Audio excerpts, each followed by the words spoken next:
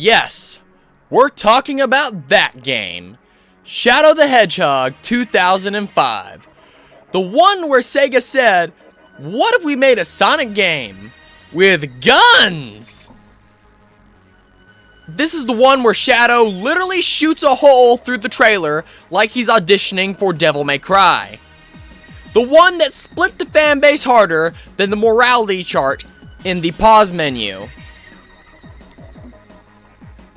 And honestly, I love this trailer. It's so edgy, it loops back around to being hilarious. So yeah, we're talking about the one, the only, Shadow the Hedgehog. A game so divisive, it might as well come with a warning label. Even though, it's technically not a Sonic game. It's a Shadow game. Now this is a video I've been excited to make for a long time. Because Shadow is my absolute favorite Sonic character. And somehow, despite playing this game multiple times, I never actually played all 10 storylines or have seen the true ending. Which is insane, because again, Shadow is my favorite character.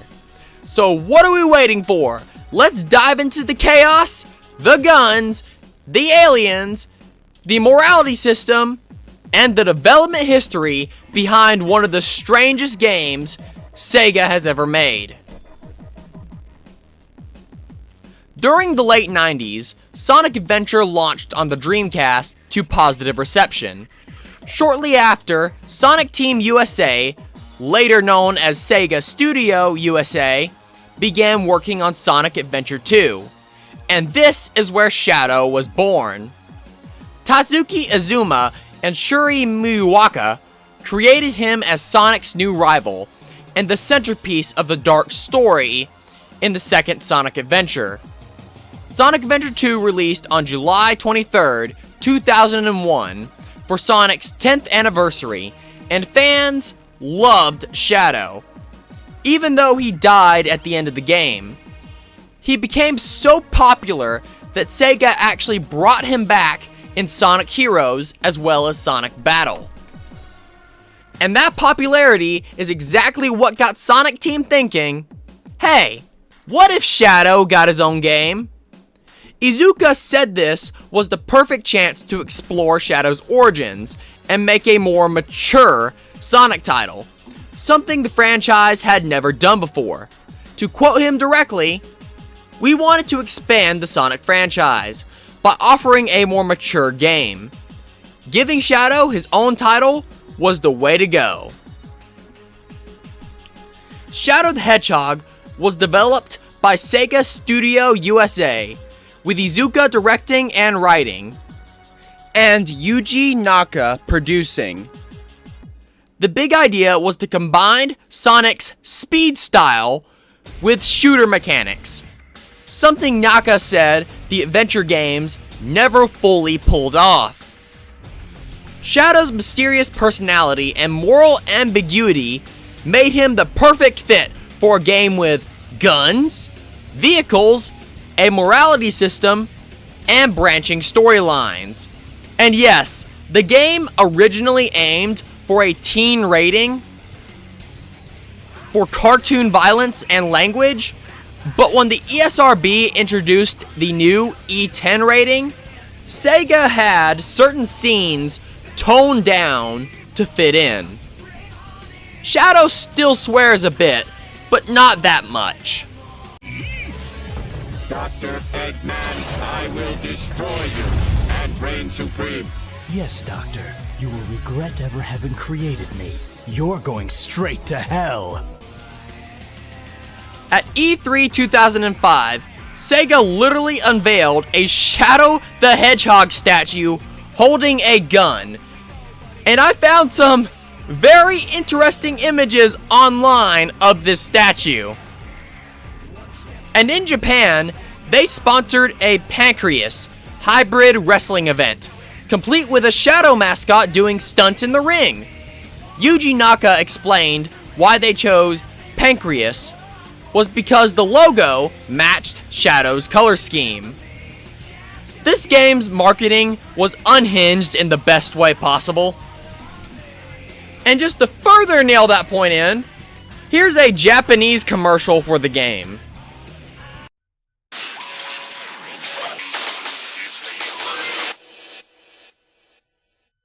Let me hit you with the pieces. This is how it goes now. M-Flow loves Shadow the Hedgehog.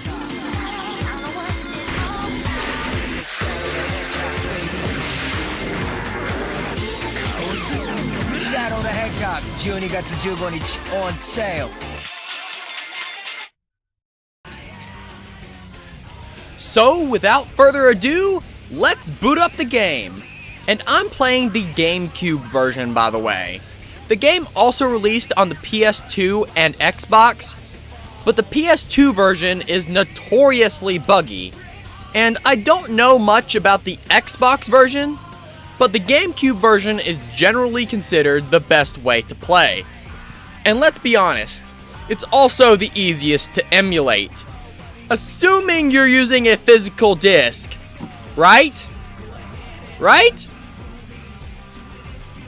Anyway, we boot up the game and are immediately greeted by Crush 40's I Am All of Me as Shadow cocks a machine gun. And okay, my dad is a gunsmith, so I'm gonna go ahead and say it. This is not how machine guns work. There is no such thing as a pump-action machine gun. Whoever animated this definitely never touched a firearm in their entire life. Which, given Japan's gun laws, yeah, that tracks. I'm no expert like my dad, but even I know you don't pump a machine gun like a shotgun. But honestly, this opening is awesome. It sets the tone perfectly, and I love it.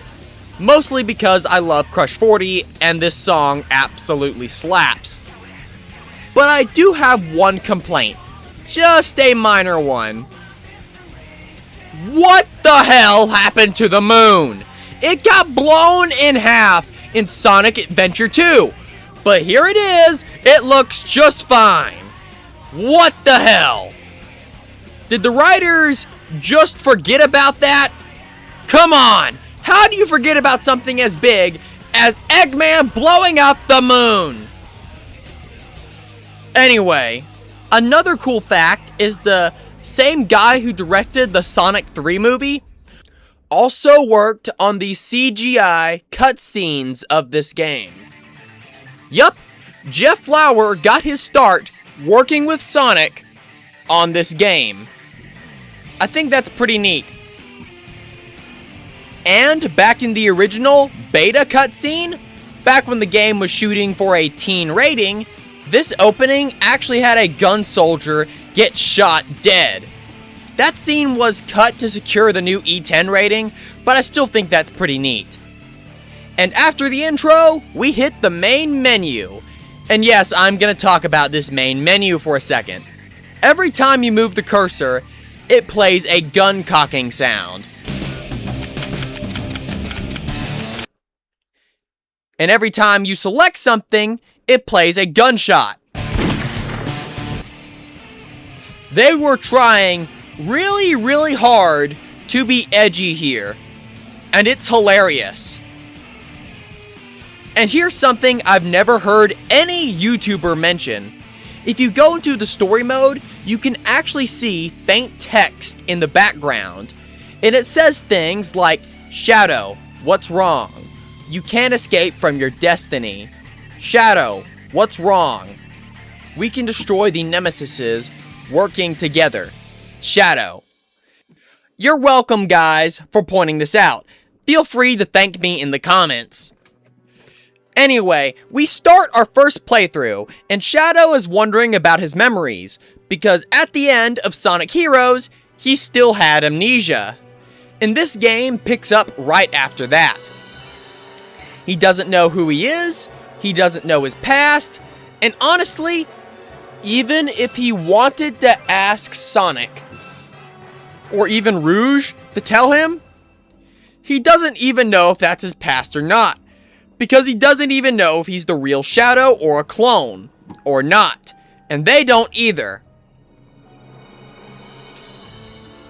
And if you don't know whether your memories are real or not, even someone explaining your past won't help.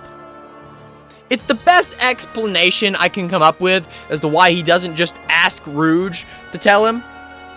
And honestly, it makes sense. Then, out of nowhere, aliens show up, and Shadow could not care less.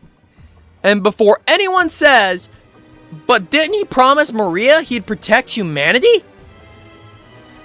Isn't this against Shadow's character for him not to care? And to that I say, might I remind you, he has amnesia! He doesn't really remember about Maria, other than her getting shot, and he doesn't remember the promise, or even why humans would matter. At this point, the only people he might actually care about are Rouge and Omega, and that's about it. Shadow then starts to walk away when this alien thing shows up and says,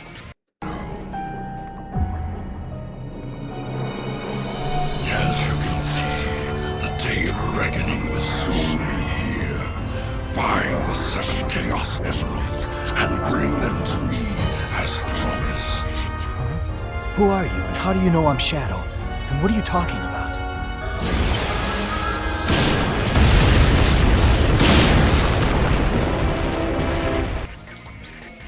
Shadow, being a completely reasonable hedgehog, decides to run straight into the city that's under attack. Because that's what you do, I guess. This leads us to our first level, Westopolis. And you get a very cool montage of Shadow skydiving into a city, being bombarded by orbital lasers. Then you immediately run into Sonic, who wants your help fighting the aliens. And not long after that, Black Doom appears. And this is where things get interesting. This game has a choice system, with 10 separate endings and 1 true ending. To get to the true ending, you have to beat all 10 routes. And the choices you make throughout the game decide what levels you're gonna play and in what order. And since I review everything when I review a game, I'm covering all 10 pathways, starting with the most evil routes and working my way towards the true hero path. I'll also talk about what I personally think Shadow would do based on his mental state and character. So for now, we're saying, damn you, Sonic, and teaming up with Black Doom. And the dark mission here is simple. Destroy all the humans. Yup, we're doing a full villain run. And here's how the missions work in this game. The neutral missions usually just have you reaching the goal ring. Hero missions have you completing the hero character's objective. And the dark missions have you completing the dark character's objective. And since we're siding with Black Doom, we're wiping out gun soldiers. And yes, when you defeat them, they don't die. They just fall to the ground and take this absolutely stupid position. Something tells me this was put in place to keep the E10 rating. Gameplay-wise, it controls a lot like Sonic Heroes. You've got the spin dash, the homing attack, wall running, wall jumping, and absolutely absurd acceleration. But Shadow does stop on a dime, which helps a lot. There's also the mechanic from Heroes, to where if you run up to a cliff, you won't just fall off of it. You'll instead stop and sort of teeter off the edge, which prevents you from falling into a bottomless pit if you're going too fast. And the big addition to this game is combat. You can melee with your bare hands, pick up weapons, throw crates, and even pick up melee weapons. The weapons I found in this level were the SMG, which is a pretty decent gun with a really good fire rate. and it is modeled after the real-world firearm, the Heckler & Koshi MP5. And of course, there are plenty of basic pistols throughout the level to use. The pistol in this game seems to be modeled after the Heckler & Koshi UPS tactical pistol, albeit with an unrealistic oversized slide and frame, probably to make it more visible in Shadow's oversized cartoon hedgehog hands. They're basic earth weapons you get off gun soldiers. They're nothing too special. I also got an alien blaster, which is like a pistol except it shoots lasers. Oh, and I also picked up a signpost. Yes, you can use signposts as weapons in this game. And yes, I am gonna bring up that I think it's kind of funny that this game has gunplay. But the gunplay in this game is actually pretty good. I have zero complaints about it. The guns work pretty good in this game, and it's actually a lot of fun to run at full speed and shoot things. And for those who say, it's a kid-friendly platformer, it shouldn't have guns? Do Ratchet & Clank and Jak 2 not exist? Which, by the way, Jak 2 is one of the games Takashi Iizuka took direct inspiration from when making this game. So yeah, I think the guns are good in this game. And clearly a game aimed at younger audiences can't have guns. For crying out loud, Contra and Mega Man on the NES had guns. And yes, the melee weapons in this game look like they have ammo, which is ridiculous, but then you realize this could be explained away by the fact that it's actually the weapon's durability, not its ammo. At least that's what I'm assuming, because if that's actual ammo, that's dumb as hell. And one more thing I just have to roast, because there is no excuse for this. No matter which side you pick and whose side you're on, everyone attacks you. Even if you're helping Black Doom, his aliens still shoot at you. This is stupid. There is no excuse. If I'm helping Black Doom, his army should not be trying to kill me. If you attack the aliens, Black Doom has this absolutely upset dad energy about it.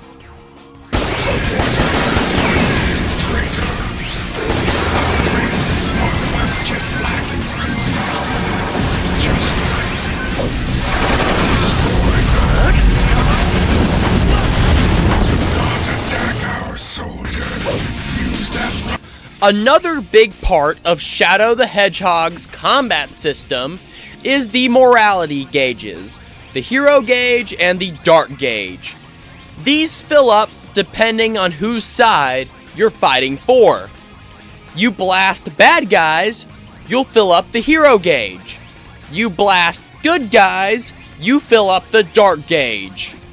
When either gauge maxes out, Shadow enters basically a super angry mode where he becomes invincible, he gets infinite ammo, he hits way harder, and unlocks a special chaos ability tied to whatever gauge you fill up.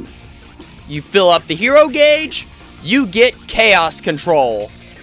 In normal levels, this lets Shadow fast forward throughout the stage, like he's skipping a cutscene. But in boss fights, it slows down time, so you can smack the enemy around while they're in slow motion. You fill up the dark gauge, you get Chaos Blast. This is Shadow's I am so done with this nonsense button. He releases a huge explosion that wipes out everything standing near him. And just to make things extra confusing, Eggman's robots can fill either gauge depending on the level. because Sonic fans know consistency is for other franchises.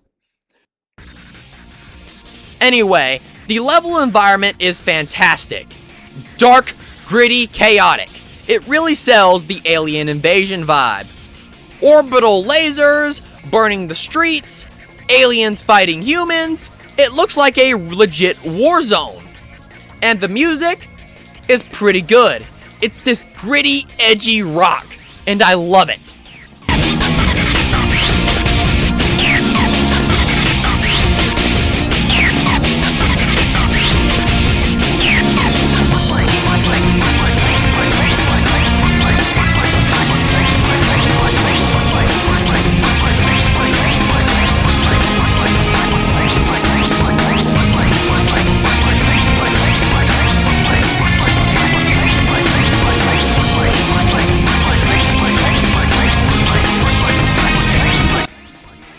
After completing the Dark mission, we get a cutscene with the Gun Commander. And he has a personal vendetta against Shadow, and orders his men to shoot him on sight. We will get into his backstory later, because it's actually pretty interesting. Then we cut to Shadow taking out more soldiers, and as soon as he's done, Black Doom orders him to hack into United Federation's mainframe. By the way, just so you know, GUN stands for Guardian Units of Nations, and the United Federation is basically this world's version of the United States.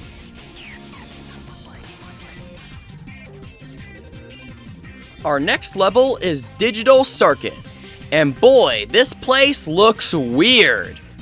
Turns out, it's called cyberspace. Well, if this is cyberspace, then what in the heck is this?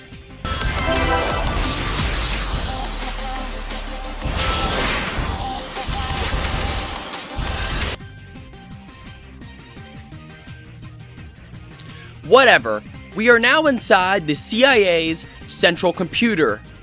That is what Digital Circuit is, by the way.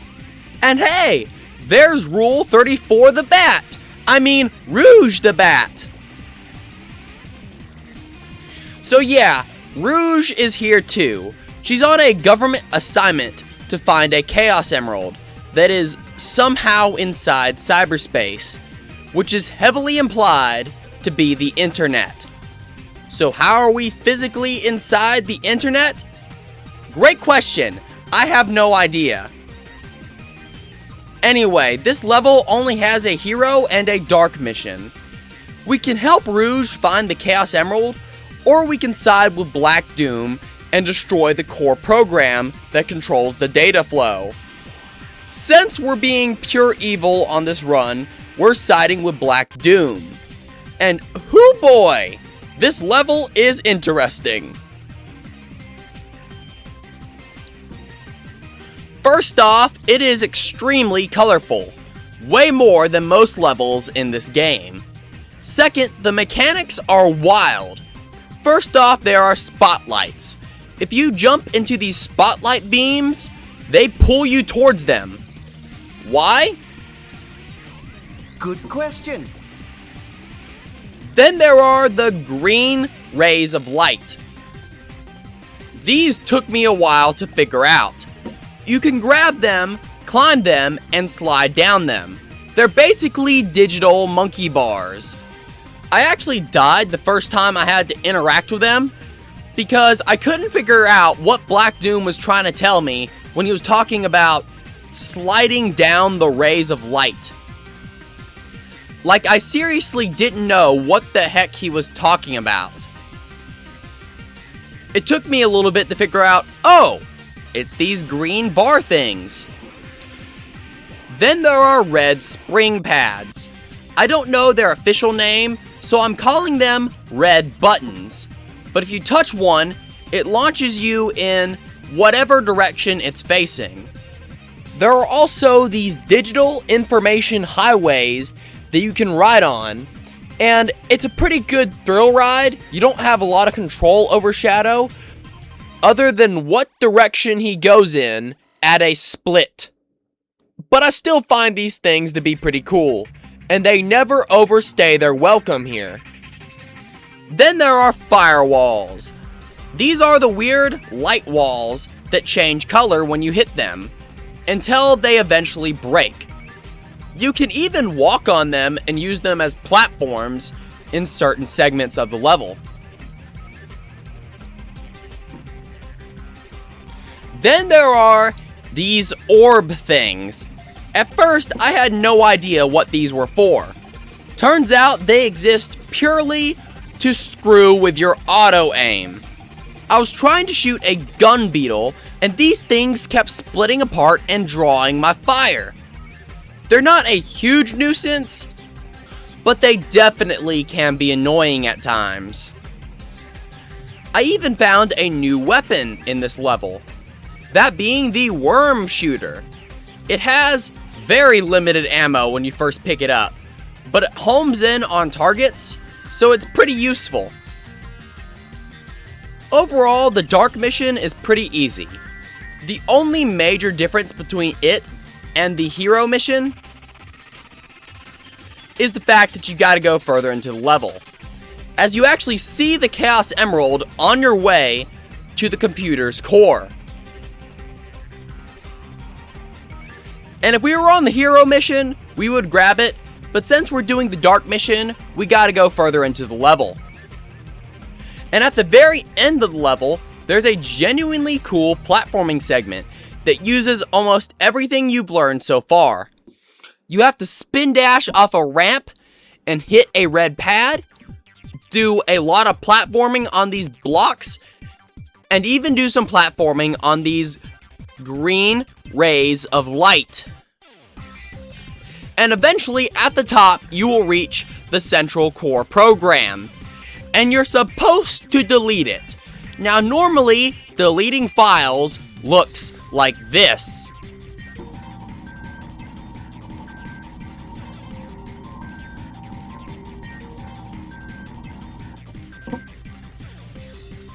Or, of course, you can do it like this game does it, and just shoot the program until it explodes.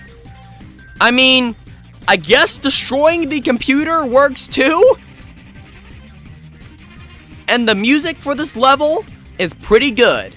There are actually 4 different versions of this level theme. There's the original version, which is my favorite, and the one you hear throughout the level.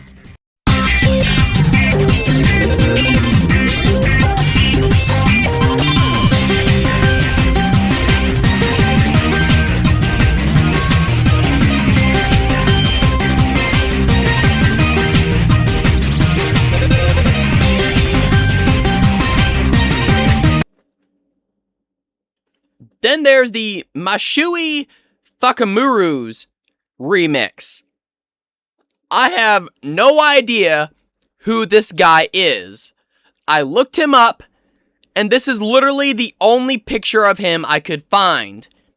He works on game soundtracks, but why he remixed this song and why it's labeled as an official remix, I have no idea.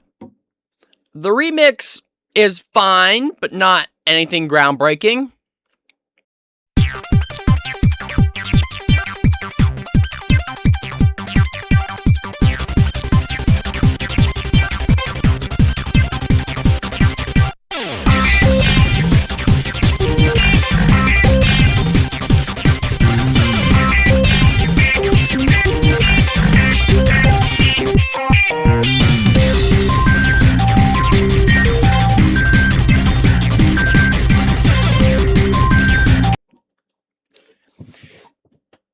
And of course, the greatest video game composer of all time, Jun Sonoe, made 2 versions of the song. There was the E3 version, and I can tell you right off the bat, this is an early draft. It's very clearly incomplete, but it's still interesting to listen to.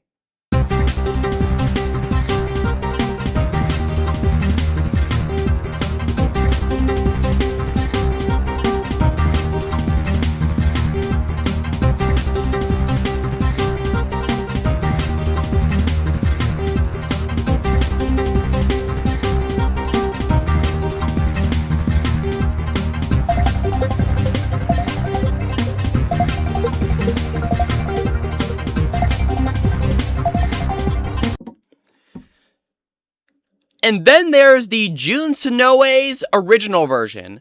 I have no idea why it's called the original version, but it also feels like it was a rough draft. But honestly, I actually really like it, and it could have passed as the main level theme in the game.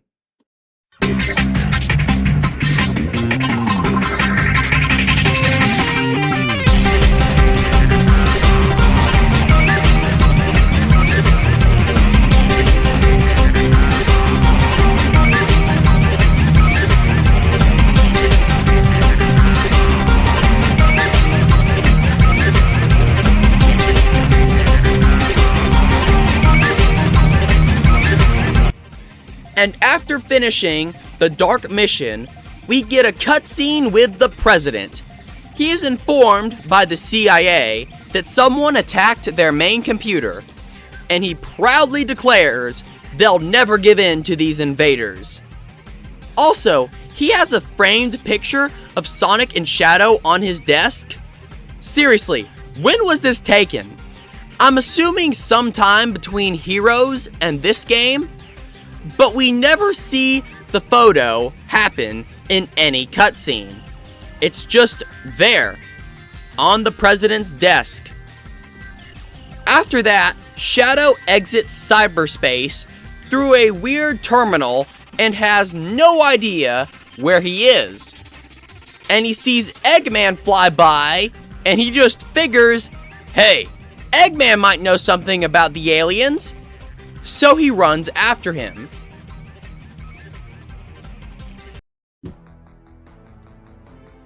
Hey guys, quick interruption.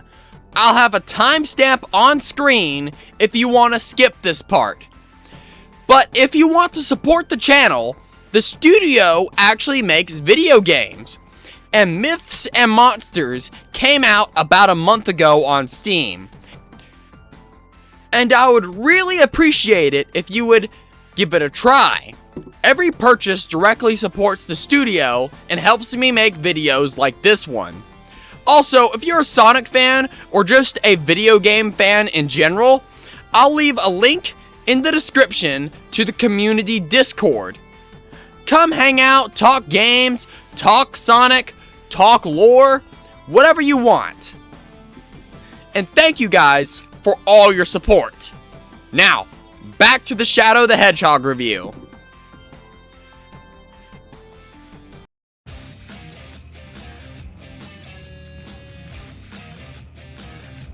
So the next level we're heading to is Cryptic Castle, a haunted manor stage, and it's basically Shadow the Hedgehog's version of the Mystic Mansion from Sonic Heroes.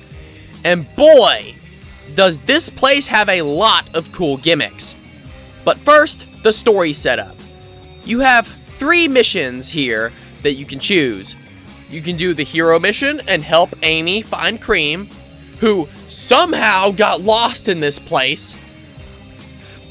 There's the neutral mission, which is escape the castle, and the dark mission, which is to help Eggman light torches throughout the castle to activate his defenses. Since we're being pure evil, we're helping Eggman. And this place has a lot of cool mechanics and weapons. So let's start with the mechanics. First off, balloons. There are floating balloons you can grab onto, and they follow a set path and let you reach hidden areas or skip chunks of the level. It's weird, but it's fun. There's also rideable monsters in this game. Yes, those flying black creatures you see, you can ride them after you beat them into submission. Once you hop on, you're basically on rails. You can move up, down, left to right to avoid obstacles, but you can't fly around freely. Then there are torches. There are tons of small torches you have to light to open doors or to progress. And since we're doing the dark mission, lighting torches is basically the whole objective. There's also rail grinding. Yeah, this is the first level where rail grinding and the Lightspeed Dash come back from Sonic Heroes. And rail grinding is way better here. For one, switching rails is as simple as just hold a direction and jump. No fear of falling off to your death. You also are no longer required to balance on rails, which makes rail grinding much easier, even if it does kinda dumb it down a bit. And the Lightspeed Dash works exactly like it did in Sonic Heroes. Just press the button when you're in front of a trail of rings, and boom, you're instantly on the other side. There's even this cool section of the level which combines multiple mechanics for a really cool set piece. So you have to use a torch to light these other small torches that are floating around. And you have to ride this balloon and tilt yourself in a direction so that it'll make it to where your torch weapon touches the small torches you need to light. I thought it was a pretty neat section, even though it's pretty easy to figure out. I thought it was still cool. And the weapons in this level. There are some new fun toys to play with, including the Black Sword. It's a really cool looking melee weapon. I didn't get to use it in this level as much as I would like to, and I'll explain why in a second, but it's stylish. Then there are these long, handheld torches, which double as melee weapons and puzzle tools. They have long range, but I was stuck carrying one for most of the level, because I constantly needed to light torches. They're fine, but not ideal. Oh, and then there's the Egg Bazooka, which is basically a rocket launcher. There's no auto-aim, so you have to manually aim it, but it does big damage, and it can break cracked walls. So overall, it's a solid weapon. And as for the environment and aesthetic, if you like Halloween vibes, this level is for you. I'm not huge on the spooky aesthetic personally, but the level is visually interesting. There are torches everywhere, gothic architecture, creepy lighting, and weird Eggman machinery mixed with haunted castle vibes. It's a cool blend. And the music fits the level well. It's atmospheric, spooky, and moody. Not something I'd listen to on its own, but it works for the stage.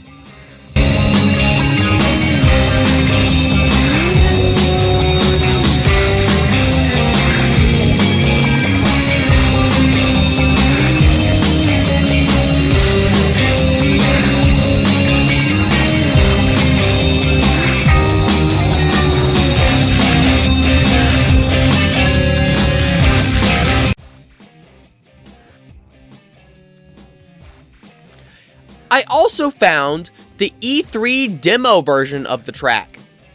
It's not drastically different, but there are some minor changes. I'll show it to you, and maybe you'll like it better than the final version.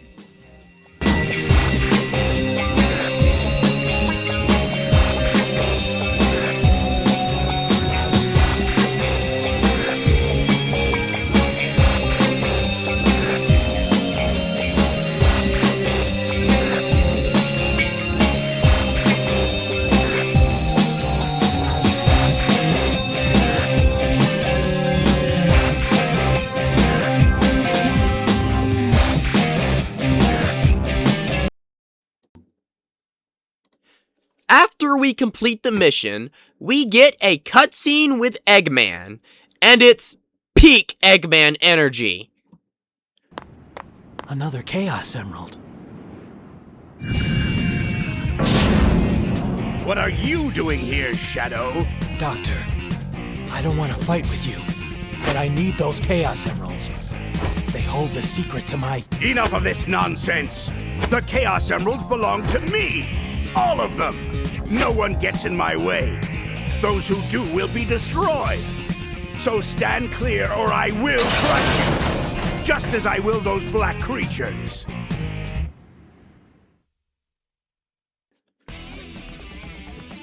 Yeah, did you really think Eggman?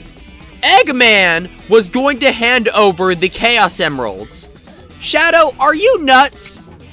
So now we have to fight the Egg Breaker. And Amy is here helping us for some reason, despite the fact that I didn't help her rescue Cream. I have no idea why she's here, but okay. As for the Egg Breaker's boss design, it's one of Eggman's more boring mechs. It's literally just a giant egg pawn with a mace for an arm.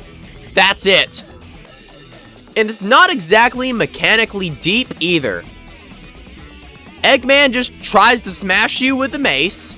Sometimes he spins and swings the mace around, which makes him become invulnerable temporarily. You can damage him with homing attacks, but guns melt his health bar way faster. And where do you get guns in this fight? From the egg pawns he sends after you. Just kill the egg pawns, get the egg guns. No, they don't shoot eggs. They just are called egg guns for some reason. And as far as weapons in this game goes, they're not bad. They're just average. Not great, but not horrible either. But they will shred the Egg Breaker's health like it's butter. As for the boss music, the original boss theme is fine.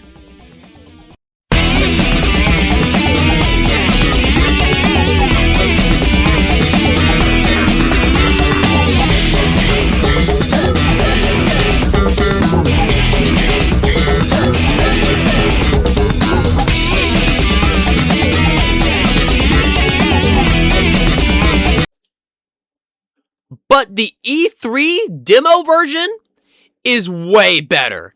It leans harder into the industrial guitar riffs, and there are several parts I really like.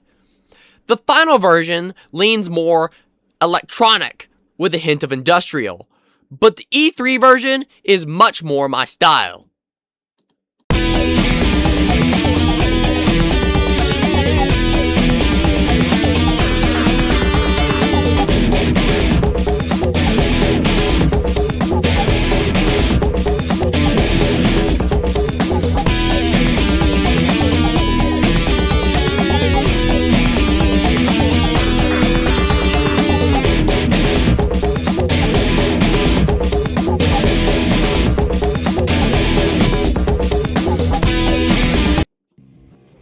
So, after we beat the Egg Breaker, we cut to a scene of the president getting a call.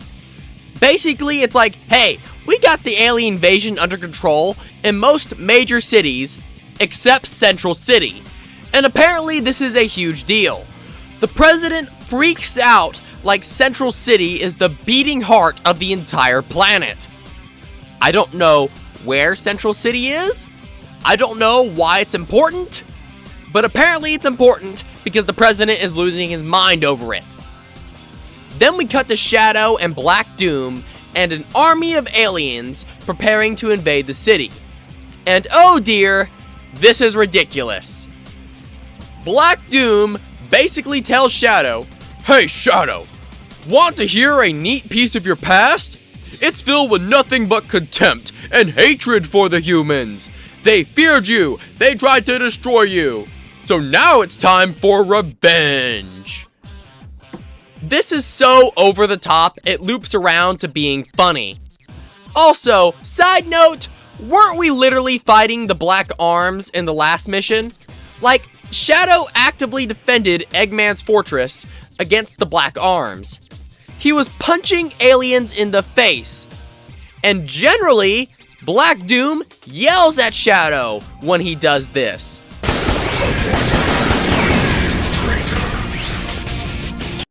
But now, for some reason, Black Doom doesn't care.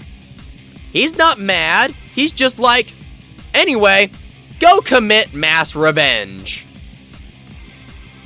And by the way, the only way to reach this stage is through Cryptic Castle by fighting the Black Arms. So there is literally no way to get to the stage without going against the Black Arms. So, did nobody tell Black Doom? Or did he just not get the memo? Whatever, it's not even the dumbest thing in this mission. We'll get to that in a minute. So, what is the aesthetic of Central City like? Well, it isn't that different from Westopolis. It's basically Westopolis, but it has narrower pathways, it's more maze-like, it's more cramped, and it's much more confusing. Honestly, it feels like a remix of Westopolis, using the same assets with a few minor additions. And there are 2 missions here. You have the Hero mission, which is help Knuckles defuse all the bombs, and the Dark mission, which is to help Black Doom set off the bombs. We're pure evil, so of course we're setting off the bombs. And I need to talk about this mission's logic, because what the hell are we doing? Let me explain the setup. There's a giant bomb somewhere in the city, and to set it off, we need to activate 5 other big bombs. And we have 7 minutes to do it. If we don't set off the smaller bombs, the big bomb won't explode. Does that make sense? Great! Because it sure as hell doesn't make any sense to me. Why would anyone plant a giant bomb in the city and then not make it explode unless you activate 5 other bombs first? The Black Arms are waging war. Wouldn't it make more sense to just drop the bomb and let it explode? Why go through this whole, we dropped a giant bomb into the city, but to activate it, you need to shoot these other bombs first. What? And let's talk about the blast radius. If this thing is supposed to destroy the city, I really hope it has a timer, because if not, all the Black Arms troops, as well as Shadow, are screwed. And if it does have a timer, why not activate the smaller bombs somewhere else and then throw the big bomb into the city? It makes no sense. What were the devs thinking? They probably weren't thinking at all. I'm willing to bet this game was rushed and they were just throwing together whatever they could. And this is also the first level where vehicles are mandatory. So let's talk about them. Shadow can hop into certain vehicles throughout the game, and this level gives you a Jeep. And the Jeep has no reverse, turns like a dying cow, is slow as molasses. So why would you use it? Because part of the city is flooded with this green poisonous goo, and if you touch it, you take damage. If you drive over it in the Jeep, you're fine. Also, gonna point out that I like how this game handles damage. You see, in most Sonic games, when you take a hit, you lose all your rings. But in Shadow the Hedgehog, if you take a hit, you only lose 10. Just figured I'd point that out, because I thought it was cool and I forgot to mention it earlier. But anyway, so you have to use the Jeep to go over this green goo. And you also have to go over this green goo to reach one of the bombs. And yeah, this Jeep sucks. I hopped out of it pretty much the second I didn't need it anymore. Also, I got to use one of the black swords here. You know, that melee weapon I really like? Did I have to kill a Black Arms soldier to get it? Yeah. But as we established, Black Doom doesn't seem to care too much about his troops. He didn't even say anything when I killed the guy and took his sword. So I'm gonna assume he's cool with it. Speaking of weapons, I actually found a bazooka in this stage as well. And it functions very similarly to the egg bazooka, which I found in the last level.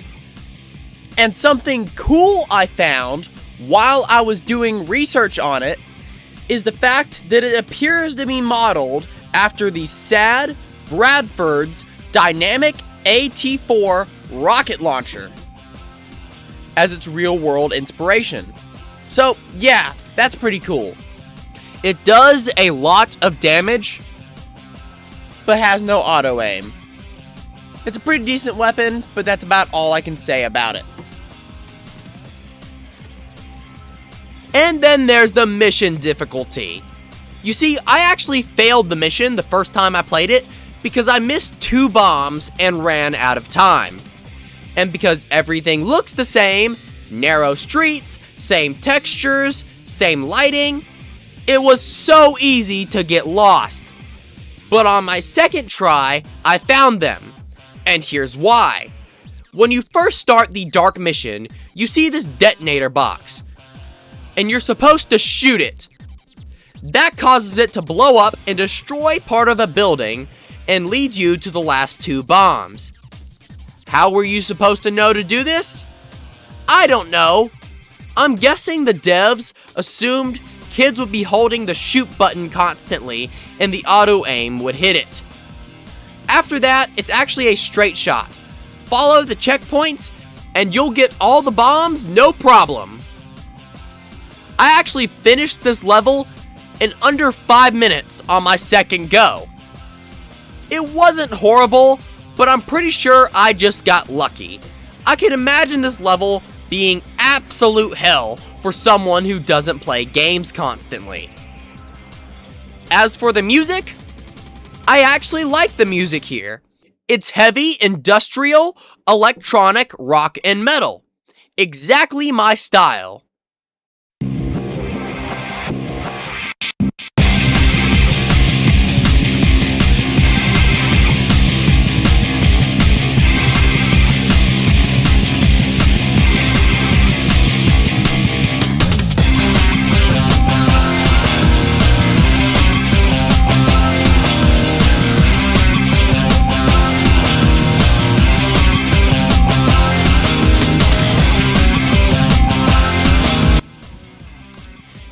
And of course, there's a demo version as well. It has lyrics, and it's this groovy, electronic hip-hop song. The lyrics I can make out are, "Look out, I'm gonna set it off. Yeah, I'm gonna break it all down." And that's all I can decipher. And I can't find the full lyrics listed online anywhere.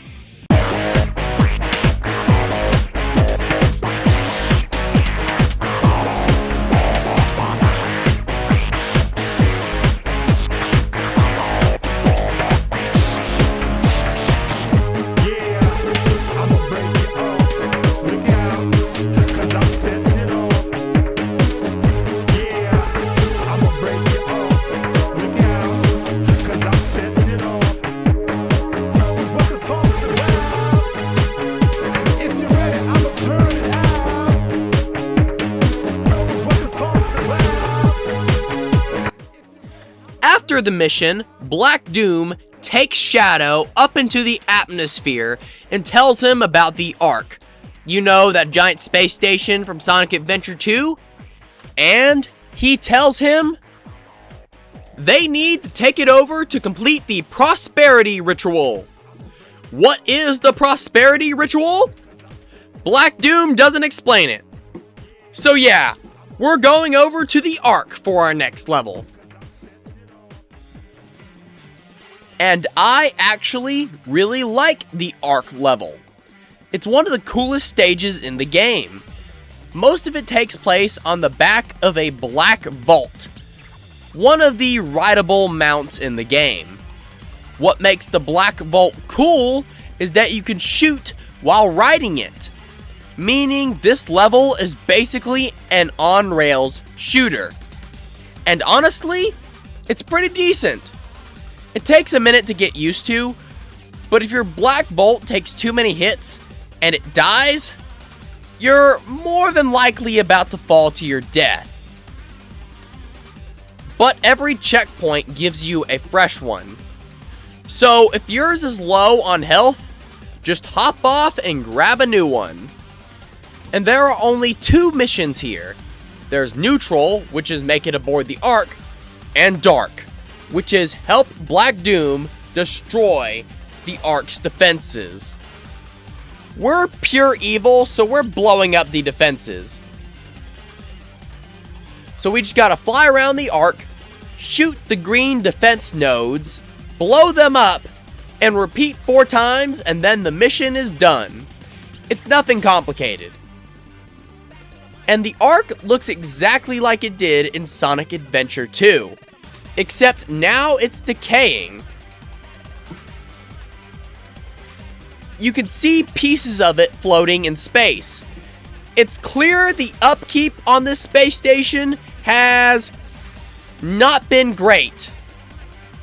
And the coolest detail, you can actually see parts of Final Rush as you fly by. I noticed the section and immediately went, wait, that's Final Rush. A little decayed, but unmistakable. It's a great Easter egg and a nice attention to detail. You also see artificial chaos on the occasion as you go through the level. I didn't fight any, because apparently they're on Black Doom's side now for some reason, but I still thought it was cool that they were here. And I also found a new gun in this level, the Heavy Machine Gun. And I didn't use it that much because I spent most of the level on the Black Vault, but it's one of the better realistic guns in the game. It has a great fire rate, high damage, and it feels satisfying to use. And when I researched it, I found out it was loosely modeled after the M1919 Browning and the M60 machine gun, which is pretty neat. And the music here is really good. It's electronic, but still energetic enough for the on-rails shooter vibe. And there are vocals halfway through the track, and I found out they were sampled from some rap library. I couldn't find a definitive source, but the lyrics are, "Back to the mic, through the microphone is how I make a rhyme." Pretty cool.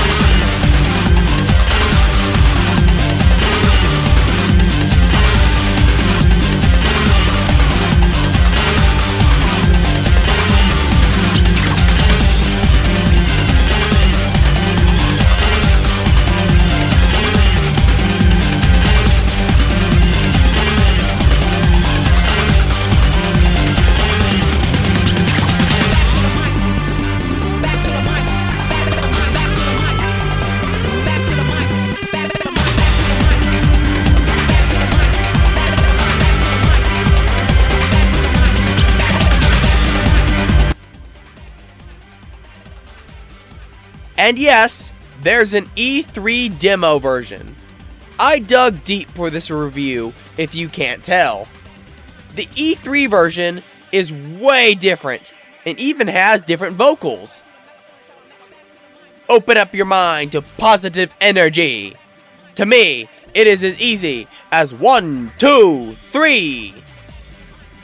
I don't know if positive energy is the right phase for a level you can only reach by being evil, but okay.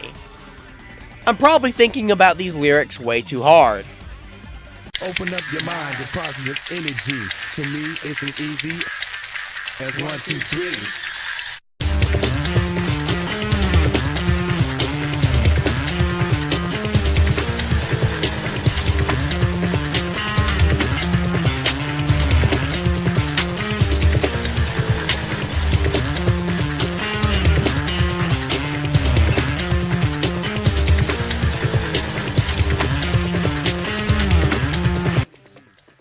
After destroying the defense system, we got one more enemy to take down before we have complete control of the Ark. The Blue Falcon. Turns out, Gun decided to upgrade their security after Sonic Adventure 2. And you know, when you have a giant space laser that has the firepower to blow up half the moon, it's probably a good idea in charge of guarding it. And the boss fight isn't too challenging. You switch between two platforms, the upper and lower, to dodge the Blue Falcon's particle beam cannon. He also fires some missiles at you on the occasion, but they're pretty easy to dodge. At first, you can use guns you find from crates or homing attacks to damage him. But as you destroy the cannons on the Blue Falcon, you can actually pick them up and use them as rocket launchers, which is awesome. The boss isn't hard, but I do feel bad for the poor gun soldier who's piloting this thing. He doesn't stand a chance. HQ! Do you read? HQ! Ah!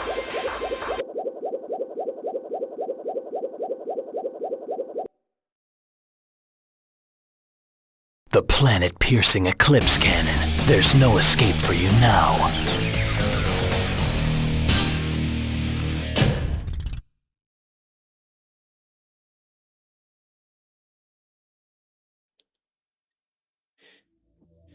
Yeah, something tells me that guy's probably dead.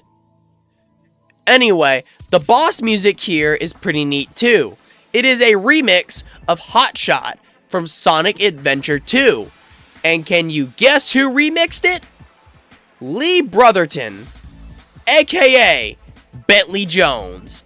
One of my favorite musicians of all time. Definitely within my top 5. And if you don't know who the guy is, he's the person who sings Dreams of an Absolution in Sonic the Hedgehog 2006. This game was actually his first Sonic project, where he remixed a few songs for this game.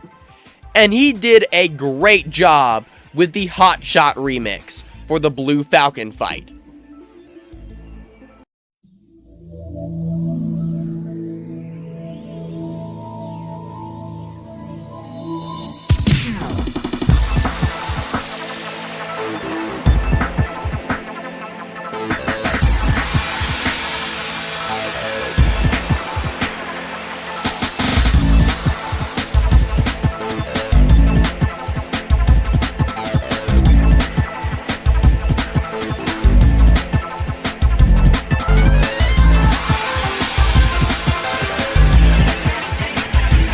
So what happens after we beat Blue Falcon?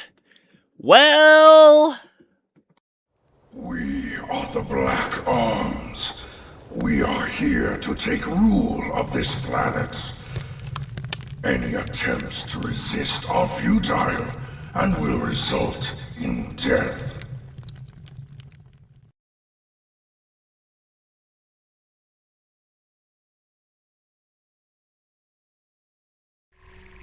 You humans are so pathetic.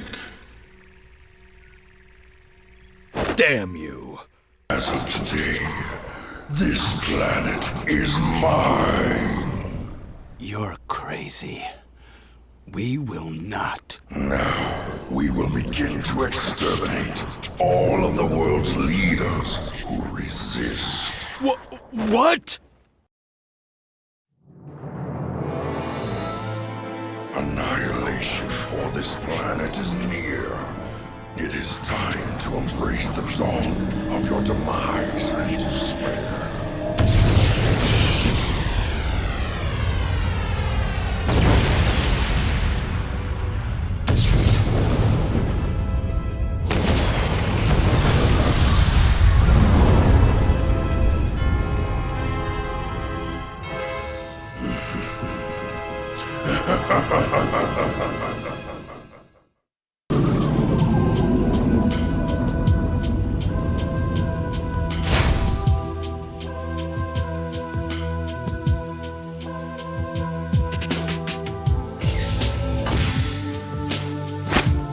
Sir, are you all right?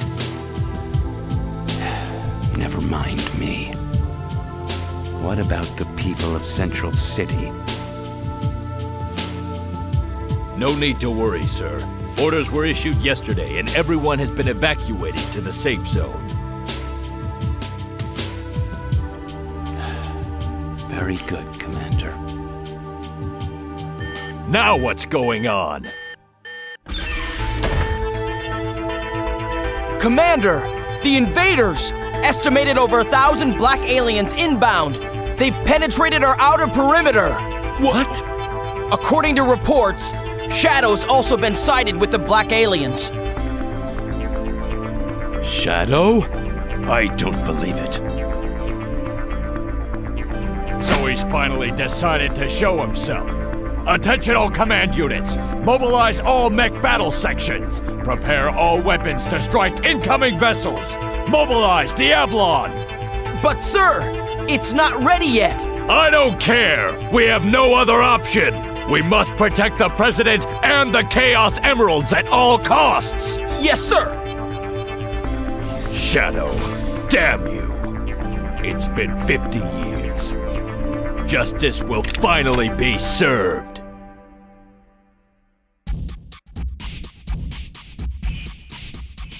Shadow, I'm counting on you.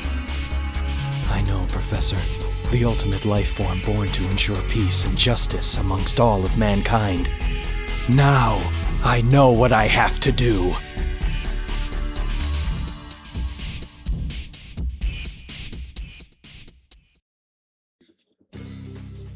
Okay, it is kind of weird that Shadow is just now hearing the voice of the professor. And what does Shadow mean? I was meant to ensure peace and justice among all mankind. I know what I must do. Like, what?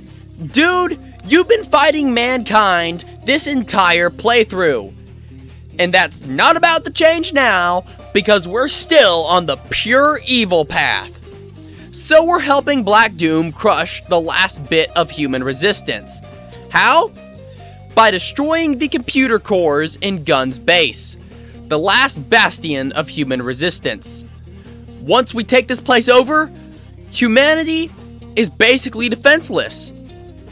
And honestly, the mission is pretty neat. Right off the bat, I got to drive a Humvee. And it wasn't too bad. Yes, it has reverse. Yes, it turns better than the Jeep. And yes, it's good for running over enemies. And yes, it handles like a brick. On my second playthrough of this level, I actually used it a lot. Running over gun soldiers and black armed troops was fun. Definitely morally questionable, but fun. And then there's the Walker, which I actually like a lot. It has a hilarious little hop, a decent walking speed, it fires fast, does a ton of damage, and it's actually a pretty fun vehicle, and I actually enjoyed using it quite a bit. As for the new weapons, oh boy, this level has some cool ones. First off, the Gatling gun. I don't know why it's called a Gatling gun, because real Gatling guns were hand-cranked early machine guns. This is not that. But what it does have is a rotating barrel, and it fires absurdly fast. and you will not be starving for ammo. This level is packed with enemies, no matter whose side you're on. And I just love this Gatling gun, it's a ton of fun to use. And fun fact, it's actually modeled after the M134 machine gun. And then there's the Splitter, which is a Black Arms weapon. But as we've established, Black Doom doesn't seem to care about me murdering his troops. He complained once throughout this entire level. Anyway, I picked it up just to try it out, and I actually really liked it.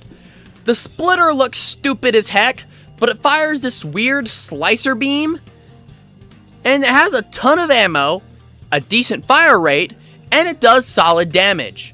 So I ended up using it quite a bit as well. As for the environment and the mechanics, the base looks exactly how I'd imagine Gun's main base to look.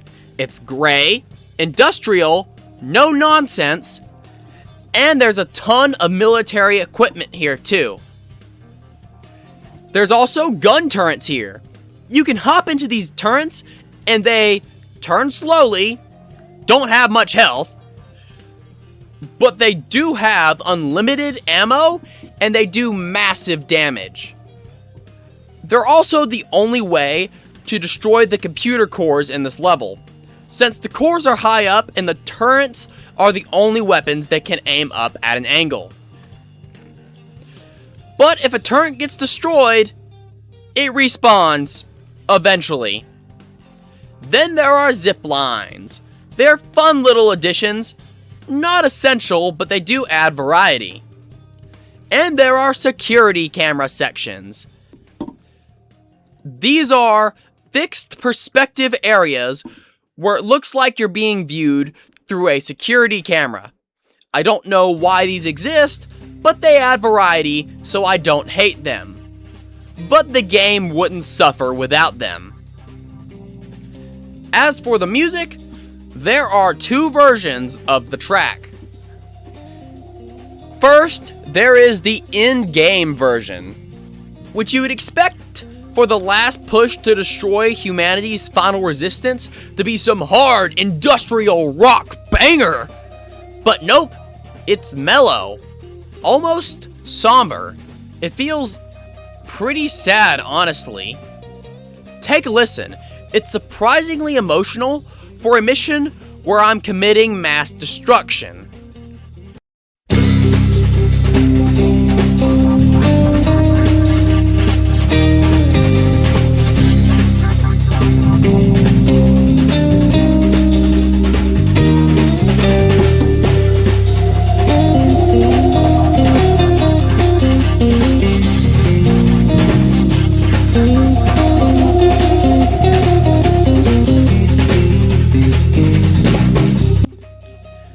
Then there's the beta version, which has the same sad and somber tone, but it feels like a remix. Both versions are pretty decent. Would I have preferred a heavy industrial metal track while blasting my way through a military base? Absolutely. But this music works, and it's far from bad.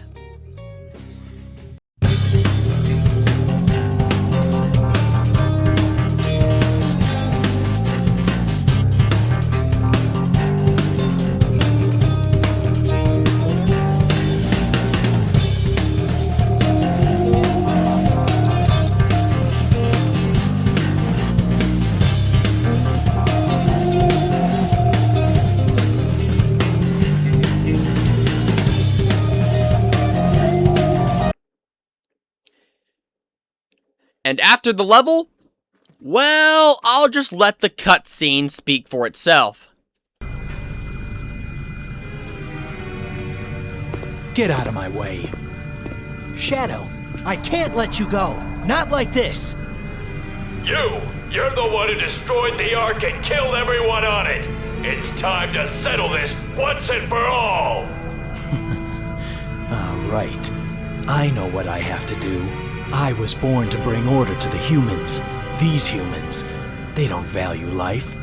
They're going to pay. Pay with their lives for what they've done. You? Sonic, if you try to stop me, I'll destroy you too.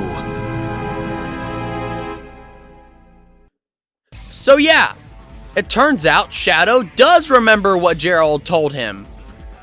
Kinda. But he has completely misinterpreted it in the most unhinged way possible. Apparently, Shadow thinks bring peace and justice to mankind means bring order to the humans by annihilating them. Yeah, it makes total absolute sense.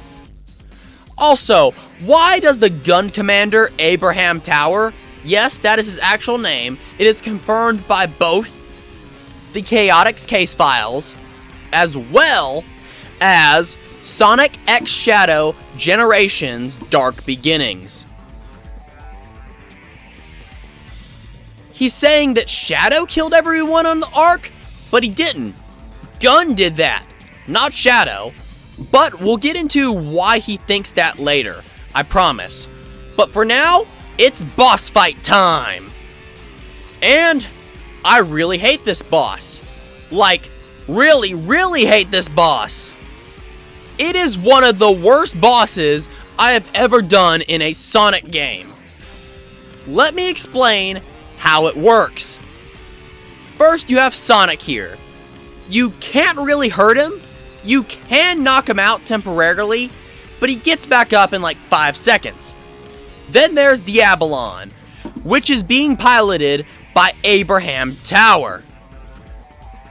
And that is the real target. And he has a shield that's up almost 24/7. The shield only drops when he does an arm sweep, fires a laser, or uses his omnidirectional antimatter cannon. Most of his attacks aren't that hard to dodge. The problem is the tiny attack window. And guess what? You basically have to use the homing attack in this level. Why? Because the only gun in the arena is the pistol. And there are barely any ammo for it. Maybe 30 or 40 shots in total. That's enough maybe to take off half his health if you're extremely conservative with your shots and never miss, meaning you're stuck using homing attacks. And if you mistime it, your homing attack runs straight into one of his attacks and you take damage. And since there's a limited number of rings in this fight, yeah, you see the problem. It took me a couple tries to beat this boss. And even when I finally did, I barely pulled it off. And I'm gonna address a common complaint I've seen in Shadow the Hedgehog reviews. Sonic wouldn't work for Gun. They say it's out of character and he's a rebellious renegade. And this is one of the dumbest takes I've seen about this game on YouTube. And I'm gonna explain why very briefly. Who is trying to take over the planet? The Black Arms. Who is fighting the Black Arms? Gun. What does Sonic want to do? Protect the planet. Meaning, Sonic and Gun have the same goal in this situation. For anyone saying, but Gun caused him trouble in Sonic Adventure 2! Might I remind you, in the exact same game, Sonic teamed up with Eggman. So if Sonic can team up with his arch nemesis when the situation calls for it, he can absolutely team up with Gun during an alien invasion. Would Sonic ever join Gun? No, that would be completely out of character. Would he help Gun if their goals aligned? Oh, absolutely. As for the boss music in this fight, I don't like this track. At all. I'm not gonna lie. There are very few songs in this game I would describe as not good. But this is one of them. It just doesn't hit it for me.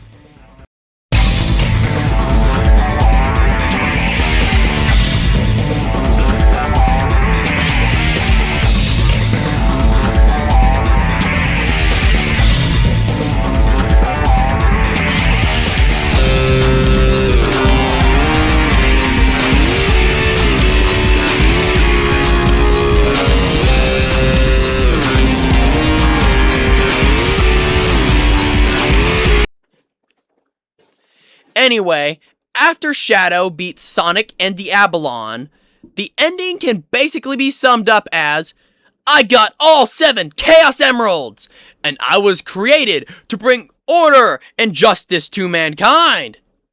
So I'm going to eradicate this entire damn planet. Seriously, that's exactly what happens. You can watch it for yourself.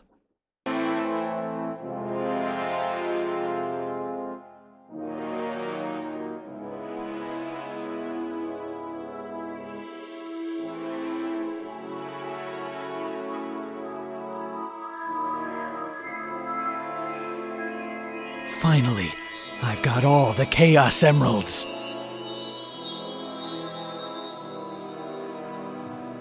Shadow, what are you gonna do with them?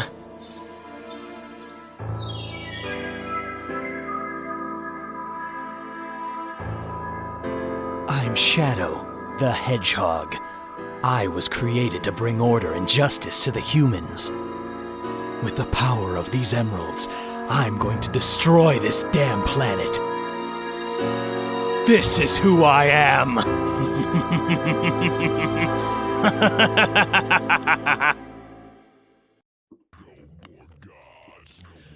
So yeah, what in the ever-loving heck was that ending?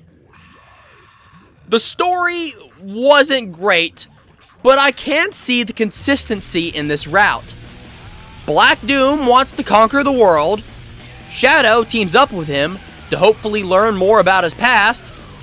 The only thing he can seem to remember is a few words from Gerald, and the fact that he hates humans, apparently. And by the end of the game, Shadow goes completely off the rails. So coherent? Yeah, I guess I could say that. But good? Absolutely not. The gameplay was pretty fun. But this story route, it just didn't feel anything. Like, I really felt like the story was just a bunch of disjointed events that just happened to coincide together. So yeah, it's not winning any awards. But hey, we got one of the 10 endings we need to complete the game. And because we got an ending, we unlocked a new weapon, the Samurai Blade. Every time you beat a story mode route, you unlock a new weapon or upgrade one you already have. In this case, we got the Samurai Blade. How do you get it in levels after you unlock it? Well, in most missions, there are these shadow crates. Break one, and you'll find one of the weapons you've unlocked. The Samurai Blade does decent damage,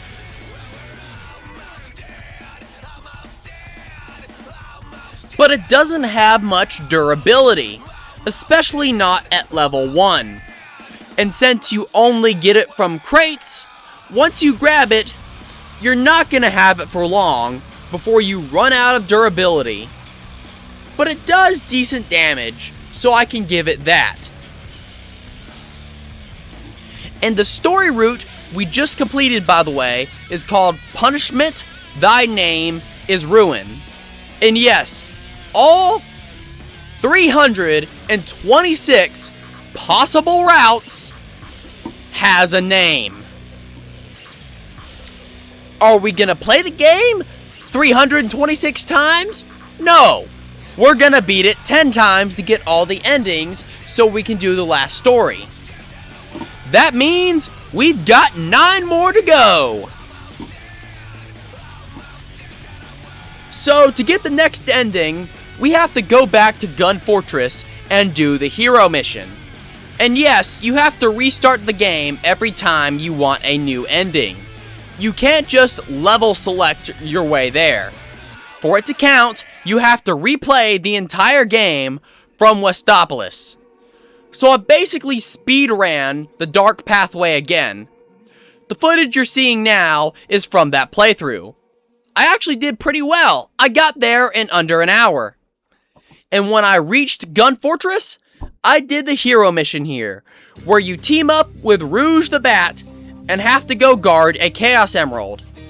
I mean, that's what the mission says, But in actuality, you just gotta get to the end of the level where the Chaos Emerald is.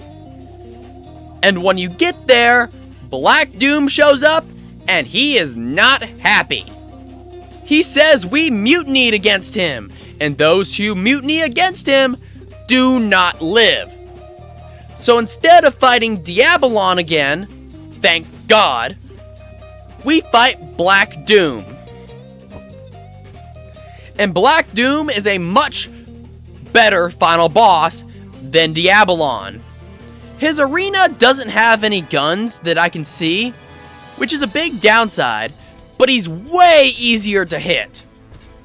He has all these sorcery-like moves, like Meteor Storms, Energy Discs, Energy Blasts, and he can make phantom clones of himself that cast spells for him.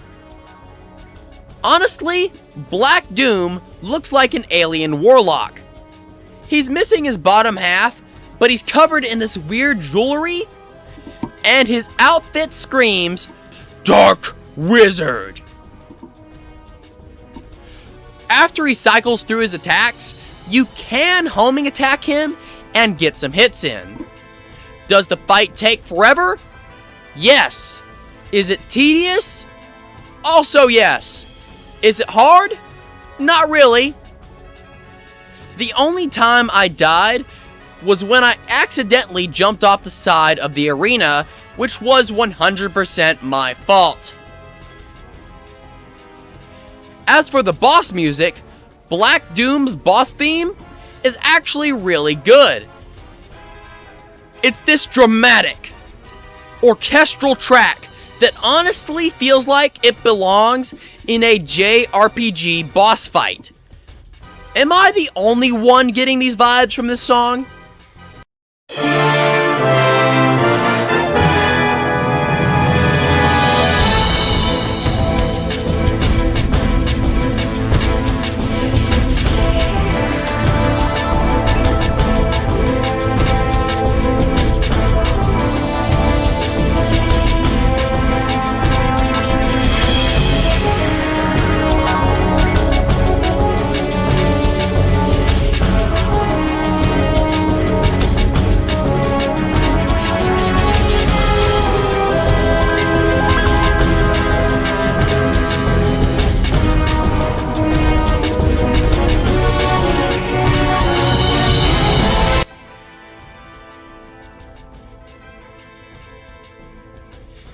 Anyway, after we beat him, Shadow gets all the Chaos Emeralds and basically says, instead of destroying mankind, I'm going to conquer the universe! Moo ha ha ha ha! And the game ends. Yeah, that wasn't exactly groundbreaking storytelling.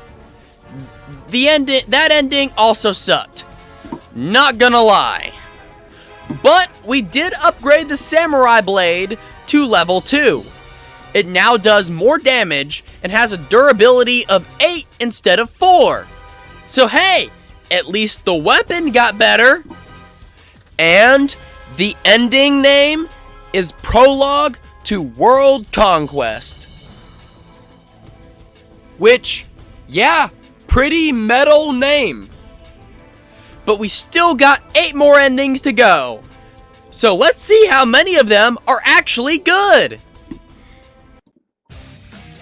So, the next ending we're going after, the not quite so evil ending, requires us to go back to Westopolis, do the dark mission there, and then Digital Circuit and do the dark mission there as well. Then we reach Cryptic Castle, and we're not doing the dark mission here this time. Instead, we're doing the neutral mission and escaping the castle. And honestly, this is way easier. It's just reach the goal ring. Basically a normal Sonic level, just with Shadow the Hedgehog mechanics. There is one unique thing you can see here. You can see it in the Dark Mission too, but you're not required to, and it's easy to miss. That is, right before the goal ring, there's a rail grinding section where a giant skeleton monster chases you. What is the skeleton monster? Why is it chasing you? I have no idea. It just is. Anyway, because we did the neutral mission instead of the dark mission, we didn't go to Central City. Instead, we get a cutscene where Shadow is basically like, what in the hell is going on? And honestly, those are pretty fair questions to ask. He has no memories, no idea who he is, and no idea what's happening. Then Black Doom shows up and conveniently offers to tell Shadow about his past. But only the parts that benefit him. What a nice alien overlord. He takes Shadow 50 years into the past in a flashback and shows him Gun chasing him and Maria through the Ark, and is basically trying to convince Shadow that he hates the humans and should hate them and want them eradicated. Which leads us to the next mission, the Doom. Oh boy, oh boy, oh boy. I hate this level with a passion.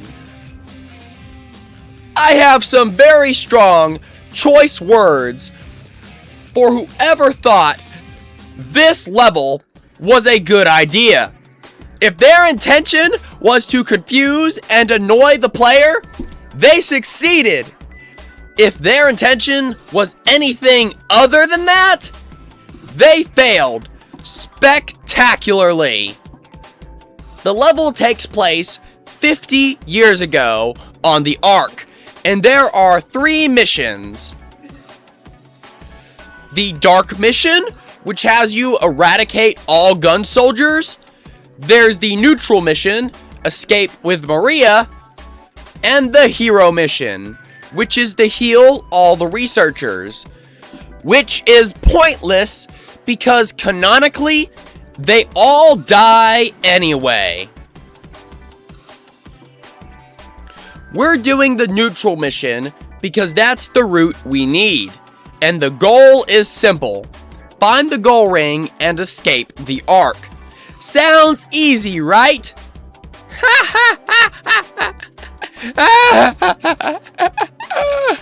No. This place is a maze. A giant, confusing, copy-pasted maze. There are a ton of rooms. Most of them look identical. Pathways split constantly. There's no map, and the closest thing you have to landmarks are the 6 checkpoints around the level.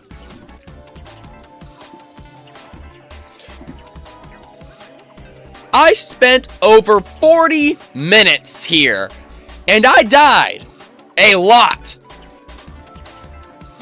And every time I respawned, I had no idea where I was relative to where I am now. I hate this level. Now let's talk about some of the new weapons I found in this level. The first one being the RPG, which fires homing rockets. Pretty neat, even if the ammo is scarce. And it's inspired by the real-world FGM 148 Javelin, an anti-tank rocket launcher. Then there's the grenade launcher, which has no auto-aim, but I found tons of ammo for it. And I ended up using this weapon constantly, because it can blow open cracked walls. And if you don't have an explosive weapon, you have to find TNT and carry it sometimes an absolutely ridiculous distance just to break a wall. One time I had to walk a ways away from the cracked wall to grab some TNT, walk all the way to the wall, and blow it open. And then, not long after that, I walk a little ways and find another cracked wall behind the wall I just blew open. Meaning I had to walk all the way back to where the TNT was and walk all the way back again to try to blow up that wall. After that happened, I carried the grenade launcher everywhere, like it was my emotional support weapon. And the grenade launcher in this game is based on the real-world Malachor MGL. And then there is the worst weapon in the game, the survival knife. And this thing sucks. I feel bad for the gun soldiers who got deployed with this thing.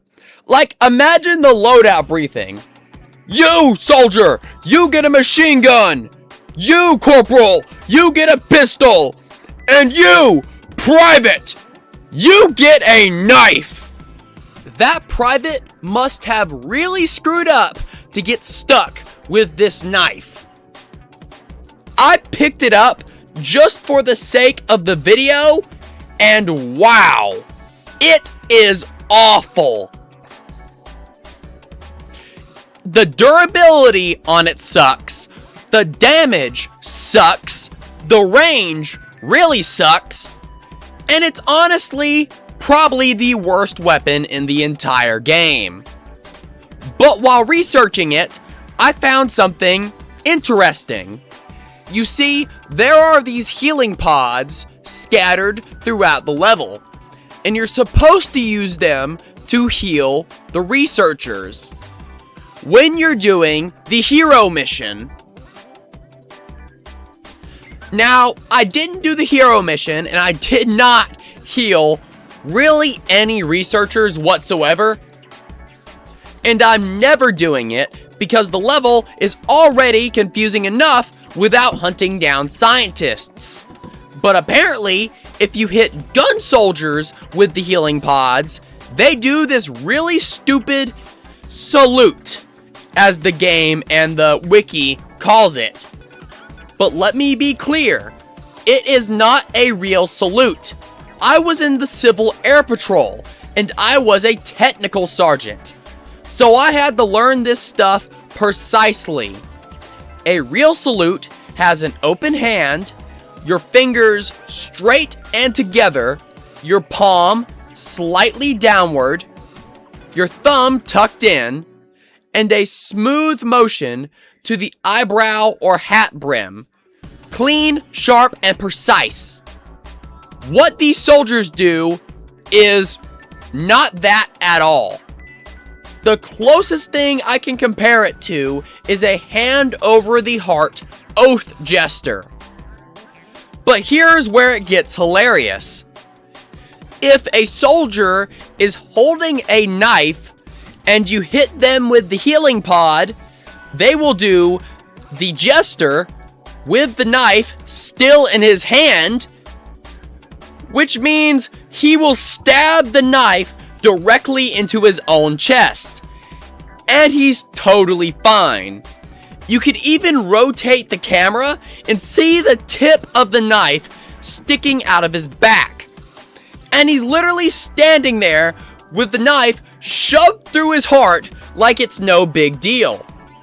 Was this intentional? Absolutely not. But is it funny? Yes. This is one of the funniest glitches I have found in the entire game. And I had to point it out because it's utterly ridiculous. And then there are the light poles. Yes, you can use light poles as weapons. Why? I don't know.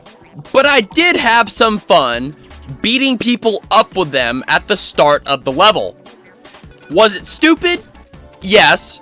Was it funny? Also yes. As for the music in the level, I don't like this level's music at all. It sounds like a bunch of random noises thrown together to me. It grated on my nerves the entire time I was suffering through this maze. This level already was driving me insane, and the music didn't help at all.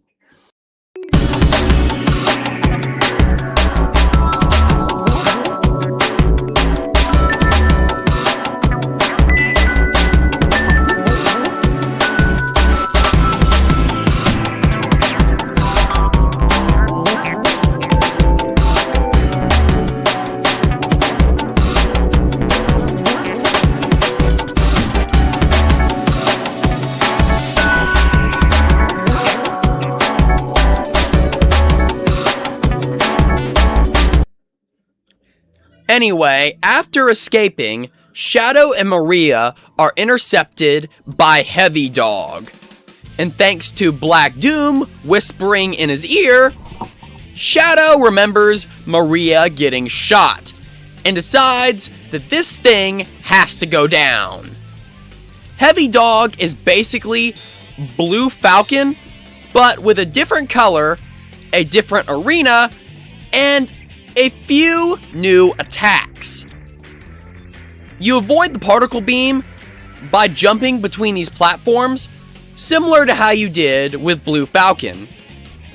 And Heavy Dog, unlike Blue Falcon, can throw out air mines, which make no sense because Shadow isn't airborne.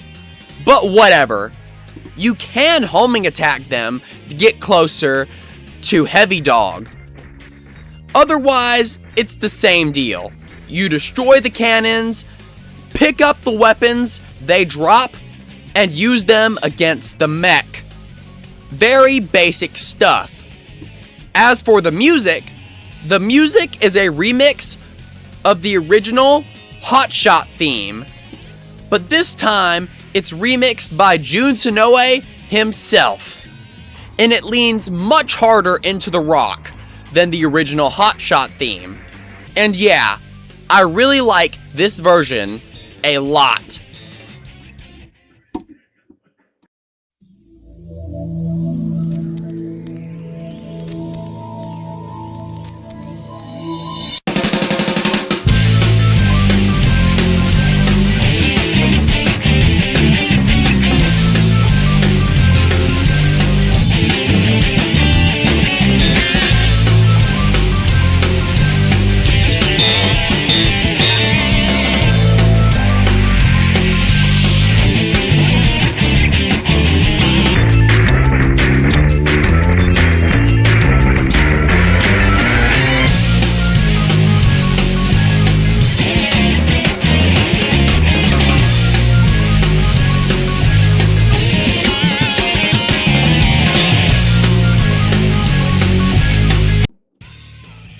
After we beat Heavy Dog, we cut to another scene with the president, and he's moping around because he failed the nation again.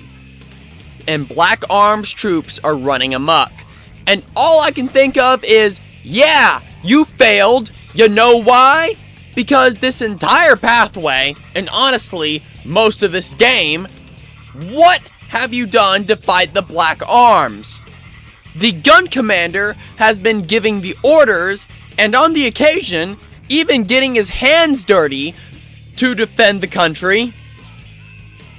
The gun troops are the ones who are fighting the aliens. What have you been doing, Mr. President? Sitting in your office, moping about, staring out your window, and staring at pictures of Sonic and Shadow. And doing who knows what else on your computer. What the fuck? Holy shit, dude, what's the matter? What happened? What's going on? There's so much. Seriously, what is your job? Anyway, Commander Abraham Tower does convince him to leave the office because apparently the Oval Office is not safe during an alien invasion. So they head to the escape pod, which is absolutely just Air Force One. They call it an escape pod, but it's Air Force One. And right outside the Oval Office, on the White House lawn, guess who's waiting? Shadow and Black Doom. Man, this place needs better security. Black Doom orders Shadow to follow the president. And Shadow has the absolute stupidest walking animation in this cutscene. Like, this just looks stupid. Like, what is this? This leads us to the next level, Air Fleet, which takes place on one of Gun's massive airships. And there are 3 missions. The Dark mission is to assassinate the president by destroying Air Force One. The Hero mission has us team up with Tails and protect the president by killing all the Black Arms. And the Neutral mission has us go and find the Chaos Emerald. Yes, this is an E10 rated game, which has a mission where you assassinate the president. I find that absolutely hilarious. But to continue on the current pathway we're going down, we need to do the Neutral mission. So we're hunting for the Chaos Emerald. And honestly, I like this level. The environment is awesome. You're inside a giant airship, and there are multiple points where you can actually go outside of the ship and look out over the sky. The view is great, and the layout for the level is pretty fun. It's mostly just a straight shot of wiping out enemies, with a handful of detours here and there that you can take, but won't get you lost. And there are tons and tons of enemies to shoot. There are also driving sections in this level.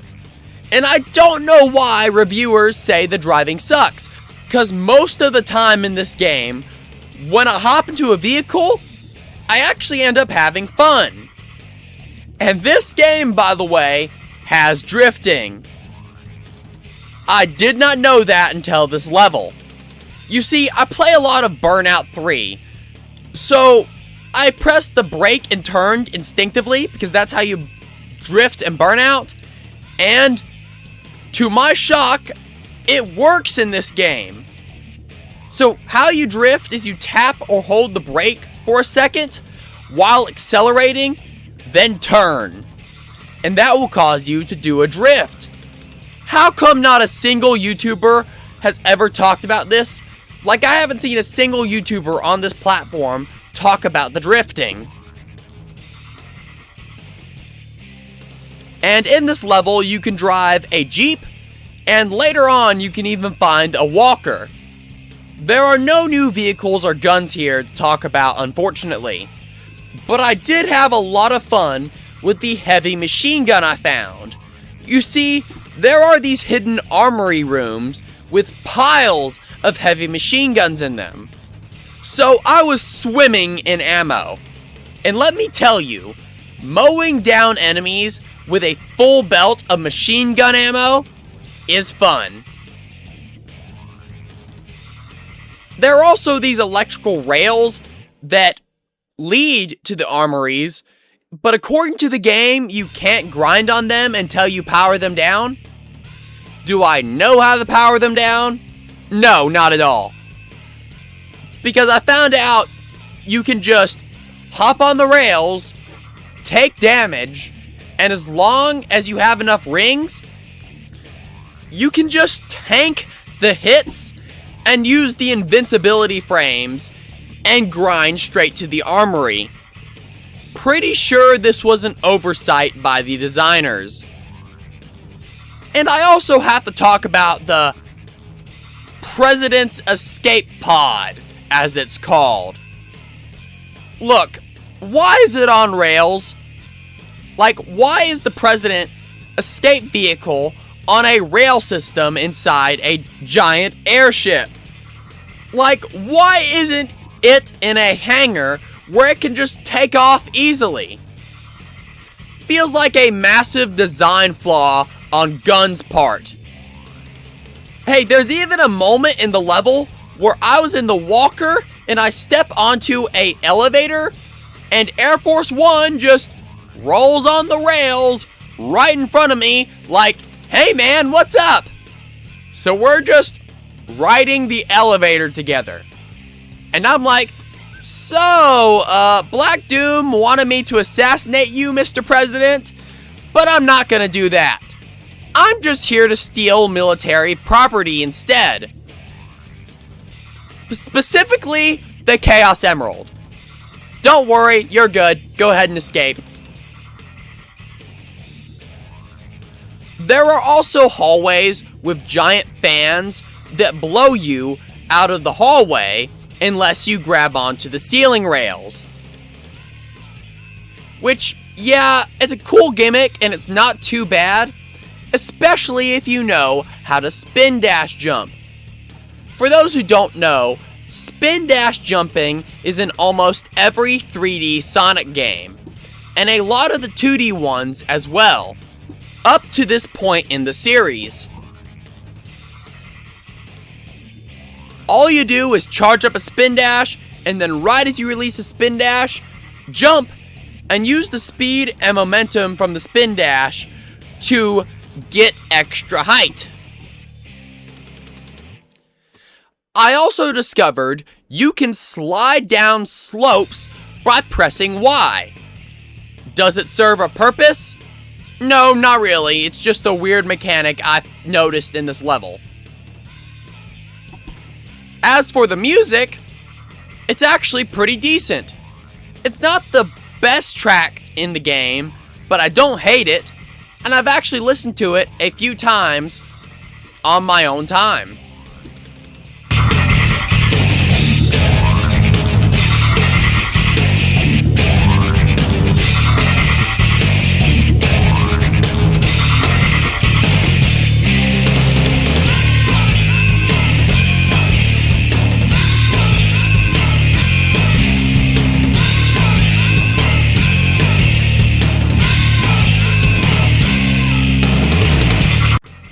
There's also a beta version of this song, and I mean a beta version. This version feels like it could have been the first draft. And I will say at least they started off in the right direction, but that's about all I could say about this beta.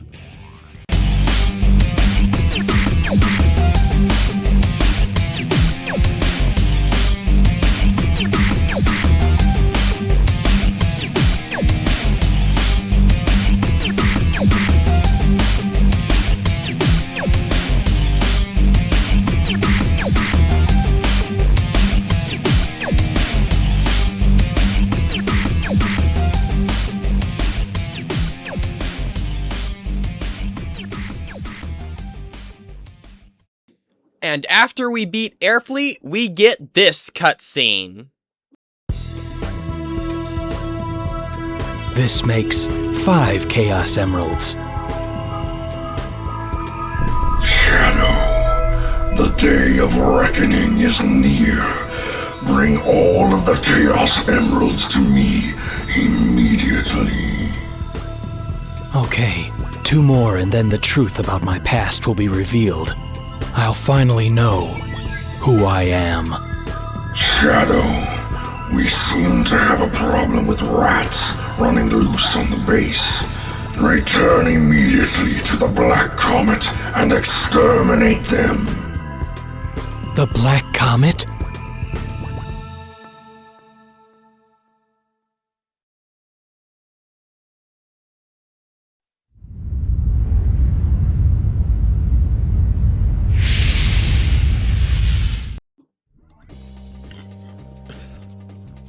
Okay, I have some questions. First, why does Black Doom tell Shadow to return to the Black Comet? To my knowledge, Shadow has never been there. So how can he return to a place he's never visited? Second, didn't Shadow just disobey Black Doom by not assassinating the president? So why is Black Doom still treating him like a loyal minion? Now, to be fair, you could argue that Black Doom doesn't know Shadow disobeyed him. Maybe he thinks Shadow just failed. And Shadow did help him a lot earlier in this route. So maybe Black Doom is still giving him the benefit of the doubt.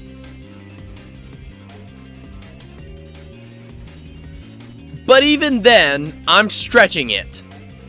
Anyway, this leads us to the next level, the Black Comet. We're heading to the aliens' homeworld. And look, I hesitate to call this thing a comet, because it's not a comet. Here's the short version. A real comet has a fixed orbit, it does not sustain life, it has a tail of debris that burn off of it as it approaches the sun, and it eventually breaks apart. The Black Comet? Yeah, no, this is not a comet. This is a biological spaceship. And honestly, that's pretty awesome. The environment looks incredible. Alien, organic, atmospheric. There's even a new vehicle, the Air Saucer, which is used in this level to let you fly over toxic sludge that, without it, would kill you instantly. And words don't do this place justice. It looks amazing, and I'm trying to show off as much of it as I can. And look, one of the YouTubers I really like to watch when I'm coding is Some Call Me Johnny. He's very funny, and his videos are entertaining. But I'm about to roast the absolute hell out of him, so be ready to see that. You see, Some Called Me Johnny said the game's visuals sucked. And Johnny, buddy, look at this. This is gorgeous. But wait, what's wrong, Johnny? There are too many dark colors? It's too scary? Do you need to go back to Green Hill Zone, where the sun is shining and your mommy can tuck you in after the E10 rated game says the word damn? Can you not handle this game's edgy maturity? Anyway, seriously, this place is awesome though. One of my favorite sections is when you use the flying saucer to go over this pool and you can look into the water and see all these pods and look off into the distance and see what looks like a tower. Man, this place is awesome. Anyway, there are two new weapons that I found in this level. The first one being the Refractor, which is used by the new Black Assassin enemies. It fires a laser that bounces off walls and pierces multiple enemies. And the Black Assassin enemies that use them, by the way, can teleport, which makes them way cooler than the usual cannon fodder. Also, they look badass. Then, of course, there is the laser rifle, which is basically the human version of the Refractor. There's no real-world inspiration that I can find for this weapon, because humans don't have laser rifles. Yet. As for the missions in this level, we have two options. We can go on the Dark mission and wipe out all the gun troops on the Comet, or we can do the Hero mission and side with Knuckles and find the Comet's core. Since we're being evil, we're siding with Black Doom. And the music for this level is experimental and interesting. It's not my favorite track in the game, but it's not bad.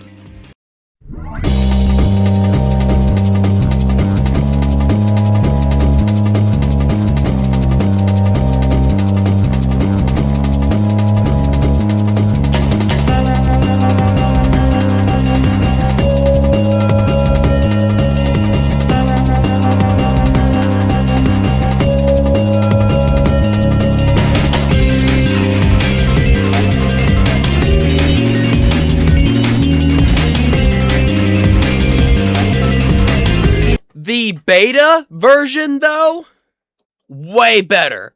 This theme had real potential to be awesome. It just sucks that they went in the other direction, though, and made it just weird and experimental.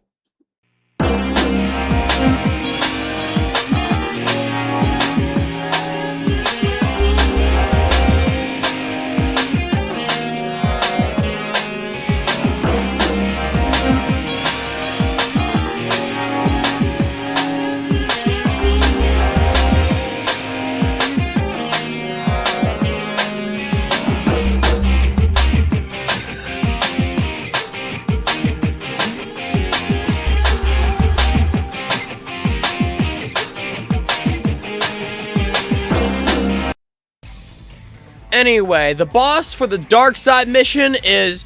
No. No! No!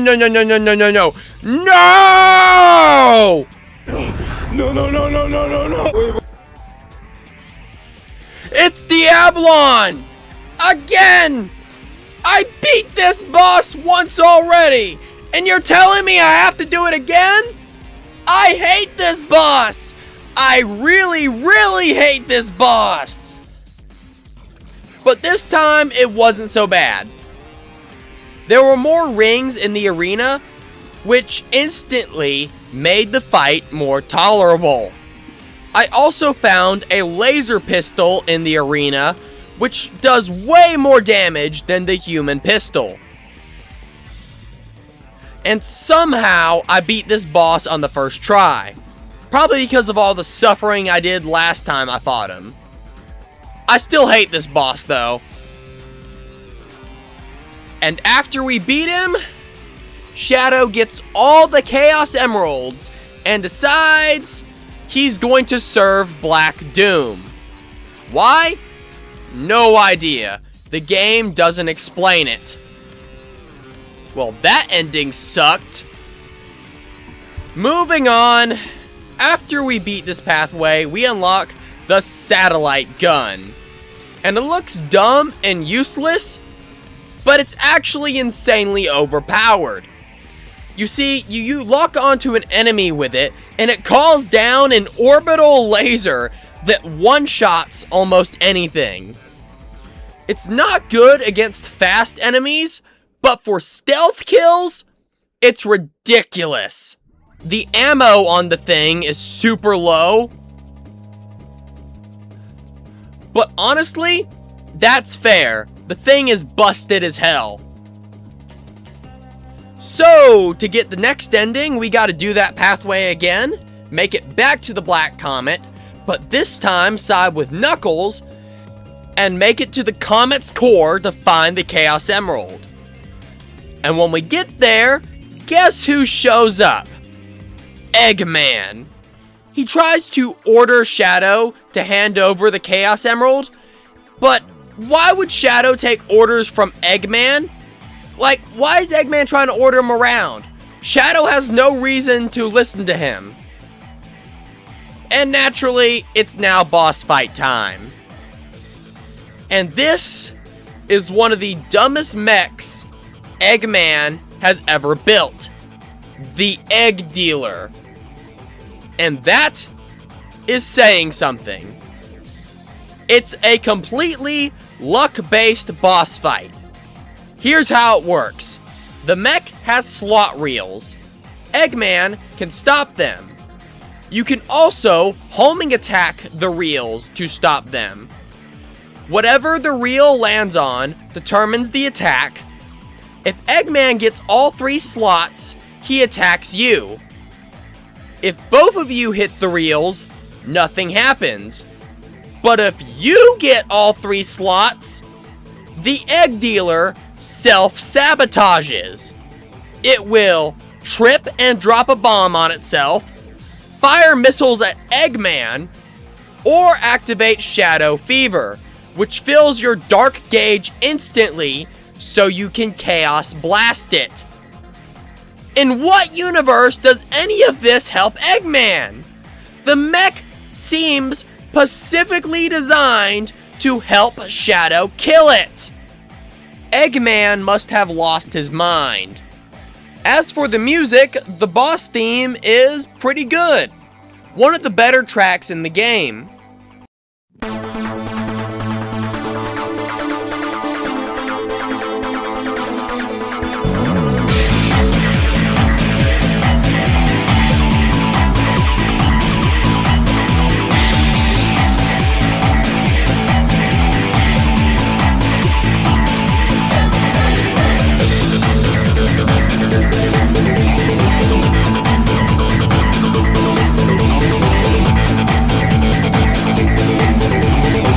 There's also an E3 demo version, which isn't as good as the version in the game, but it's still pretty decent.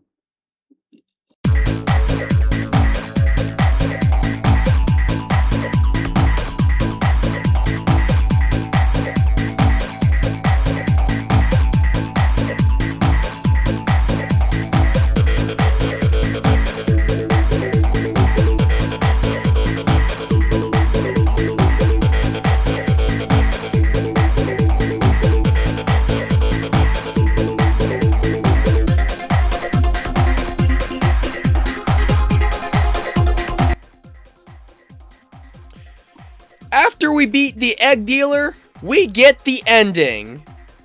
And yes, Shadow kills Eggman with a karate chop.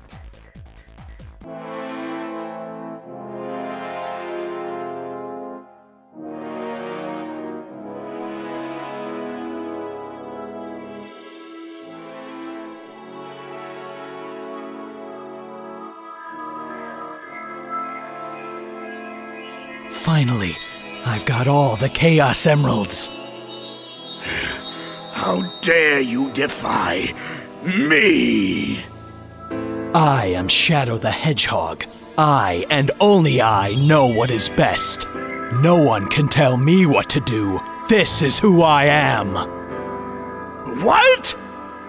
Goodbye, Doctor.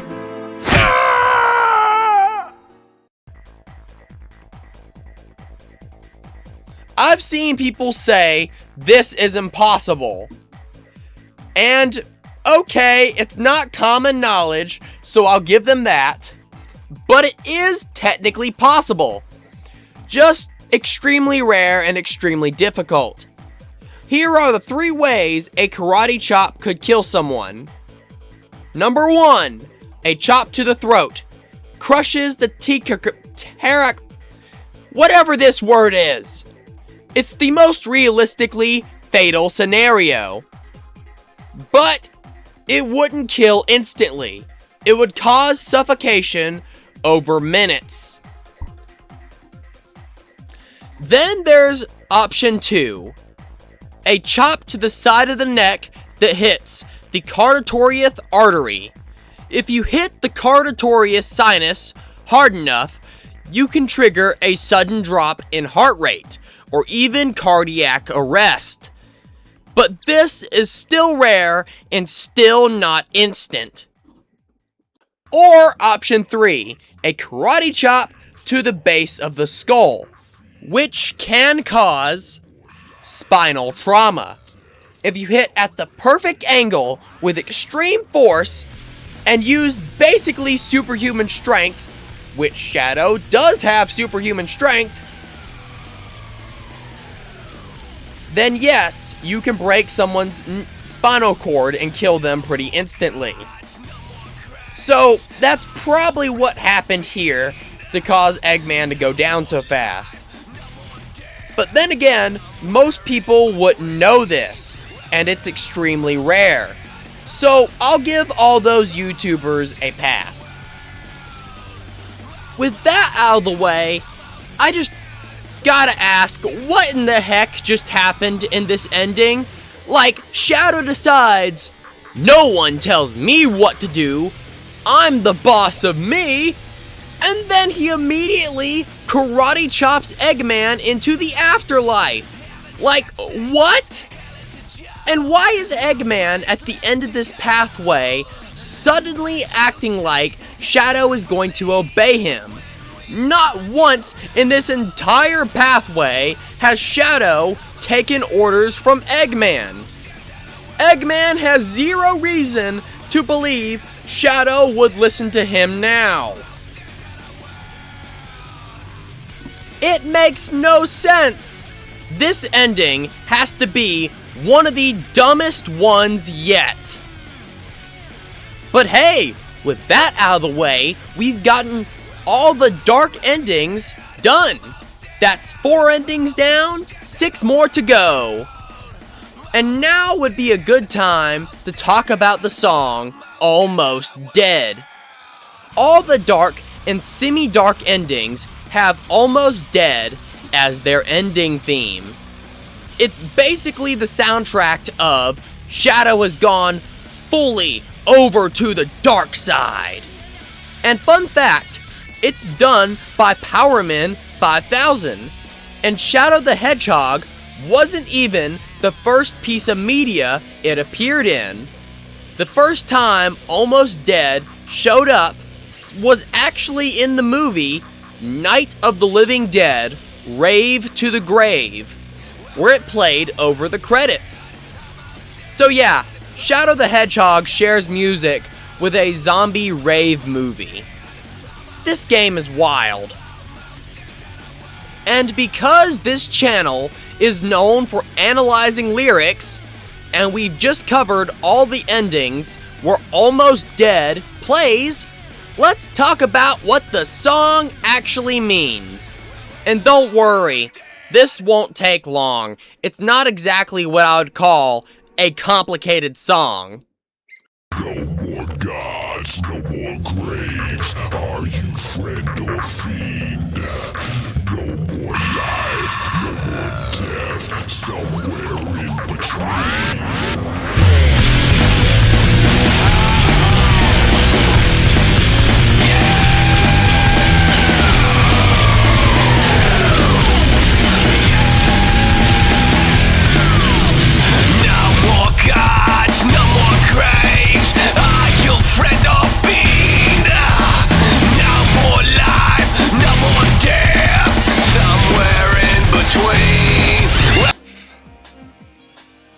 The opening lines, no more gods, no more graves, are you friend or fiend, no more life, no more death, somewhere in between.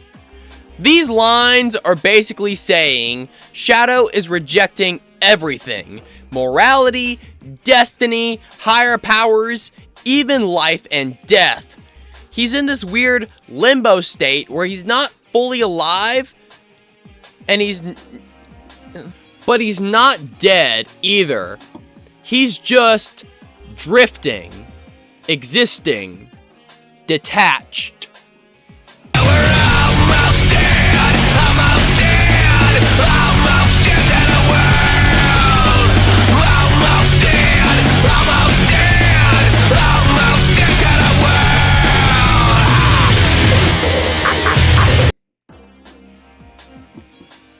Then we get the lines, we're almost dead to the world. This is the core of the song. It's describing someone who's numb, someone who's lost their identity, their purpose, and their connection to humanity, which fits Shadow perfectly in the dark endings. He's, in a sense, almost dead to the world.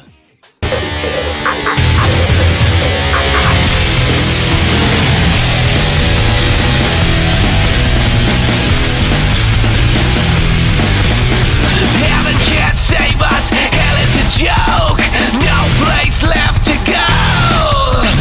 What you see, you cannot believe, but when we rise, you'll know. Well, we're almost dead, almost dead, almost dead to the world.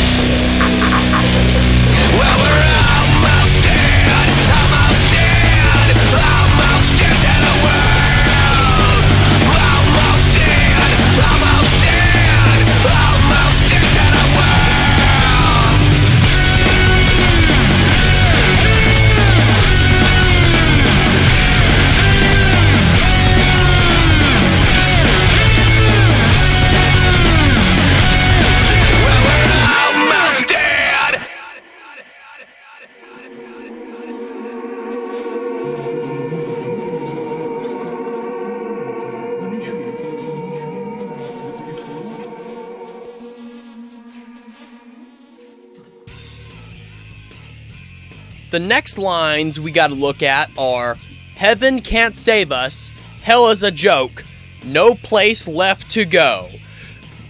This is the song saying, there's no salvation, no punishment, no cosmic justice, and there's no meaning. It's just pure nihilism. Then the lines, "What you see, you cannot believe, but when we rise, you'll know." The lines are basically saying, you don't understand what's happening now, but you will when it's too late. It's a threat, basically. What's rising exactly? Well, that depends on the ending you took. It could be talking about the Black Arms, or it could be talking about Shadow himself. And then the song just repeats, "We're almost dead till the end." Now look, I know a lot of people hate this song. Whenever people rank Sonic vocal tracks, Almost Dead almost always ends up near the bottom of the list. But honestly, I don't think it belongs anywhere near the bottom. I freaking love this song. I love all the vocal tracks in this game. I listen to them pretty consistently. I would say at least once a week. But Almost Dead is actually a really good song, and I genuinely enjoy listening to it. And I don't get why people hate it so much. If you're an Almost Dead hater, please let me know in the comments why you don't like this song, because I'm genuinely curious.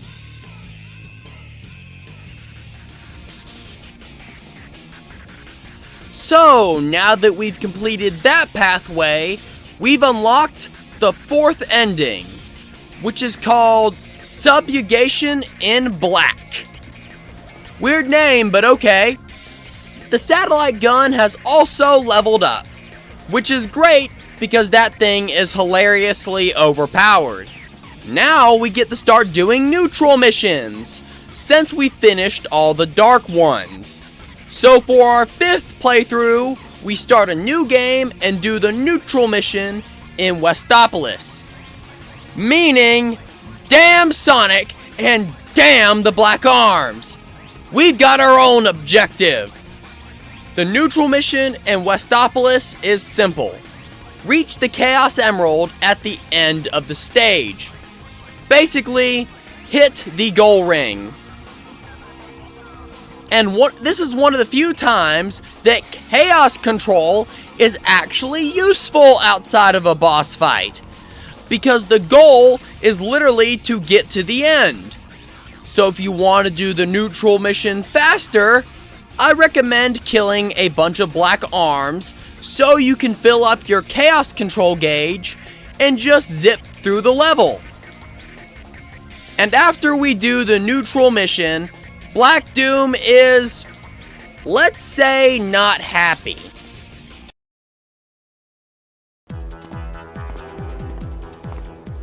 You've deliberately disobeyed me, Shadow. No one tells me what to do. I have my own reasons for collecting the Chaos Emeralds. You really don't understand the situation here, do you? Perhaps Professor Gerald has done more to your memory than I imagined. The Professor? Strange that you don't remember your maker. What'd you say? Silence! The ramifications of your disobedience will be severe.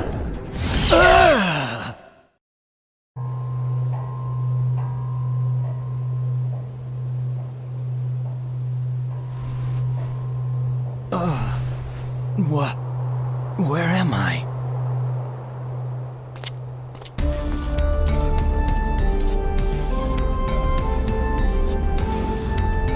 Whoa, I guess I underestimated his powers. There's definitely something going on out there. Now it's up to me to find out what they're up to. Yeah, he's furious. So, as punishment for our disobedience, he teleports us to a random location. I guess. Yeah, Shadow doesn't know why he's in Glyphic Canyon, and honestly, neither do I. But here we are, and oh boy, everyone knows what I'm about to say about this level. Ancient Ruins, yes! Yes, the next level, Glyphic Canyon, is an Ancient Ruins level. And everyone here knows how much I love Ancient Ruins levels. Is this the best one I've ever seen? No. But is it still an Ancient Ruin level? Yes. And that's good enough for me. And this place looks pretty damn cool. The architecture reminds me of Mayan temples if they were dropped into a sandy canyon and left to decay for 1,000 years. There are tornadoes everywhere, and the whole place feels like a lost civilization swallowed by the desert. And there are 3 missions here. The Dark mission has us activate the ruins for Black Doom. Yes, Black Doom is still wanting us to do missions for him, even though we disobeyed him in the last mission. Then there's the Hero mission, which has us side with Knuckles and kill all the Black Arms. Then there's the Neutral mission, where we ignore everyone and grab the Chaos Emerald. We're doing the Neutral mission, so we're just here to admire the scenery and get the Emerald. And look at this place! It's awesome! One of the coolest sections, in my opinion, is the sand waterfalls. I actually stopped here and jumped back just to admire it. I mean, just look at this. It looks pretty damn cool. There are also tornadoes all over the place. So yeah, the Black Arms and the Gun Soldiers picked a terrible day to hang out here.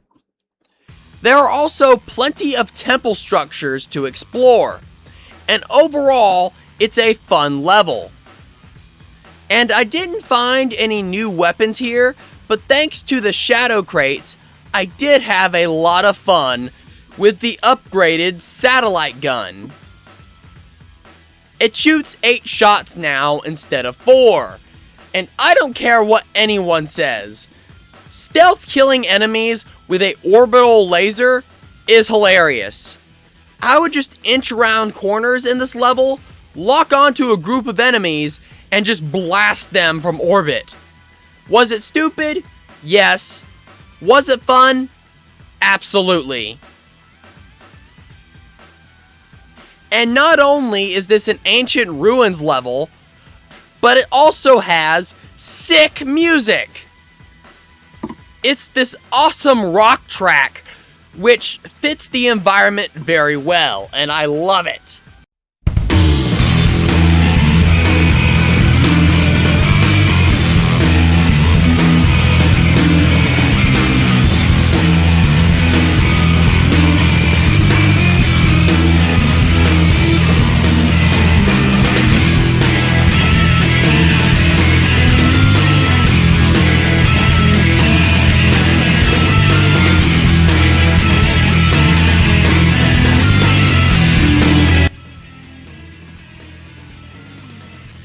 There's also an E3 demo version, which isn't as good, but it's still pretty decent.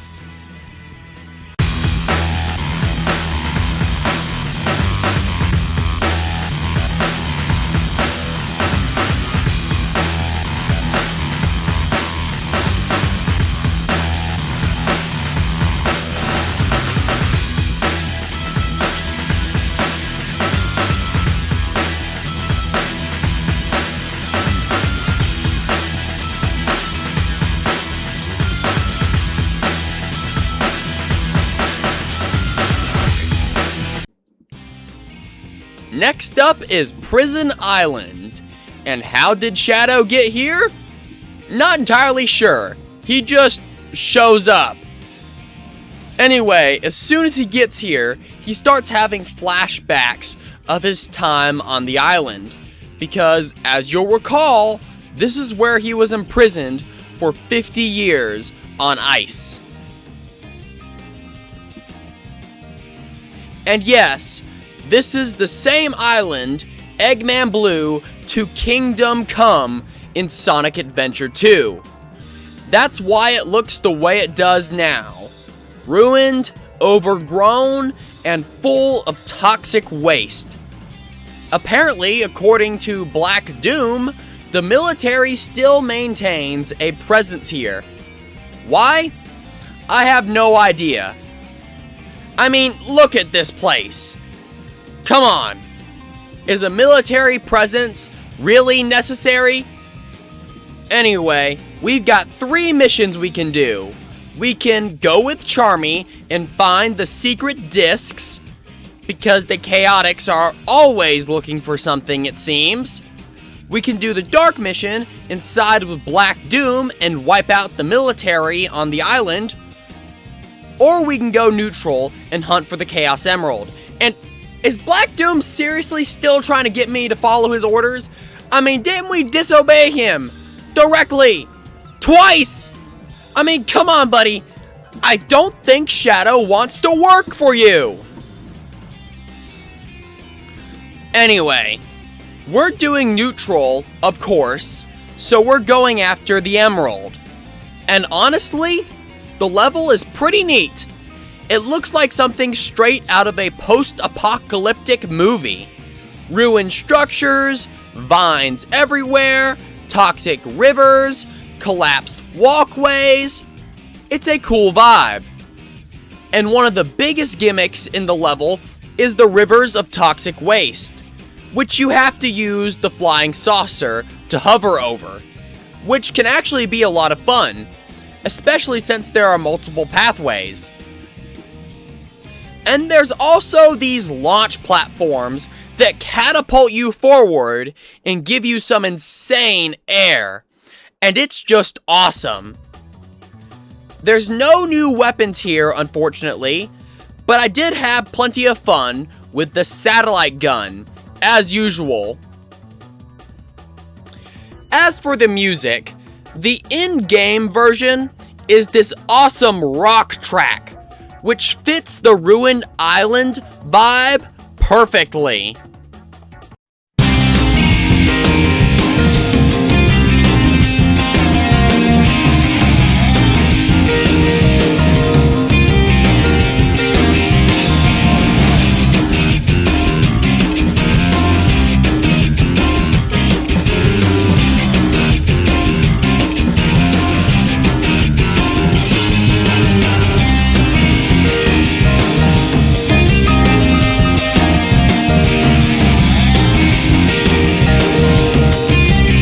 Now, doesn't that sound familiar? Let me refresh your memory.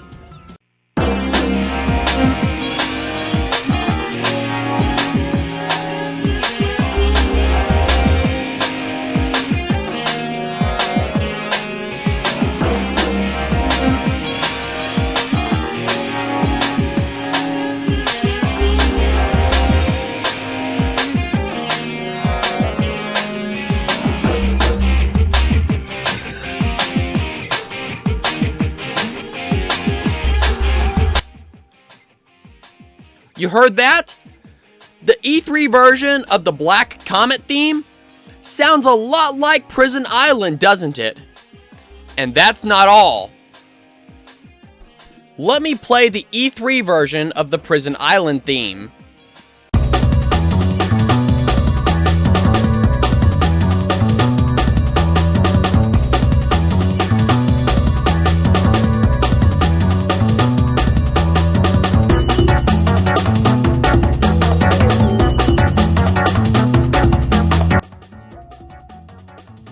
Sounds a lot like the Black Comet, doesn't it?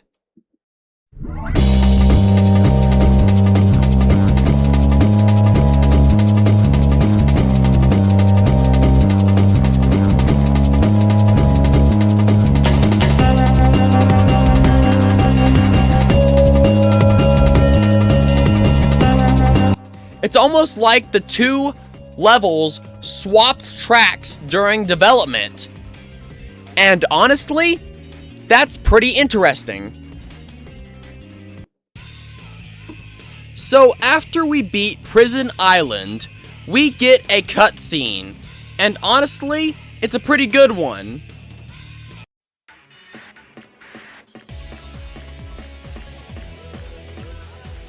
Those idiots!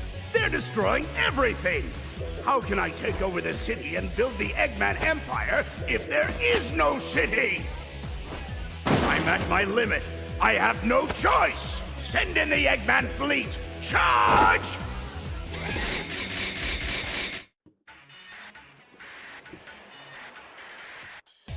Yup, Eggman is officially going to war with the Black Arms. I mean, we've known from the Dark Pathway that he has been fighting them throughout the story. But this finally explains why he went to war with them. Simple reason? They're wrecking the world, and Eggman wants to conquer it. Can't rule a planet if aliens are blowing it up first. Also, now is a great time to point out that the Eggman remix you hear in certain Eggman cutscenes, like this one right here, was done by Lee Brotherton, aka Bentley Jones, and it's fantastic. It plays in several Eggman cutscenes, but this is the one where it really shines. It's missing a lot of lyrics, but Bentley Jones later released a full lyrical version, and I highly recommend checking it out. It's a great cover of the song Eggman. Anyway, after that we get another cutscene with Shadow and Black Doom, and okay, hold up! Why are these two suddenly on good terms? Shadow has disobeyed Black Doom 3 times in a row. The first time he did it, Black Doom was absolutely furious. Now they're talking like they're best buddies and Shadow is his loyal minion? Is Black Doom stupid? Anyway, it turns out Black Doom activated the ruins without Shadow's help. And apparently, the ruins in Glyphic Canyon are actually the air fleet for the Black Arms. And according to Black Doom, he sent these flying ships to Earth about 2,000 years ago. Sure, why not? Then we see Eggman's fleet flying straight towards Black Doom's air fleet. So naturally, a huge battle is about to break out. And this leads us into the level Sky Troops. And at the beginning of the level, Shadow says this absolutely amazing line. This blue sky, staring at it from afar. Have I seen it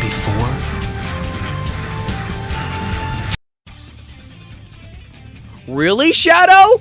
You've never seen the sky? You've never looked up? This is the equivalent of me doing this. This blue sky. It's like I've seen it before.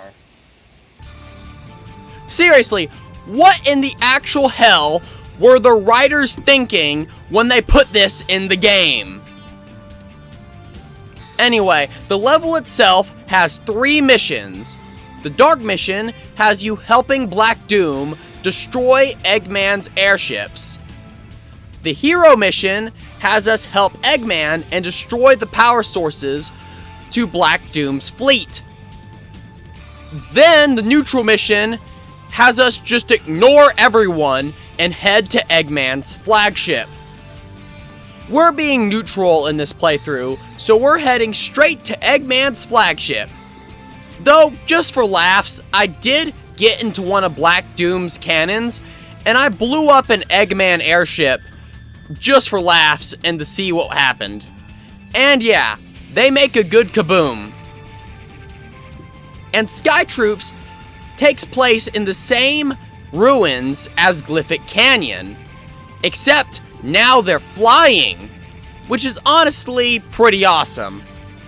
The level is extremely long, but it is a lot of fun. There are tons of floating temples and platforms, and even a few sections where you have to use the gun walker. By the way, I discovered the walker has a hover feature in this level. If you hold down the jump button, it will slowly descend.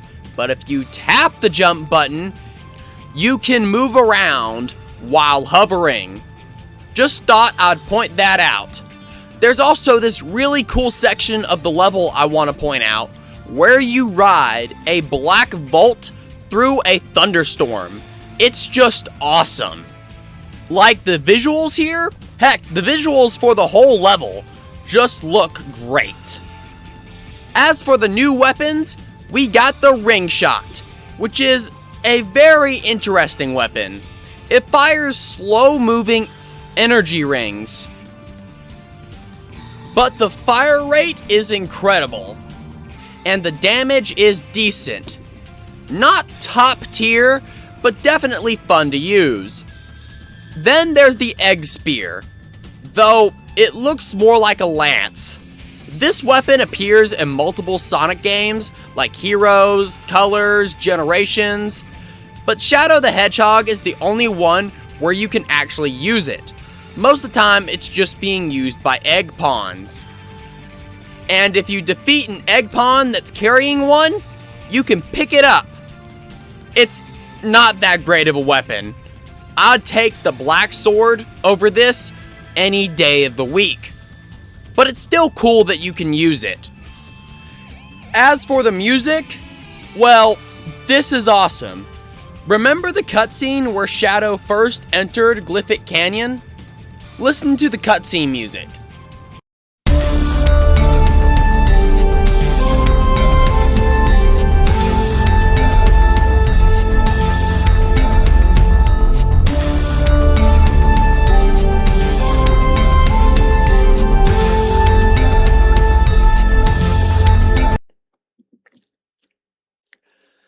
Now listen to the actual Sky Troops theme.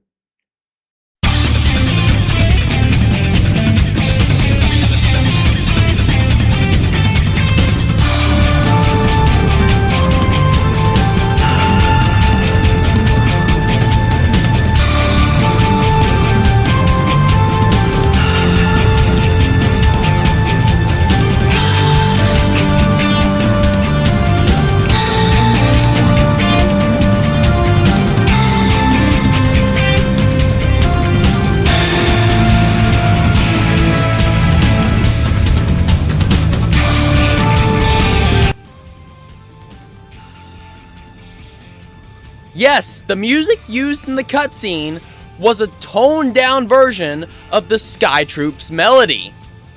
Not only is Sky Troops a fantastic track, easily top 5 track in the game for me, but the fact that an earlier cutscene foreshadowed this is just awesome. It's such a cool detail.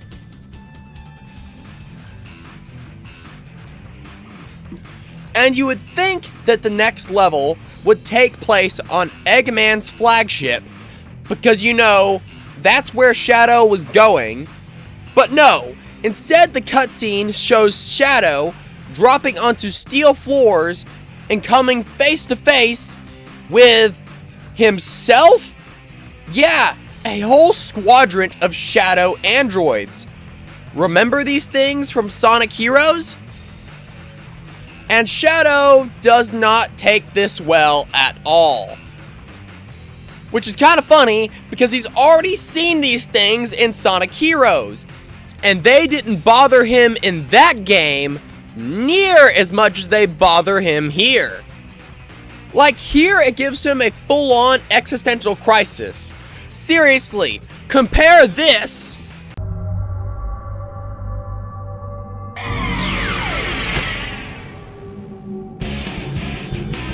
Huh?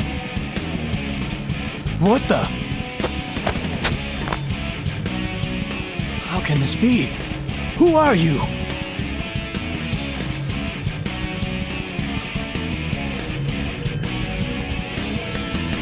Listen up, Shadow androids. The Eggman fleet is strong, but those black creatures are a formidable adversary.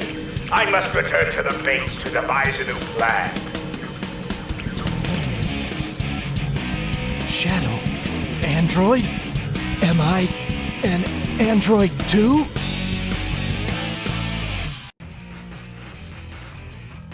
To this!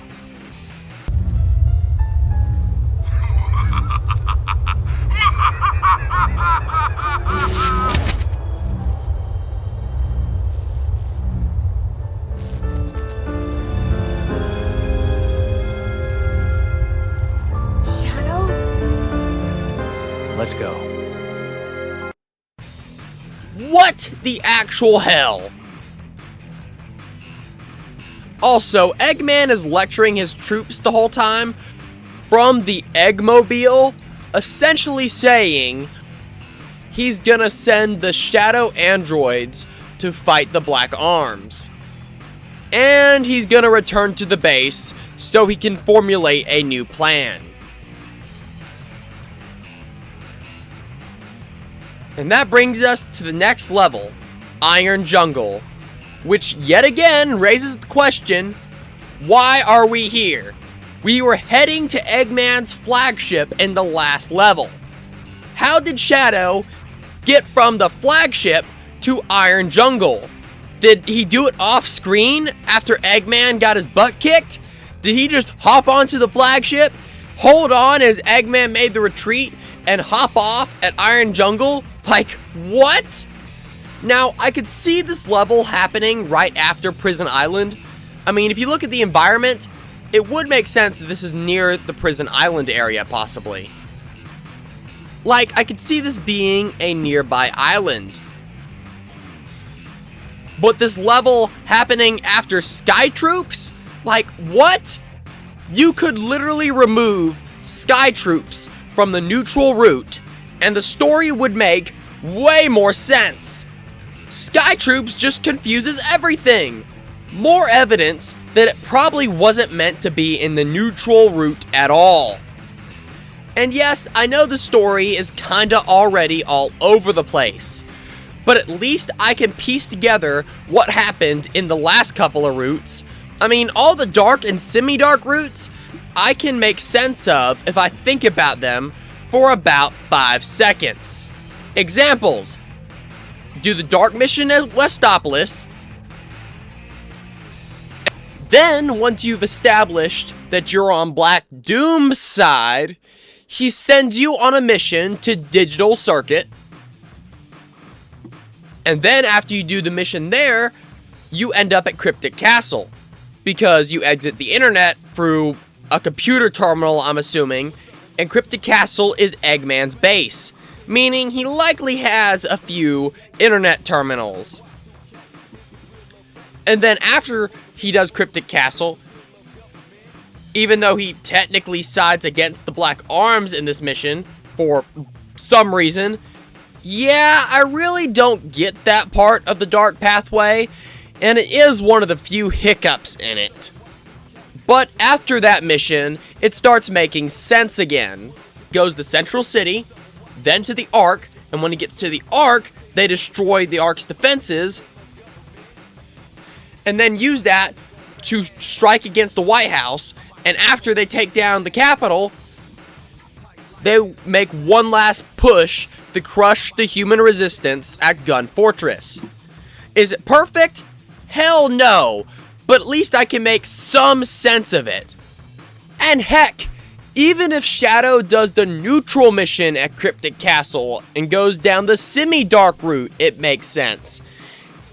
Heck, it makes more sense than Shadow staying on the pure dark route, because then Shadow goes to the Doom, gets reminded about what humanity did to him, then he goes to Airfleet, and even if he stays neutral in Airfleet, because even if Shadow fails to destroy the president's plane, Black Doom might assume he just failed to destroy it, and didn't directly disobey him. And also Black Doom needs help with the comet after that mission, so maybe he just overlooks it for the sake of having such a powerful ally. It's not perfect, but you can make sense of what the hell's going on. But the neutral route? Like, what the hell? I mean, right off the bat, you disobey Black Doom and he just teleports you to Glyphic Canyon and then just basically begs you to help him throughout the rest of the route. And Shadow's just popping around all over the place with no rhyme or reason to what he's doing beyond, I need the Chaos Emeralds. And he just shows up in completely random locations. And now, to really hammer home the stupidity, Shadow thinks he's an android. Like, dude, for the love of all that's good and holy, just poke yourself and see if you find metal. Anyway, so let's talk about the next level, Iron Jungle. And honestly, this level is pretty good. It's like an Eggman fortress built into a jungle. There are tons of machinery, steel platforms, industrial pipes, all wrapped around overgrown jungle vegetation. I could totally see this place being close to Prison Island, like I said earlier. Possibly an island or two over. And there are 3 missions in this level.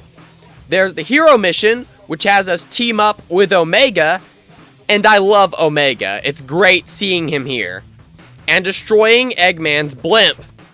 There's the dark mission, which has us team up with Eggman and defend his base from a gun assault.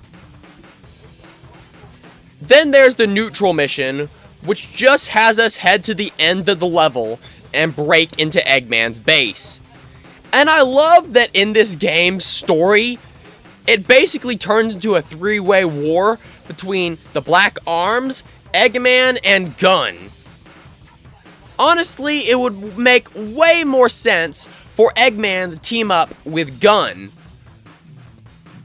But we all know Eggman is too much of an arrogant prick to ever do that. Even though strategically, that alliance would absolutely wreck the Black Arms. But anyway, the neutral mission is simple. It's just platforming, rail grinding, and lots of guns and lots of explosions. It's a fun level. As for the music, the in-game version is a great rock track. It fits the industrial jungle vibe perfectly.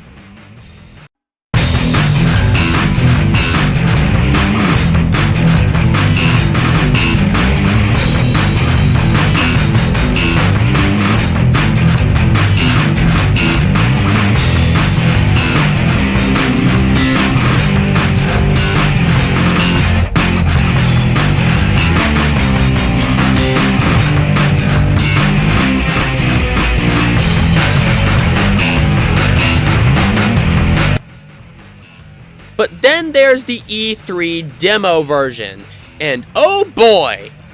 I'm gonna let you listen to it while I put the lyrics on screen, because these lyrics have nothing to do with Shadow, Eggman, robots, jungles, or literally anything happening in this game.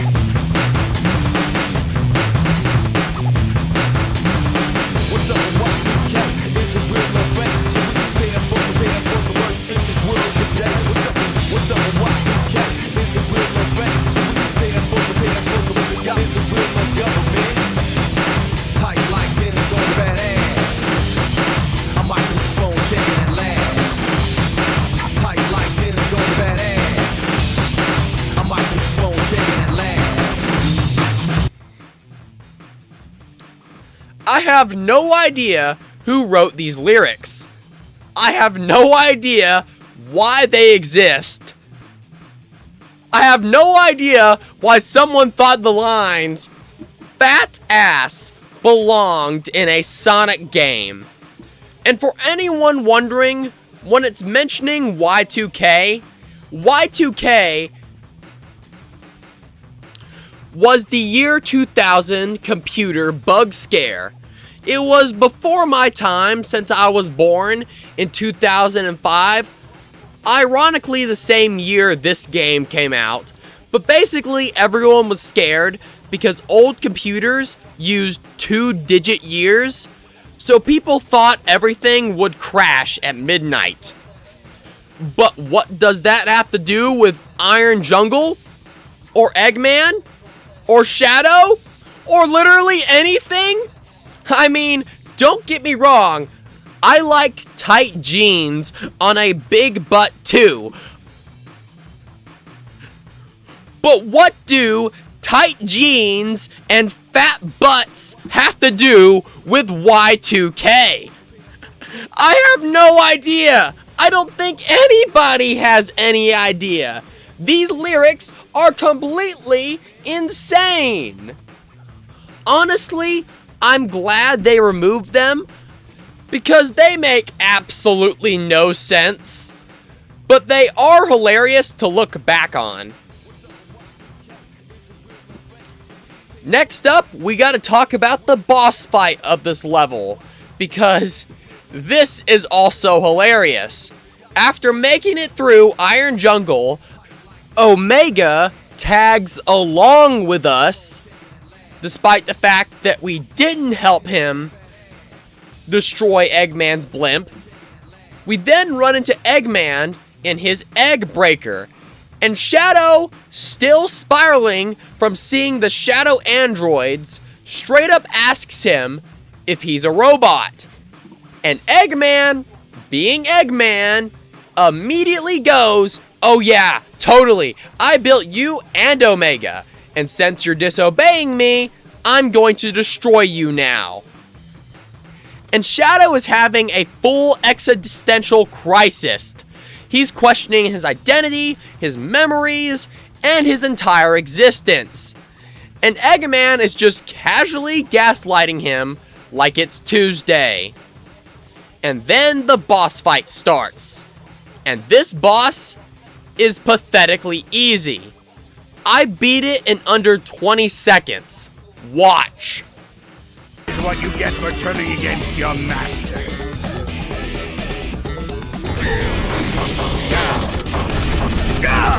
Know your place, android. Oh, you asked for it. No more Mr. Nice Guy. Time to crush you once and for all. Lights up.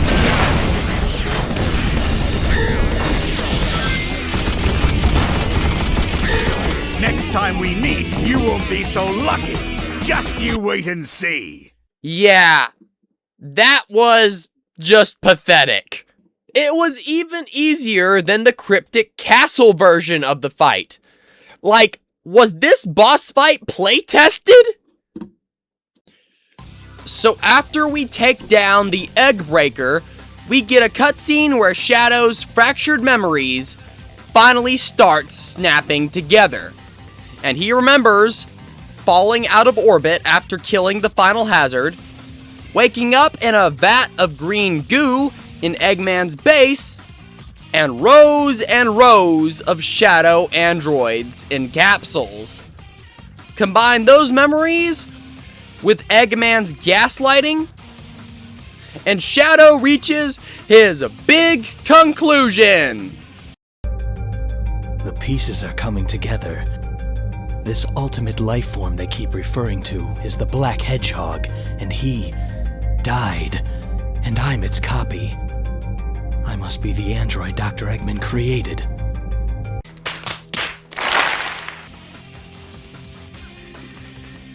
You've got to be kidding me. This is utterly ridiculous. Oh, and now he's determined to kill Eggman for reasons, I guess. which leads us to the next level, Lava Shelter. Lava Shelter is an Eggman base built inside a volcano. Where is this volcano relative to Iron Jungle? No idea, but here we are. And honestly, it's a pretty cool level. The whole place is flooded with lava. There's machinery everywhere, and it looks like Eggman is either mining something or expanding the base. You can even find shovels lying around and use them as weapons. And speaking of the shovels, they suck. Straight up. They have terrible durability and terrible damage. They're just barely above the survival knife in utility. Literally, the only thing they do better than the survival knife is the fact that they have longer range. The level is also pretty much Rail Grind City. There are rails everywhere. But it's a ton of fun. There's lots of enemies, lots of ammo, and lots of explosions. And visually, the level looks great. I mean, isn't the idea of a freaking lava base not awesome? I mean, is it safe to live here? Probably not. But it looks awesome. And hey, he probably saves a killing when it comes to heating his base in the winter.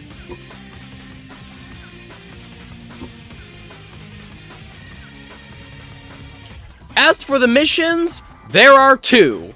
There's the hero mission, which has us help Omega storm the base and confront Eggman. Then there's the dark mission, which has us help Eggman activate his defenses against Gun, who are assaulting the base from the outside. For this ending, I teamed up with Omega, because Omega is cool, and I like Omega. As for the music in this level, it's definitely one of the better tracks in the game. I actually really like this level theme.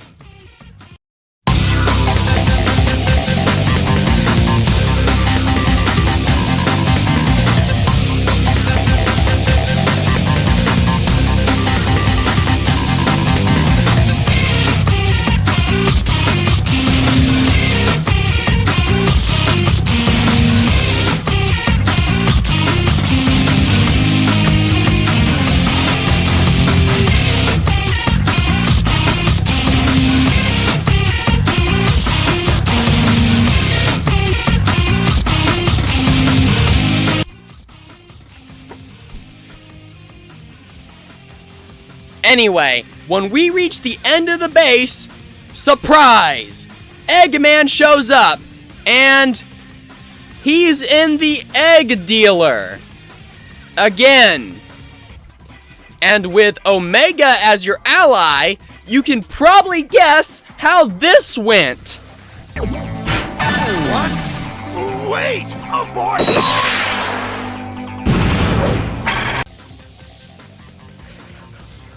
Yeah, Eggman went down fast. The egg dealer has to be the dumbest robot design he's ever come up with. And then we get this ending cutscene.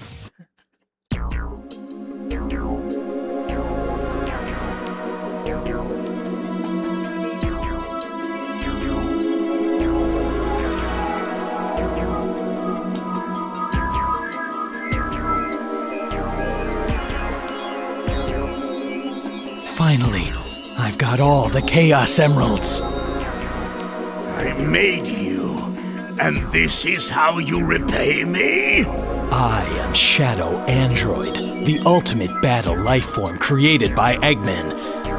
You may have created me, Doctor, but I will now lead this empire and androids will rule. This is who I am. Eggman, target acquired. Locked and loaded. Fire! What? Goodbye, Doctor. Oh boy! Shadow is now fully convinced he's an android. Not only that, he wants to build an android empire. Dude, seriously, for the love of God, poke yourself! You're not an android! This shouldn't be that hard for you to figure out. Just use a damn metal detector. And the fact that Omega is just standing there like, yeah, this is fine, makes it even funnier.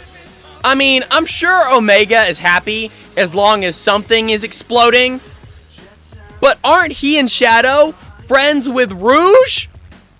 Like, did Sonic Heroes not happen? And how does she tie into the whole Android Empire thing? What is even happening anymore? And yes, Shadow kills Eggman with a karate chop. Again. Even though Omega is right there with machine guns and clearly wants to end Eggman. And you want to know what this unhinged ending's name is? A New Empire's Beginning. And for completing that ending in Lava Shelter, we unlock a new weapon, the Egg Vacuum. This thing supposedly comes from Billy Hatcher and the Giant Egg.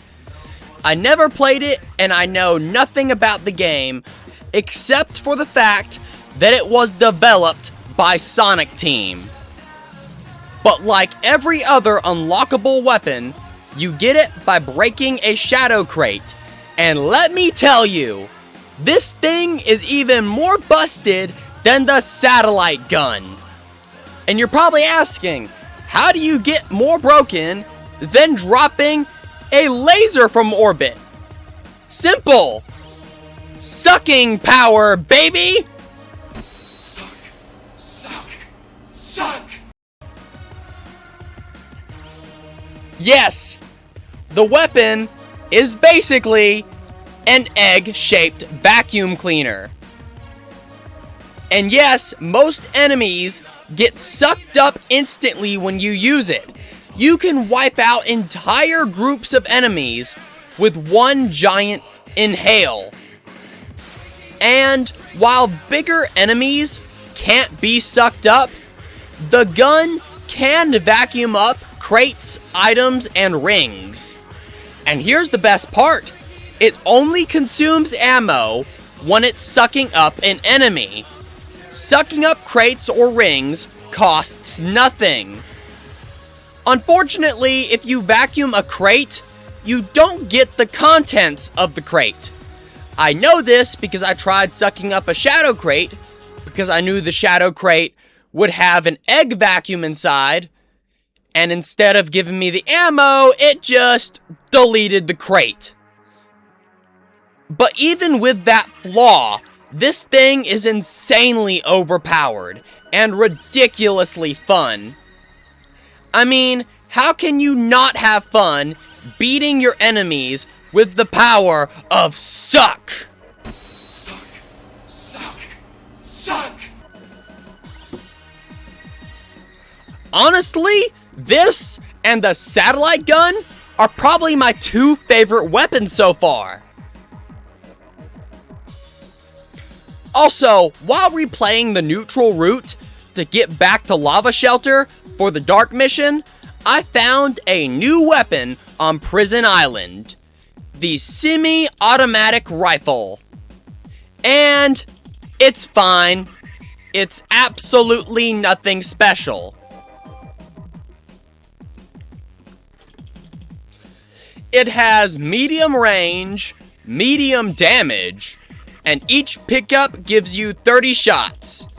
And from what I can gather, this gun takes inspiration from multiple real-world rifles, like the SIG SG 550, the Armorite AR-18, and the M16A1.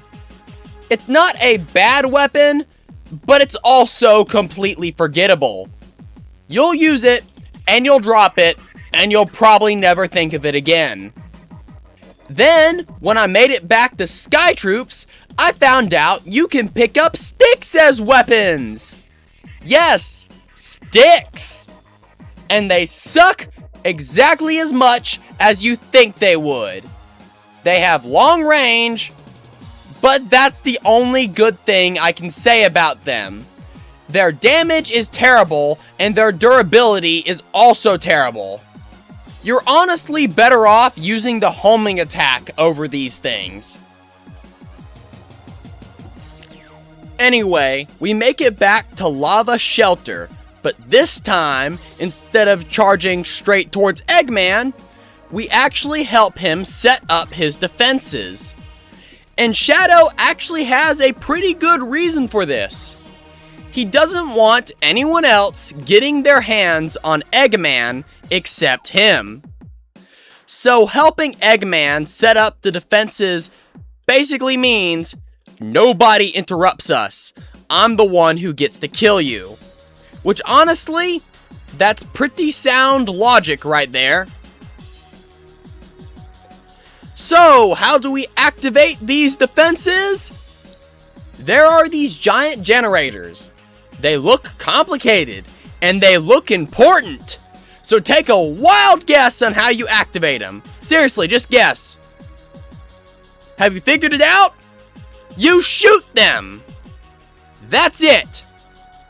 Now, I could have explained this away by saying these generators are actually holding back the lava, and shooting them causes them to malfunction and to cause the lava levels to rise. But that explanation doesn't work because they're clearly running. They're moving and they're actively powered on after you open fire on them. Like, seriously, who designed this? I mean, Eggman designed it, obviously, but why would you build a generator that turns on when someone shoots it? This feels like a workplace safety violation on at least 17 different levels. But one cool thing about raising the lava is the fact that it drastically changes how you play the level. Because the lava is rising, you now have to climb walls, swing on monkey bars, and do way more platforming. You have to take completely different routes to get through the level, which is actually pretty neat. And after we get through the level, Shadow confronts Eggman alone. And Eggman asks for the Chaos Emeralds. And Shadow basically says, "Absolutely not, I'm going to destroy you." And then they fight. And Eggman is still in the egg dealer. Because apparently his 300 IQ brain must not be working today. And this thing goes down fast, as always. No! Don't drop them here! And afterward, I'm not entirely sure what Shadow's deal is supposed to be.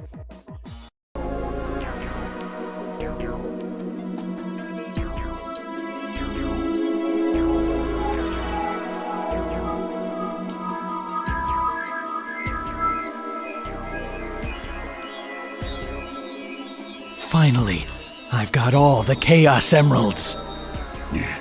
I made you, and this is how you repay me? I am Shadow Android, the ultimate life form, a copy of Shadow the Hedgehog. With the power of these emeralds, I will be stronger than him. This is who I am. What? Goodbye, Doctor. I mean, you could argue this is the true neutral route. He doesn't care about Gun. He doesn't care about the Black Arms. He clearly doesn't care about Eggman. And he doesn't care about humanity. He doesn't care about anyone but himself. He just wants to destroy Eggman because apparently Eggman pissed him off. And honestly, that's pretty neutral. And that ending, by the way, was called An Android's Rebellion. And all we have left to do to finish covering the neutral roots is to analyze the vocal track for the credits of the neutral roots. Waking Up by Julian K. Yes, the same people who did This Machine in Sonic Heroes did this song. And it's a really good song. So what are we waiting for? It's time to analyze and break down the lyrics of Waking Up.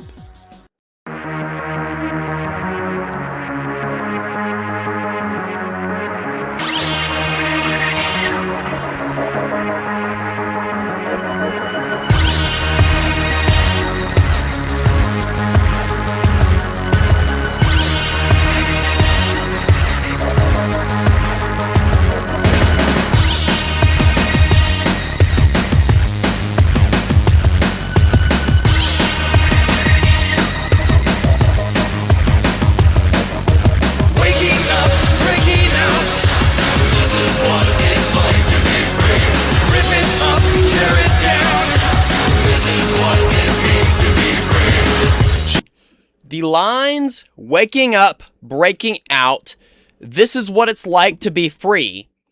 This is Shadow realizing he doesn't have to follow Gun, he doesn't have to follow Eggman, he doesn't have to follow Black Doom, he doesn't have to follow anyone. It's literally Shadow saying, screw all of you, I'm doing my own thing.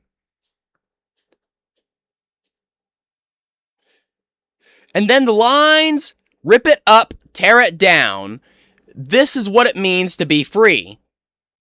This is the destructive side of Shadow's independence. He's not just walking away. He's tearing down every identity people tried to force on him. Eggman's android narrative, Black Doom's my servant narrative, Gun's living weapon narrative, and humanity's hero or villain narrative. He's ripping down the labels, he's ripping up the roles, and he's destroying the expectations. This is Shadow saying, basically, I'm not your hero, I'm not your villain, I'm not your clone, and I'm not your soldier. I am me. Which honestly fits the idea of a pure neutral character pretty good. That sounds a distant roar behind you as you try to clear your head. You start to look and answers find you. Your inner purpose lies ahead. Waking up, breaking out. This is what it's like to be free. Rip it up, tear it down. This is what it means to be free. Waking up, breaking out. This is what it's like to be free. Rip it up, tear it down. This is what it means to be free. The lines, jet sounds a distant roar behind you as you try to clear your head.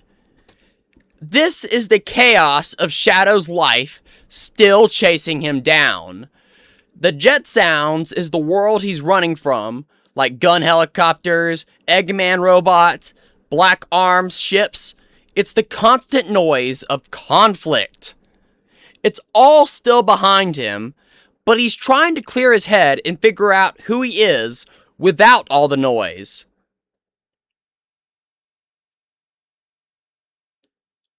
Then the lines, you start to look and answers find you.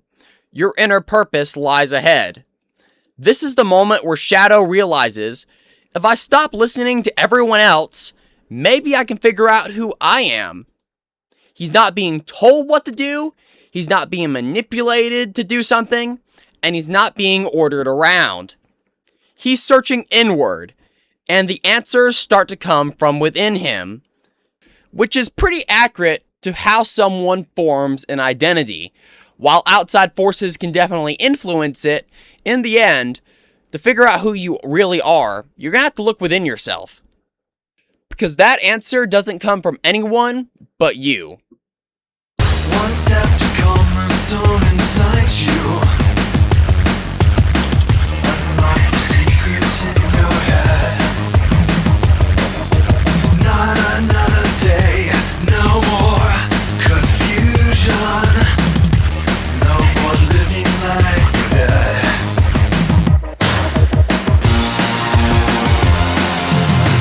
It seems it's just out of sight. The ones with answers always get their way. But I think they should know that I'm coming for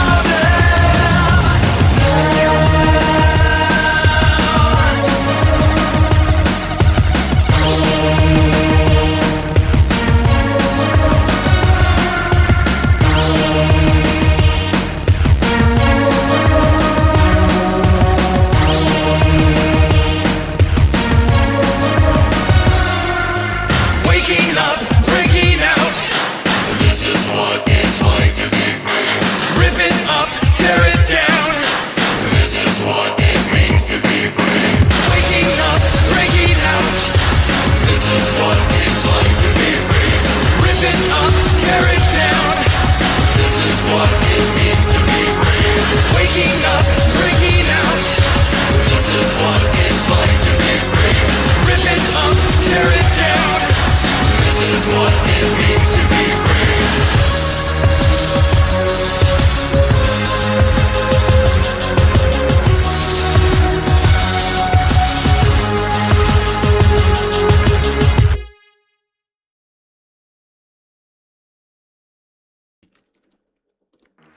The lines, one step to calm the storm inside you, unlock the secrets in your head.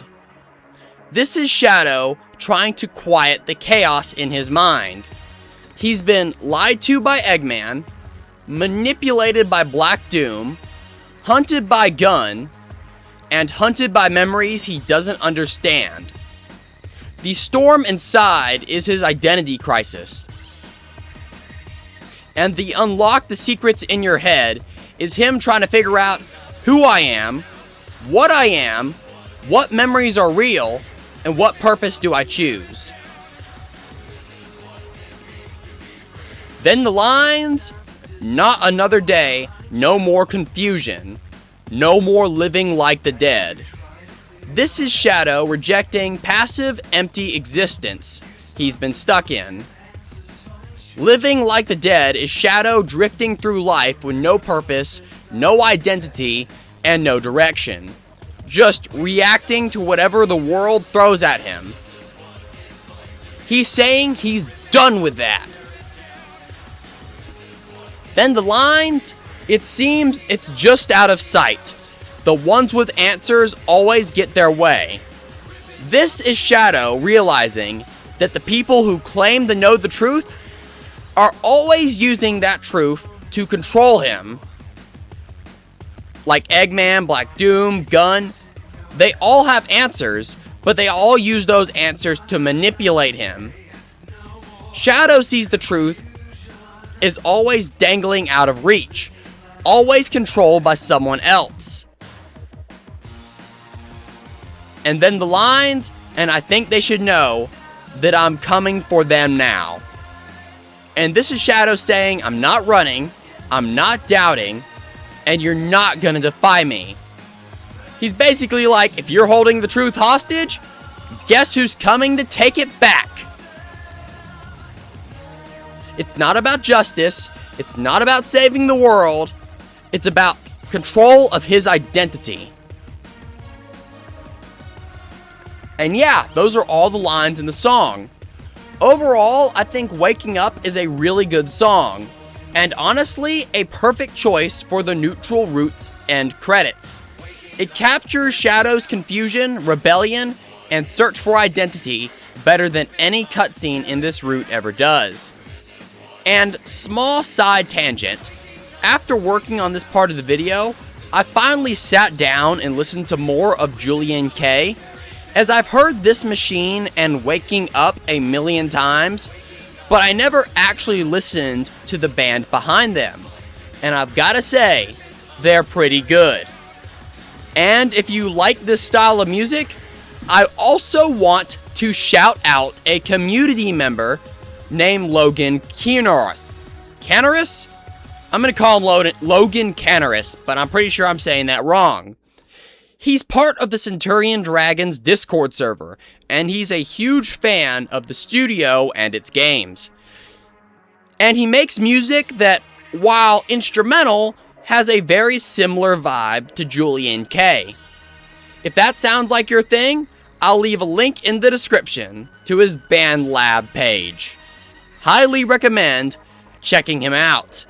Another thing I want to bring up is the fact that there's actually a beta version of Waking Up that I managed to find.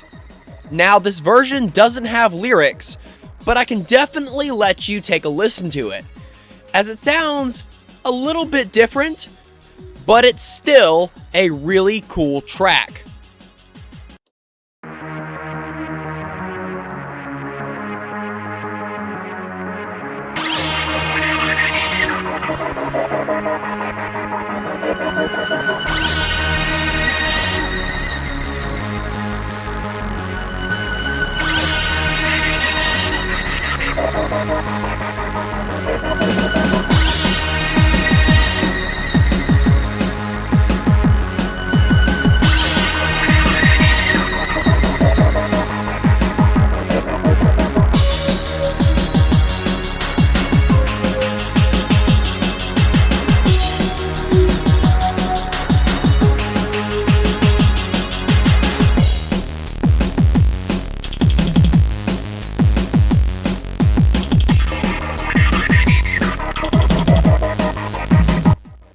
And with that, we've officially covered all the neutral routes. That's 6 endings down, 4 more to go. So, on our next playthrough, we're going semi-hero. So instead of ignoring everyone or siding with Black Doom, we're teaming up with Sonic. And our mission in the first level, Westopolis, is simple. Eradicate all the Black Arms troops. The level is the same as always, but I found this piece of dialogue here hilarious. Craig, maybe take off guns. Homing attacks on those robots is the only way past. Yeah, Sonic is just super casual about all of this. He's super enthusiastic about teaming up with Shadow. He's hyped up about the alien invasion, and don't get me wrong, there are a handful of moments where he's like, oh, this is actually pretty serious. It looks like most of the citizens have been evacuated. I feel so sorry. But most of the time, he's like, cool, new bad guys show up. Let's go have some fun. He seriously acts like he's having the absolute time of his life. Then, after the level, Sonic and Shadow start bantering. Shadow is acting like he couldn't care less about any of this, and Sonic's like, dude, that was awesome! And then Black Doom shows up and tells Shadow that the Black Arms got the 3rd Chaos Emerald, and tells Shadow they need to escape the city. Which is funny because in the last mission, I literally wiped out most of his troops with Sonic. Does Black Doom think I got the other 2 emeralds for him and just murdered his army as a side hobby? Maybe he didn't get the report because, you know, I did kill all of his soldiers. But Sonic has other plans, and Shadow just kind of shrugs and tags along, leading us to Lethal Highway. And this level is cool. We're still in Westopolis, but now we're on a collapsing interstate. There are buildings falling, roads are breaking apart, and there's a Black Arms tank rolling through the city. And there are 2 missions. I'll let you guess which one I picked. Withdraw from the city. Smash their tank. Yeah, we're smashing that tank. The goal is simple. Chase the tank down and destroy it. You can homing attack it, but it's way better to grab a gun and shoot it. And the level's aesthetic is similar to Westopolis, but most of it takes place on highways. And some of the sections crumble beneath you, but if you're fast enough, you can outrun the collapse and reach alternate pathways. This level rewards absolute speed and aggression, which is a very Sonic the Hedgehog style of level design. There's also a new vehicle, the motorcycle from the opening cutscene. It's fun to use, but not great for this mission, because you have to have a gun in order to shoot on the motorcycle. Shooting takes ammo, and getting ammo means shooting enemies, stopping, waiting for them to die, then running over the gun to get more ammo. And stopping means you're losing the tank. So unless you're doing the Black Doom mission, the bike is more of a novelty here. Also in the level, Sonic says this. It's done after us now. Shadow, what did you do? Stop! The fact that Sonic immediately assumes Shadow did something is hilarious. To be fair, Gun is after Shadow, but only because Commander Abraham Tower ordered it. So it's not exactly Shadow's fault. Speaking of the gun soldiers, there's something else that's funny you can do in this level. So, okay, remember how in the Doom, you could grab these healing canisters and throw them at scientists and soldiers to heal them? Well, you can do the same thing at a certain section in Lethal Highway, except you're doing it to gun soldiers, not scientists. Does it serve a purpose at all? Well, it does fill up your hero gauge a little bit, and it causes that soldier to stand there and give you the weird fist over the heart oath salute. So, yeah, I have no idea why it's in the level. I just thought I'd bring it up because I thought it was strange. And the music in this level is solid.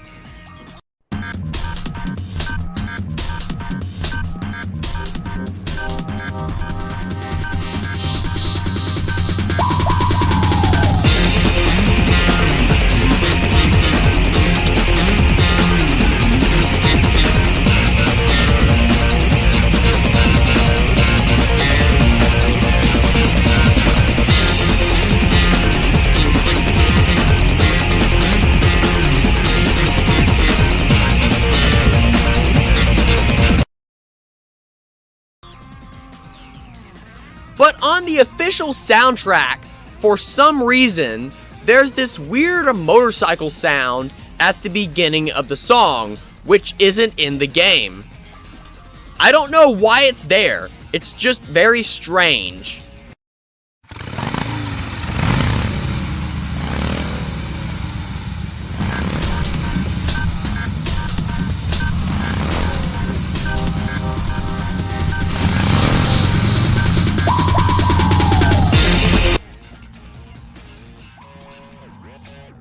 Then there's also an E3 demo version of the track, but it's not as good as the final version, but it's neat that it exists.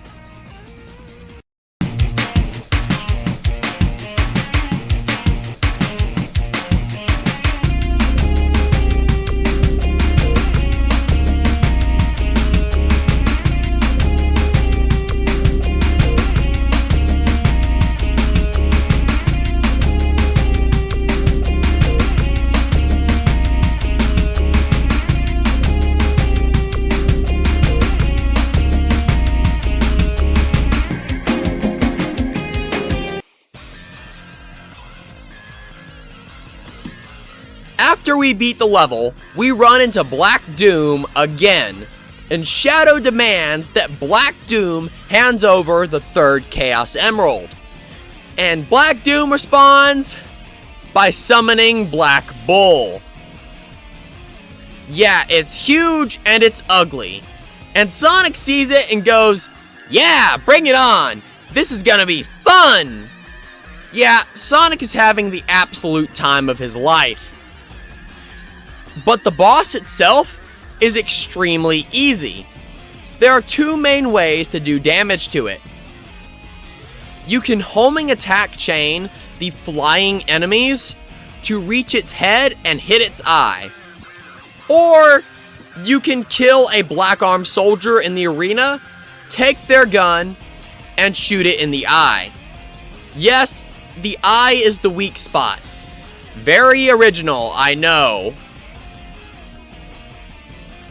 And the Black Bull only has a few attacks.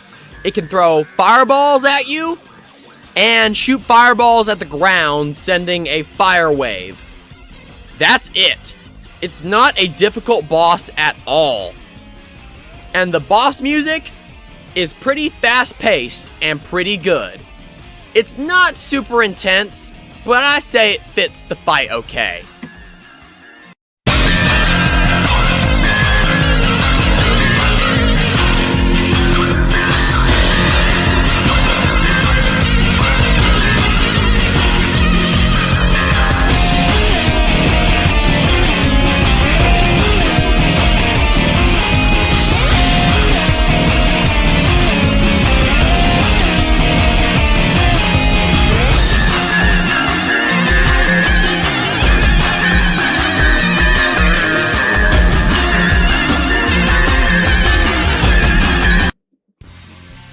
So the next level on our semi-hero journey is Circus Park.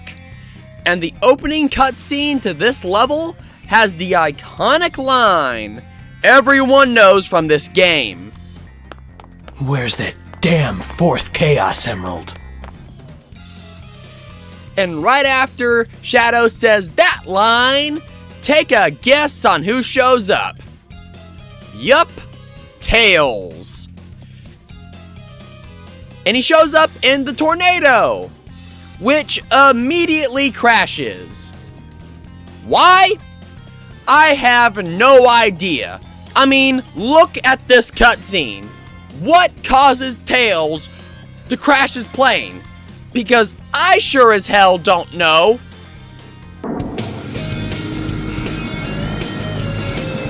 Look at that! It's Eggman's theme park. He made it out of the rings taken from around the world. I've got to get those rings back.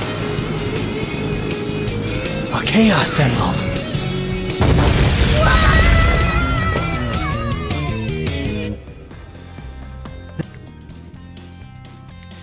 Anyway, we end up in Circus Park, Eggman's theme park level. And I'm just gonna say it. I don't like this level. At all. There are 3 missions here. The Dark mission has us helping Eggman destroy all the gun troops. The Hero mission has us help Tails collect 400 rings because Eggman stole them. And the Neutral mission has us ignore everyone and grab the Chaos Emerald. Since we're going semi-hero, we're going for the Chaos Emerald. And this level just sucks. There's no other way to put it. For one, the environment is... what in the hell is this? Like, the visuals are just bizarre as heck, and the whole thing just feels off. There is one unique thing I like about this level. The target practice minigame. You shoot these clocks to start it, and then balloons fly around you, and depending on how many you pop, you get rings. If you're doing the 400 ring mission, this is actually pretty helpful. But if you're not, you can ignore it. But it does break up the monotony of the level a bit. And that's about the only enjoyable thing in the level. And as for the music, yeah, I do not like the music at all. It grated on my nerves so badly that I just wanted the level to end so the song would stop.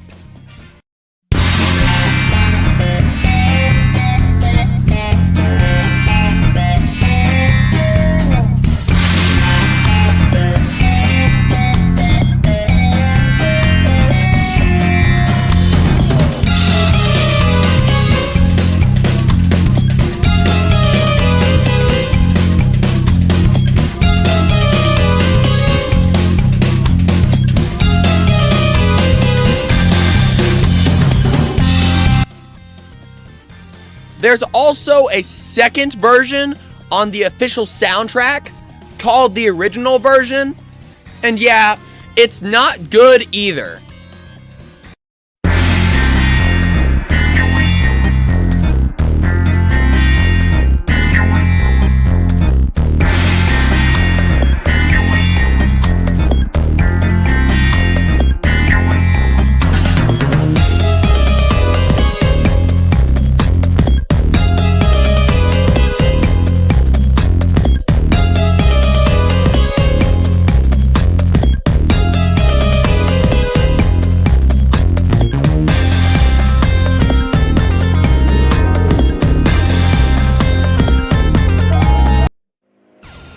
So, after Circus Park, we run into the Chaotix, and they're trying to hack a computer.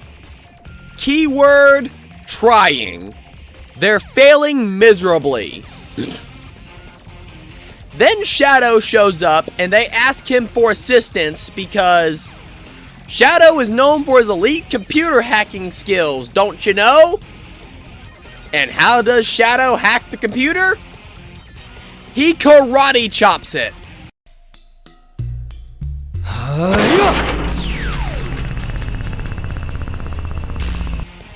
Yes, he hacks a computer by hitting it. I'm not making this up. This is not how computers work, but this game isn't exactly depicting computers accurately at all throughout it, so yeah. Anyway, after Shadow karate chops it, he opens a portal to cyberspace and decides to jump right in. And SBO follows because the Chaotix need something inside the system. And this leads us to Mad Matrix. And this level could have been cool, but one thing absolutely ruins it for me. The first quarter of the level is fine. You run around, fight some enemies, do some minor puzzles, and then you reach the hub. And oh boy, this level has a massive open hub area that is a nightmare to navigate. Technically, it's impressive. It has a huge draw distance, tons of geometry, loaded all at once. It's extremely impressive, especially for the GameCube. You can see towers and circuits stretching out pretty far. But figuring out where to actually go, good luck. The missions are, you can set off bombs for Black Doom as the Dark mission. You can help SBO download data from terminals for the Hero mission. Then there's the Neutral mission, which is just get the hell out. And I did the Neutral mission, which should have been simple, except I had no idea where the hell the goal ring was. You have to hop between terminals and try to figure out where each terminal and pathway leads. You can change direction on the occasion, but emphasis on the occasion. These terminals are long, it's confusing, it's disorienting, and I spent a solid 20 minutes running around before I found the exit. Visually though, this level is awesome. The neon towers, the circuitry, the cyberspace aesthetic, it all looks fantastic. Too bad navigating this place is a nightmare. I also think there's this really cool puzzle gimmick in the level where there are these platforms, and you have to make all the spaces on the platform the exact same color. And every time you jump on one, it changes that square's color. I just thought it was a cool puzzle gimmick. Is it simple? Yes, but it's also very cool. As for the music, I actually really like this level's music. Partly because I'm a fan of Severed Soul on YouTube. He made a vocal version of this track called Like a Virus, and I've listened to it quite a bit. And I actually sang some of the vocals from that song while playing the level unconsciously, just because I listened to it so much.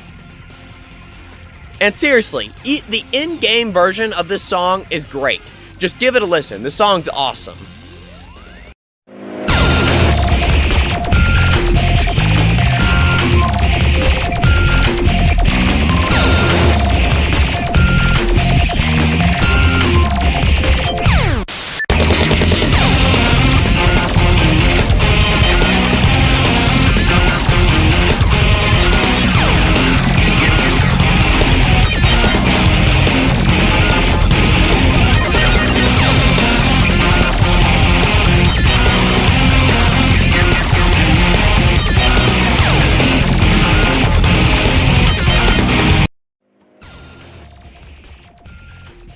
Then, when we try to leave cyberspace, Eggman shows up in the Egg Breaker. And SBO is with Shadow, even though we didn't help him in the last level. And Shadow asks Eggman about his past. And Eggman basically tells him, "You have no past." And SBO, being, halfway intelligent, immediately explains to Shadow he's lying to you. So let's beat him up. So we fight the Egg Breaker. Again. And yeah, it's not that hard. There are egg pawns wielding rocket launchers everywhere. So you're not going to be starving for guns or ammo. And as long as you can time your jumps and shots right against the Egg Breaker, you'll be fine. Eggman does have one new attack in this boss fight, though, that he didn't have the last few times we fought the Egg Breaker. The attack has him spinning around and throwing bombs everywhere. The bombs aren't that hard to dodge, but the annoying part is this line. You know what they say, the more the merrier. You know what they say, the more the merrier. You know what they say, the more the merrier. This line drove me crazy, because he says it constantly in the boss fight, over and over again, and it gets very annoying very fast. So, after Mad Matrix, Shadow ends up in a jungle, and take a wild guess on who shows up. Sonic. In a spaceship. And he basically flies in and says, "Hey, Shadow, we're going to the Ark. You should come too." And Shadow just goes, "Sure, why not?" And on the way there, Shadow actually starts getting some of his memories back, as he starts to have flashbacks of him and Sonic's battle with the final hazard at the end of Sonic Adventure 2. After the ride there, we end up in the level Space Gadget. And before explaining how the level works, let me establish the missions. There's the Dark mission, which has us help Black Doom destroy the Ark's defenses. There's the Hero mission, where we race Sonic to the Chaos Emerald. But if Sonic reaches the Chaos Emerald first, you fail the Hero mission, and Sonic goes on without you. meaning you continue on the neutral route. So, to stay neutral, you have to fail the race. It's actually a pretty interesting setup. As for the gameplay of Space Gadget, it clearly takes inspiration from Crazy Gadget in Sonic Adventure 2. But don't worry, it's nowhere near as annoying. The gravity gimmick is back, so if you hit these weird pod things, the gravity will flip around. But here, it's actually pretty fun. There's also plenty of enemies to blast, the environment looks pretty great in my opinion, and the music is pretty solid.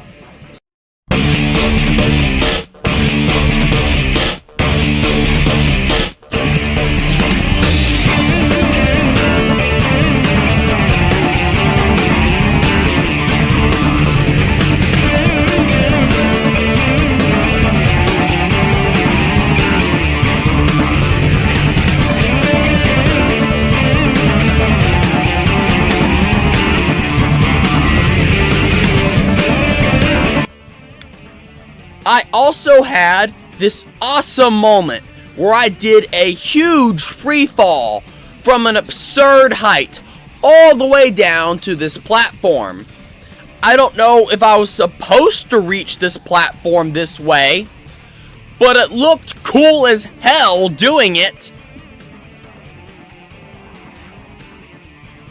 Then, after we complete Space Gadget, Shadow runs into Commander Abraham Tower, and we finally get the backstory on who he is and why he wants revenge on Shadow.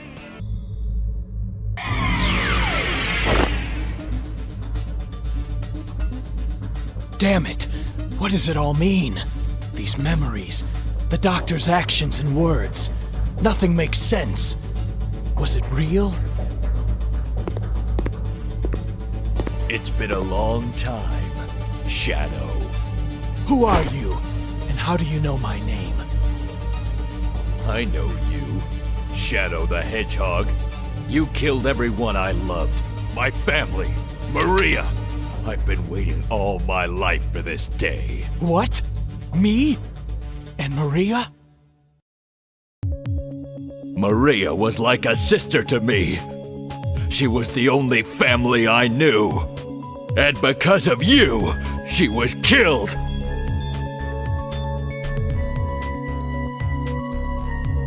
Witnessing it all, the plan to create that horrifying evil creature. That black creature and that insane professor who unleashed it all. Oh, the professor created me. With Black Doom? You don't fool me! It's not just about Maria. Thanks to you, everyone I knew and loved was killed when the Ark was destroyed. Worst of all, my family! Finally, justice is served!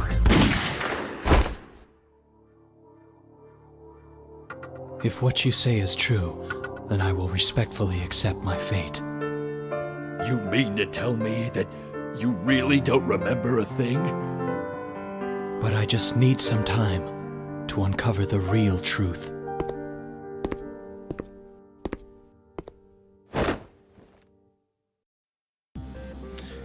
Yeah, I have some questions. First off, doesn't this contradict Sonic Adventure 2? Let me check again. Yeah, no survivors other than Gerald Robotnik, who was later executed. So you're telling me Gunn raided the Ark, killed the scientists, shot Maria, who was a kid, and somehow just didn't shoot Abraham Tower? Don't give me the whole "he was a child" excuse. Maria was a child too, and they killed her. That's literally why Shadow wanted to destroy the planet in Sonic Adventure 2.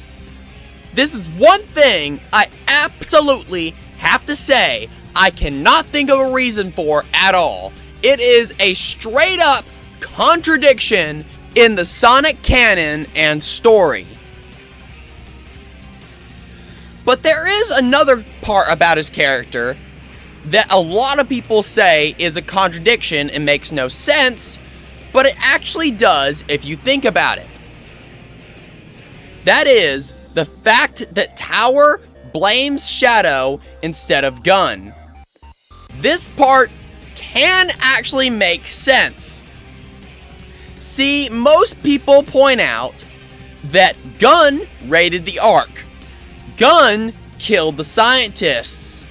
Gun shot Maria, and Gun caused the tragedy. So why does Tower blame Shadow instead of Gun? Why would he join the very organization that destroyed his home? Logically, it doesn't make sense. But emotionally, it makes perfect sense.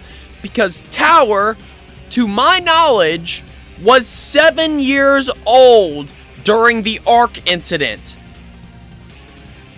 Here is what a 7-year-old Abraham Tower saw. Soldiers chasing Shadow, soldiers shouting about Shadow, Maria dying because they were trying to capture Shadow, and chaos centered around Shadow's existence. His terrified child brain connected the dots incorrectly. To a 7-year-old, it looked like Shadow was the reason the soldiers came. Shadow was the reason everyone died. Shadow was the monster who caused the tragedy. It's called childhood misattribution. A real psychological phenomenon. And honestly, it fits perfectly.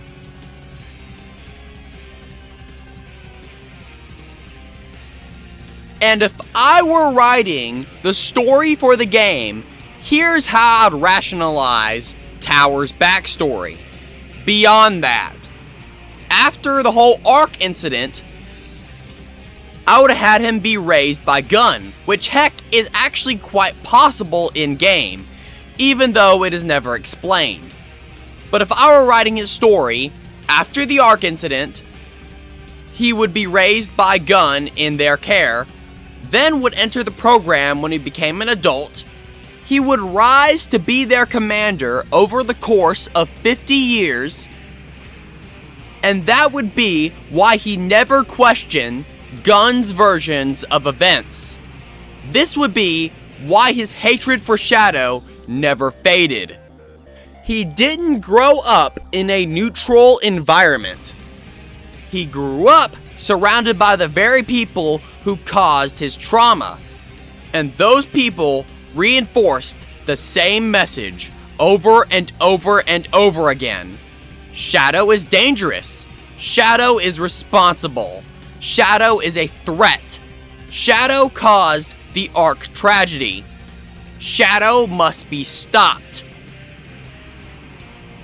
And that is why he became their commander and why he hates Shadow so much. Does it make logical sense?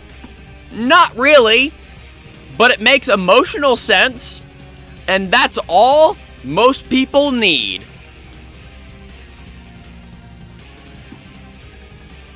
But we never actually get to hear about Abraham Tower's childhood after he survived the Ark incident. The game just drops his backstory about the Ark here and moves on. But this cutscene also shows how far Shadow has fallen. And he's willing to accept whatever fate befalls him if what Tower says is true. You see, he is technically acting like a hero in this route, but he's a broken one. This leads us to the final level of this route, Cosmic Fall. And oh boy, this is an interesting one. There are 2 missions here. We can do the Dark mission and get the Chaos Emerald for Black Doom, or we can do the Hero mission and help Vector find the computer room. And can someone explain to me why this line is so iconic? Find the computer room! Because I sure as hell don't know. There are some way better, way more memeable lines in this game. Like... Smash their tank. Anyway, for this playthrough, we're gonna help Vector find the computer room. As for the level itself, Cosmic Fall takes place as the Ark is literally falling apart, and this level is hard. I died a lot. Like, a lot. I got a game over at one point because of how much I died. Because about 95% of the level is bottomless pits. And if you mess up once, it's instant death. And there aren't many enemies in the level. The challenge is primarily the environment. I also found a new gun here, the Big Barrel. This thing has the most explosive shot I've seen in the game so far. It's not auto-aiming, so you have to aim it manually. But it has a really cool reticle, and this thing does a ton of damage. It's used primarily by the Black Arms Giant Troops, the beefiest enemies in the entire game. And they can tank 3 or 4 hits from this thing. And they're so tough that normal bullets don't hurt them at all. As for the environment in the level, I think it looks pretty awesome. It's very similar to the other Ark levels, but with all the debris falling and the fact you're having to jump between it, it just makes the environment look pretty neat. I personally like it a lot. Also, you have 15 minutes to complete the level. Either objective, find the Chaos Emerald or find the computer room. You gotta beat it in 15 minutes before the Ark completely falls apart. As for the music, it's absolute fire. I especially love the opening sound effect that plays throughout the track. It just sounds incredible.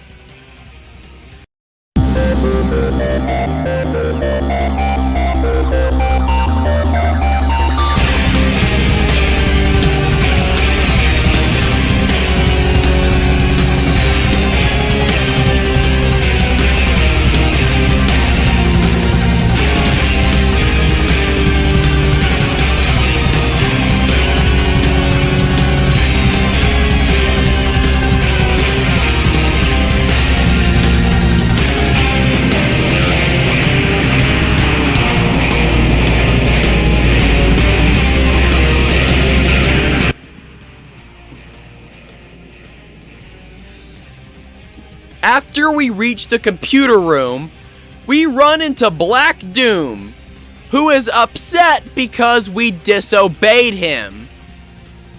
Then Shadow asks him if he was created with his help.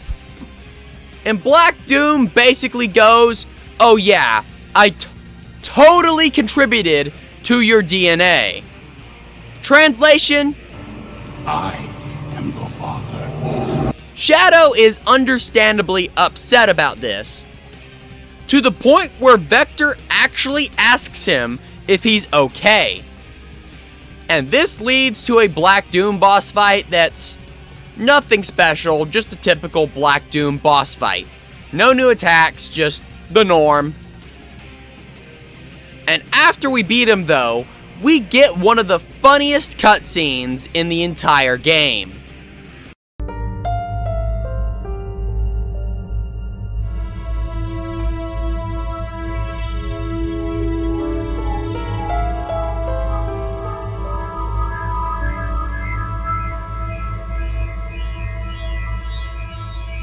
Finally, I've got all the Chaos Emeralds. Shadow, this isn't over yet. black arms will rise again. I am Shadow the Hedgehog, a research experiment gone deadly wrong.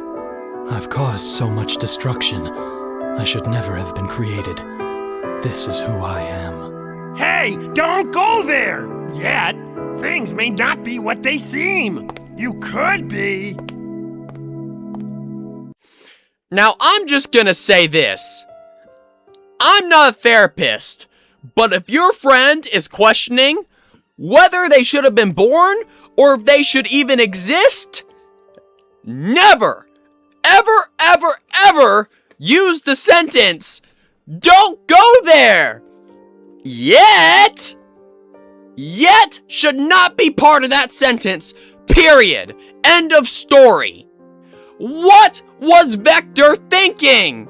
Like, what in the actual hell? Is Vector stupid?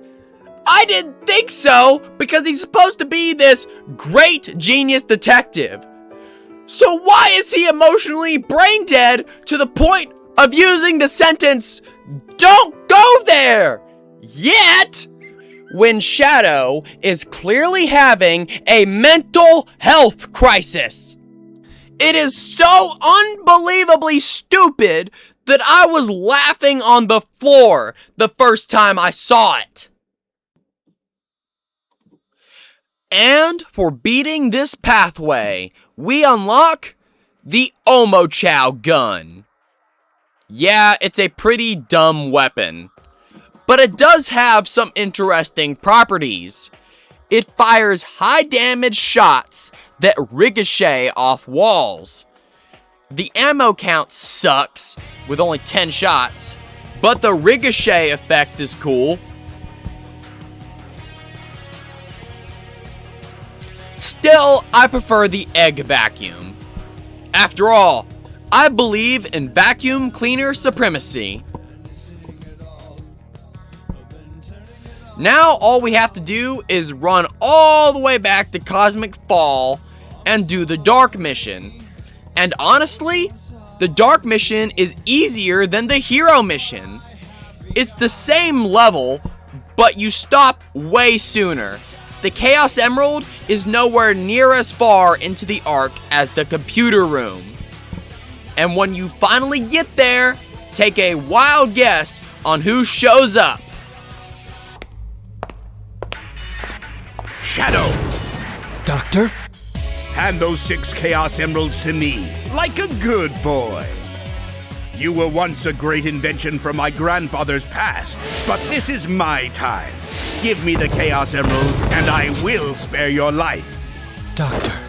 What? This is something I must do on my own. I must uncover the truth. I made a promise to all the victims aboard the Ark. This is nonsense! You will obey me, or there will be dire consequences. Yes, Eggman and his egg dealer. Again. But did you notice something interesting in that cutscene? Let me show you. You were once a great invention from my grandfather's past, but this is my time. Give me... Yes, Eggman actually confirms right here that this is the original Shadow. How? Do I need to show you again? Okay, I will. But this time, I'll slow it down just a bit so your brain can process it. You were once a great invention from my grandfather's past, but this is my time. Give me... Yes, he refers to Shadow as his grandfather's creation. That is a direct confirmation, probably unintentionally, that this is indeed the real Shadow. Not an android, not a clone, not a copy, the original. Which I find funny that Eggman just unintentionally confirmed that. And Shadow didn't seem to notice or is just too stupid to realize. Like, this would be a groundbreaking revelation for him if he actually thought about it for more than 2 seconds. But instead, he fights Eggman in his egg dealer for the 4th time. And it ends just like every other time we fought this thing. What? Wait! Abort! What? No! This can't be!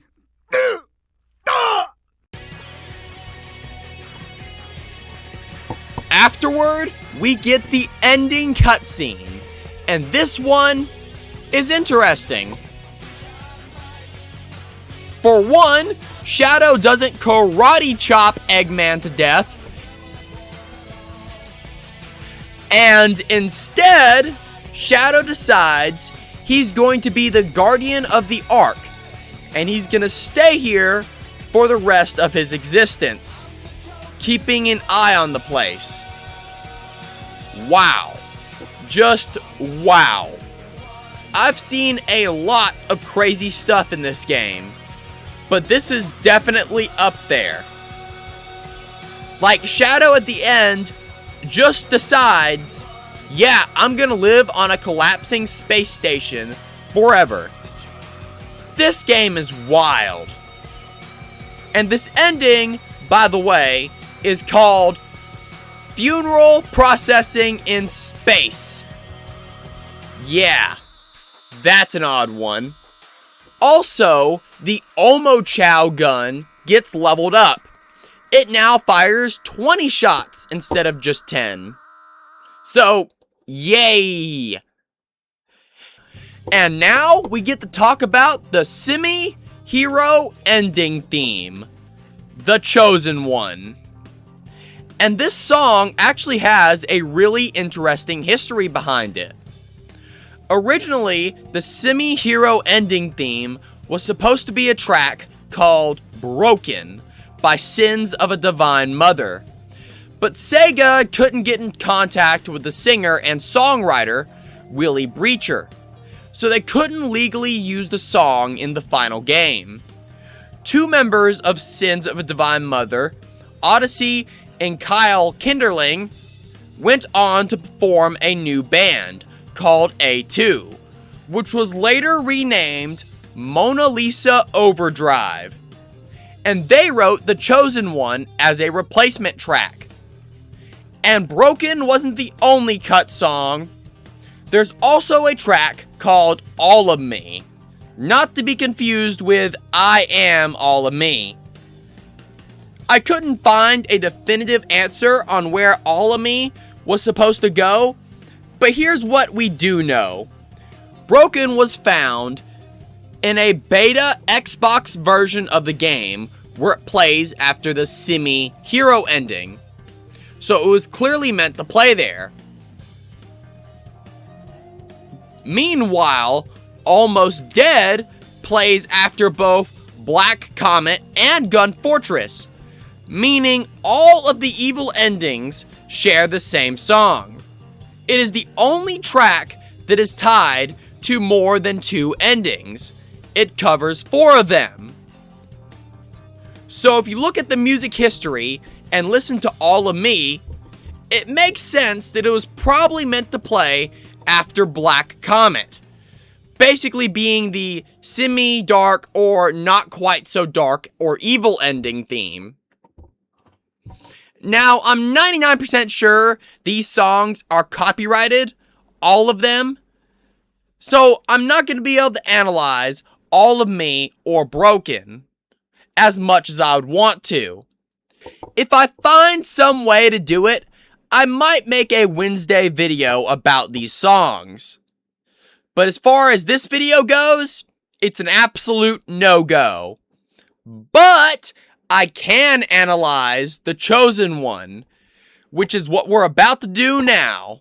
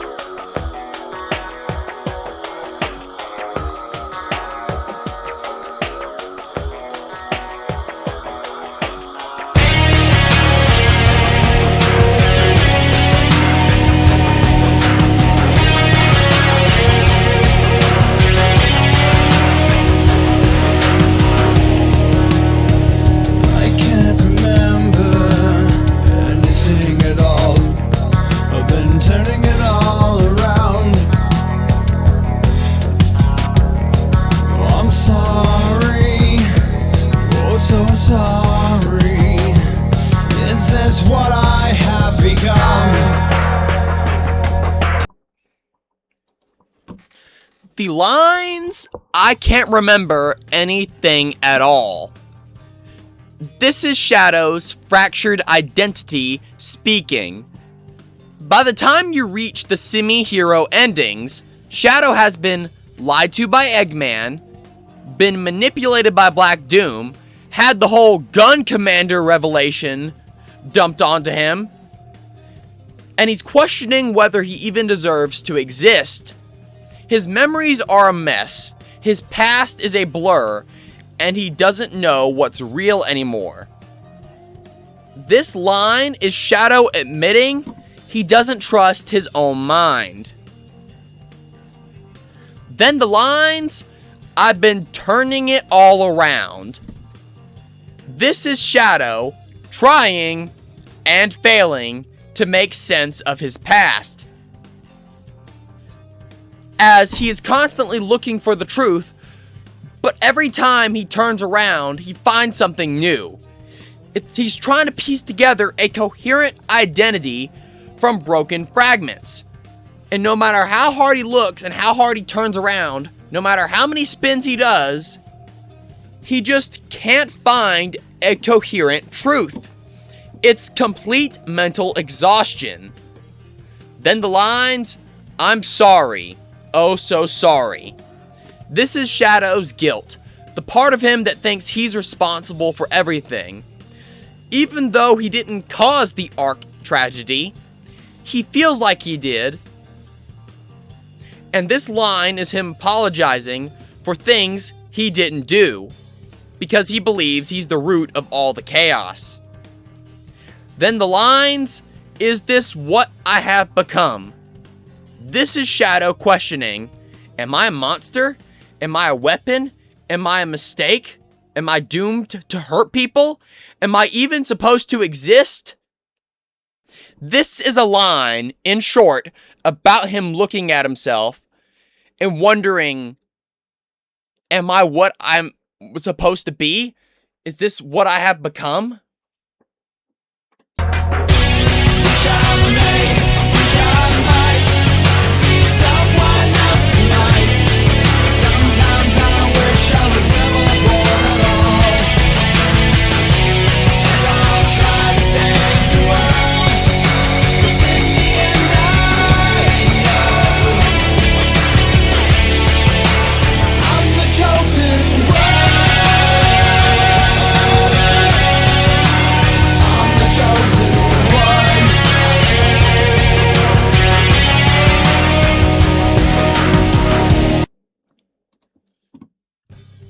The lines, wish I may, wish I might, be someone else tonight. This is Shadow's mental health crisis hitting its peak. He is wishing, desperately, that he could be anyone but himself. He doesn't want to be the Ark experiment, the ultimate life form, Black Doom's creation, or any of that. Then the lines, sometimes I wish I was never born at all. Here, Shadow is saying he genuinely believes maybe the world would be better off if I didn't exist. Shadow is considering, in this line, the darkest thought he's ever had. Which, yeah, I'm not gonna say what that is, but if you have a double-digit IQ, you could probably figure out what's being implied here.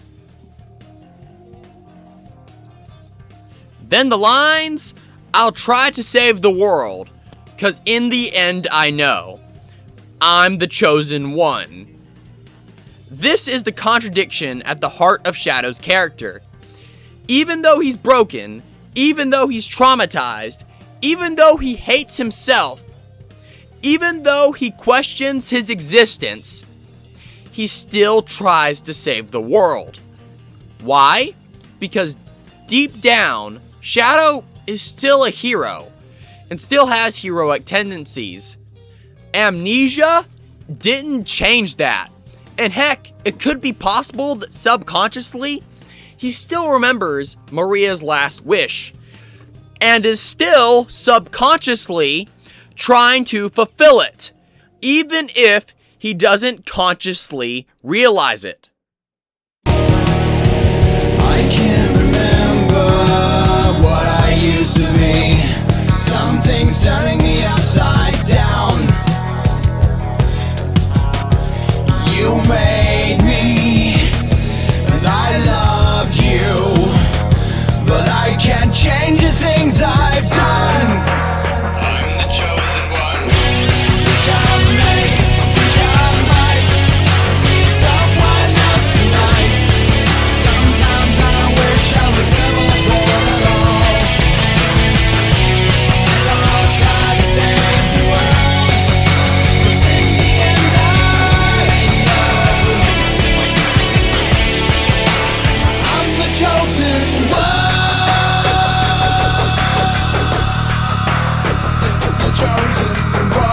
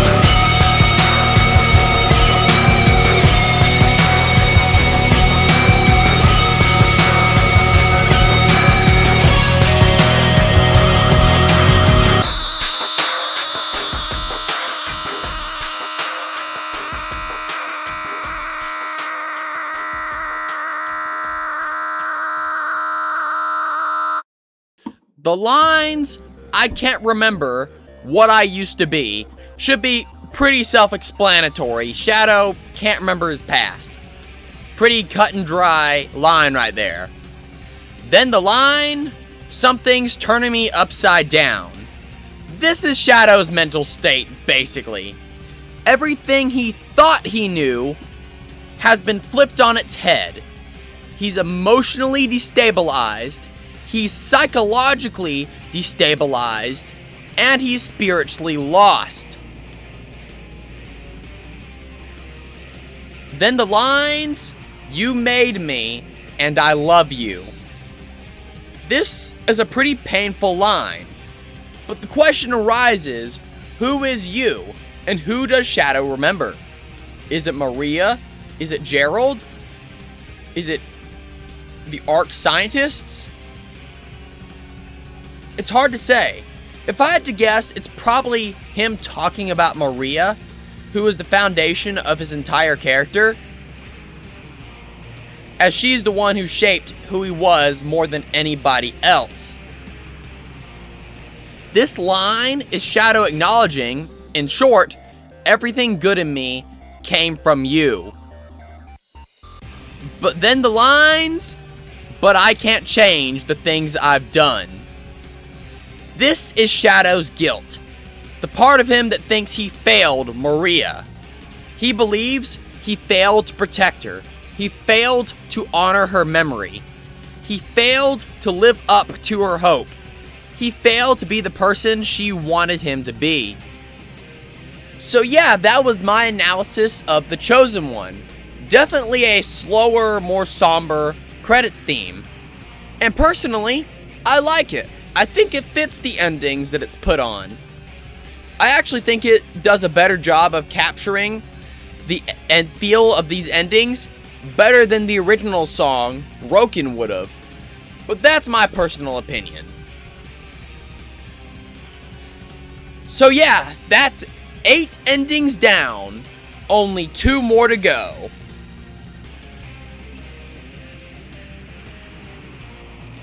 So, in the next pathway, we're gonna be pure-hearted heroes. Now, Westopolis and Lethal Highway are exactly the same as before, but when we reach Circus Park, instead of being selfish and going straight for the emerald, we're gonna be helping Tails collect 400 rings. The mission isn't bad, but I still hate this level. I did get a good laugh out of Eggman calling the gun soldiers gun geeks. It came out of nowhere, and it made me laugh so hard. You'll lose some. Oh, Shadow, there you are. Those gun geeks are trying to demolish my lovely park. Do me a favor and get rid of the soldiers for me, will you?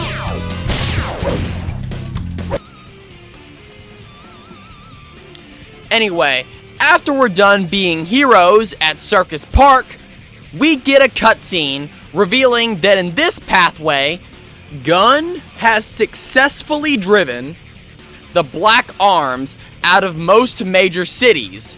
They forced them into a nearby forest and cut off their support. Commander Abraham Tower then authorizes use of all tactical weapons to eviscerate them. This leads us to the next level, Death Ruins. And this place is freaking awesome. First off, the environment. It's ancient ruins. Ancient freaking ruins! I love them!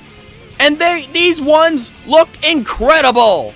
They're overgrown, they're mossy, they're jungle-like, and they have this sort of abandoned medieval castle vibes with all the stone pathways swallowed by nature and the rusty iron bars, as well as all the water canals and even straight up medieval towers at certain parts in the level that you see. It's one of the coolest aesthetics in the entire game. And the missions here are escaping the jungle with Black Doom, or teaming up with Rouge to destroy all the Black Arms troops. Obviously, because we're heroes, we're helping Rouge. Plus, it's cool seeing Shadow and Rouge work together. They're very close friends after Sonic Heroes, and this level reinforces that dynamic. And the music? My favorite level theme in the entire game, bar none. It's a thrash metal track, and it's just awesome. Seriously, take a listen.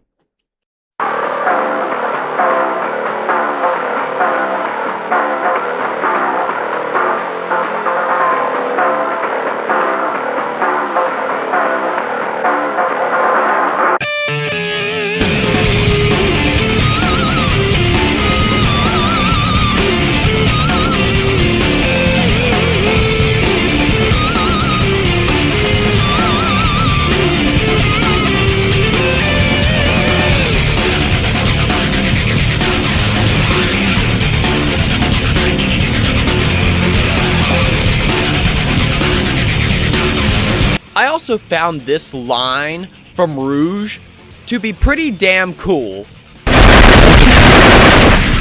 ruins are a fine discovery.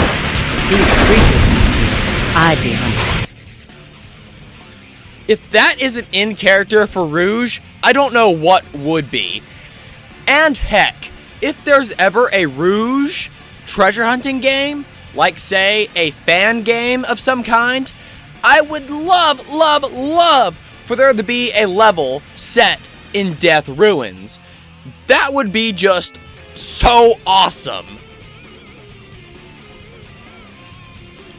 Anyway, after Death Ruins, Shadow runs into Black Doom, and this conversation is hilarious. Shadow starts straight up trash talking Black Doom for having so much trouble with the gun agents.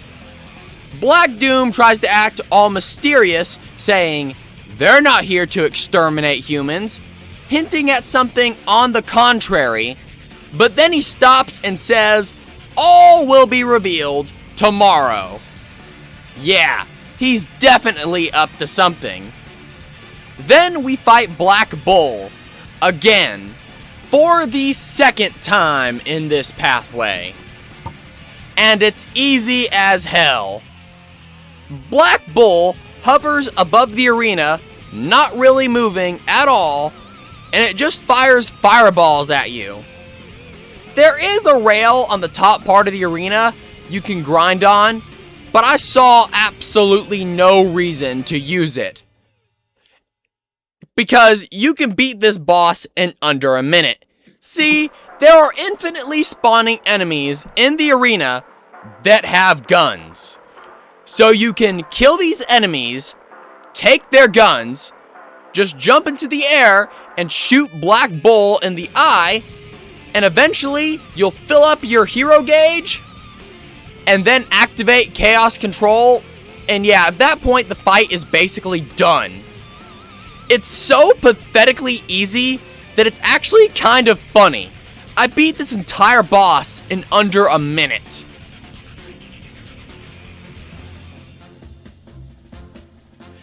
After Death Ruins, we get the cutscene where Shadow sees Sonic in the spaceship again. And after watching this cutscene for the third time, I noticed two things that I never caught until I dug deeper. One, Sonic's line is mistranslated. When Sonic says this, "We're on our way to the Ark, so I guess that means we're going too." I never saw anything wrong with this line. I mean, go ahead and call me stupid in the comments, but it didn't really stick out to me as horrible. But it turns out this is a major complaint about the game, and people like to mock this line to Kingdom Come.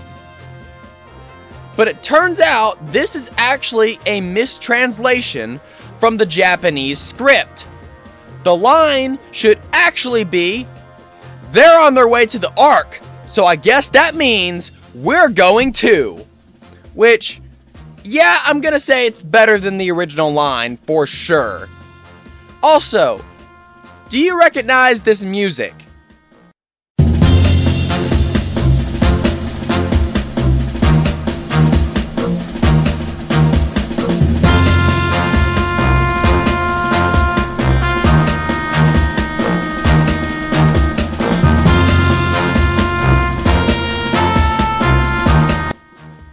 Yes, the track being used here is called Event Strategy, which is a track straight from Sonic Adventure 2. It's a neat detail, and I think it's pretty cool. But after this cutscene, things get weird. In the semi-hero route, on the way to the Ark, Shadow gets flashbacks, mostly from Sonic Adventure 2, like the Final Hazard fight and such. It's emotional and it fits his arc of slowly regaining his memories. But in the pure hero route, Shadow's first instinct is, I'm gonna steal the Chaos Emerald powering the ship. How is this hero behavior? What in the actual hell? I thought Shadow was supposed to be a hero, and then he drops lines like this? A Chaos Emerald? You've got to be kidding me, guys. This is like taking candy from a baby, which is fine by me. Who steals candy from a baby other than the most diabolical of supervillains? Who thought this was a good idea to put in the pure hero route? Anyway, after he breaks the glass, the sirens go off, and then he gets a flashback of Maria and the Ark. And this leads us to the level Lost Impact, which is another Ark level. And oh boy, I hate this level. I spent 40 minutes here. 40! Let me explain why. Lost Impact is just as confusing as the Doom, except the Doom only required you to reach the goal. Now imagine a level that's more confusing than the Doom, and make it a scavenger hunt where you have to track down and destroy every artificial chaos in the entire map. Does that sound like a bad time? It is. It is a very bad time. There is a mission that's neutral where you just go straight to Gerald Robotnik's lab and reach the goal ring, which, to be honest, given how Lost Impact is structured, that would be easy.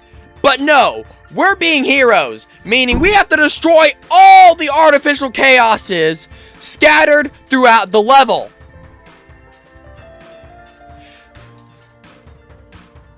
Some of these are easy to find. Some of these are tucked away in obscure corners of the level that require backtracking and maze-like navigation. It's exhausting.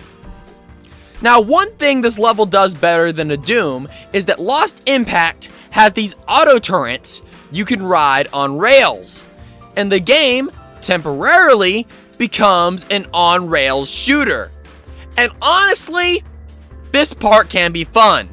If I had to pick between playing the Doom or Lost Impact again, and I just had to do it, I would choose to play Lost Impact, because at least I have a tiny bit of fun here. But still, the fact that Lost Impact is slightly better than the Doom is not saying that much. As for the music, it's a slow piano piece. It's not bad, but it's not what you'd expect from a game that's mostly been blasting industrial rock and metal for the past couple of hours.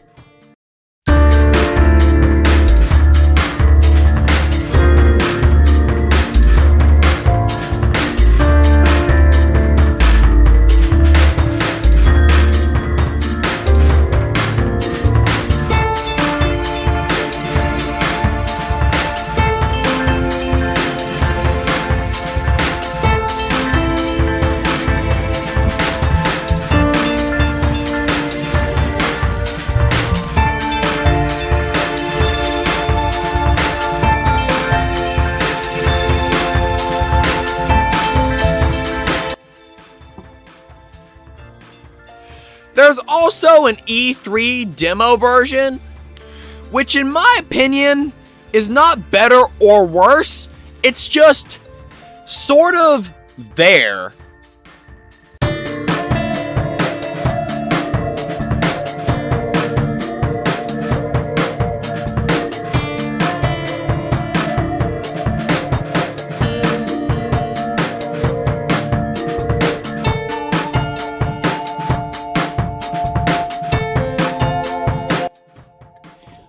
But side note about this level in the Doom, and this is actually really cool, is according to the final page of Gerald Robotnik's journal from Sonic X Shadow Generations, the events of Lost Impact did happen, and they were caused by Emerald attacking the Ark. Who is Emerald? Well, he's from Sonic Battle, a game we'll review on the channel someday. He's an ancient battle robot Gerald found and tinkered with, and things went very wrong. It's a whole story, and we'll go deeper into it when we cover Sonic Battle. But for now, all you need to know is Emerald's rampage was Lost Impact, and because of all the chaos that happened, Gunn got scared and decided to shut down Project Shadow, leading to the events of the Doom, where Gunn raids the Ark, which leads to Maria getting shot, Shadow being frozen for 50 years, and then that leads to the events of Sonic Adventure 2. So yeah, I would say the lore ties in together surprisingly well here. And after Lost Impact, Shadow regains some of his memories, but clearly not all of them. Then we cut to a scene where Shadow is running around with Sonic in the Ark. And they spot the Black Comet. And Sonic puts 2 and 2 together and comes up with a really, really bright idea. Hey, the Black Comet showed up about the same time as the aliens. Maybe the aliens come from there. Really, Sonic? Really? Like, seriously, Sonic, whatever gave you that bright idea? The alien race is called the Black Arms, and the comet is called the Black Comet. Gee, I wonder if there's a connection, especially since the black aliens seemed to show up right about the time the comet started orbiting Earth. And Shadow actually agrees with this. He can somehow sense their presence on the comet. Probably because he's part Black Arms himself. So, the two of them rush off towards the Black Comet. This leads us to the last level in the hero pathway, Final Haunt. It's basically the Black Comet, but without all the weird liquid stuff. It's mostly solid ground, and there are no hovercraft sections, and that alone makes it way better. Aesthetically, both levels are pretty decent. They have amazing alien vibes. But gameplay-wise, I like Final Haunt way more.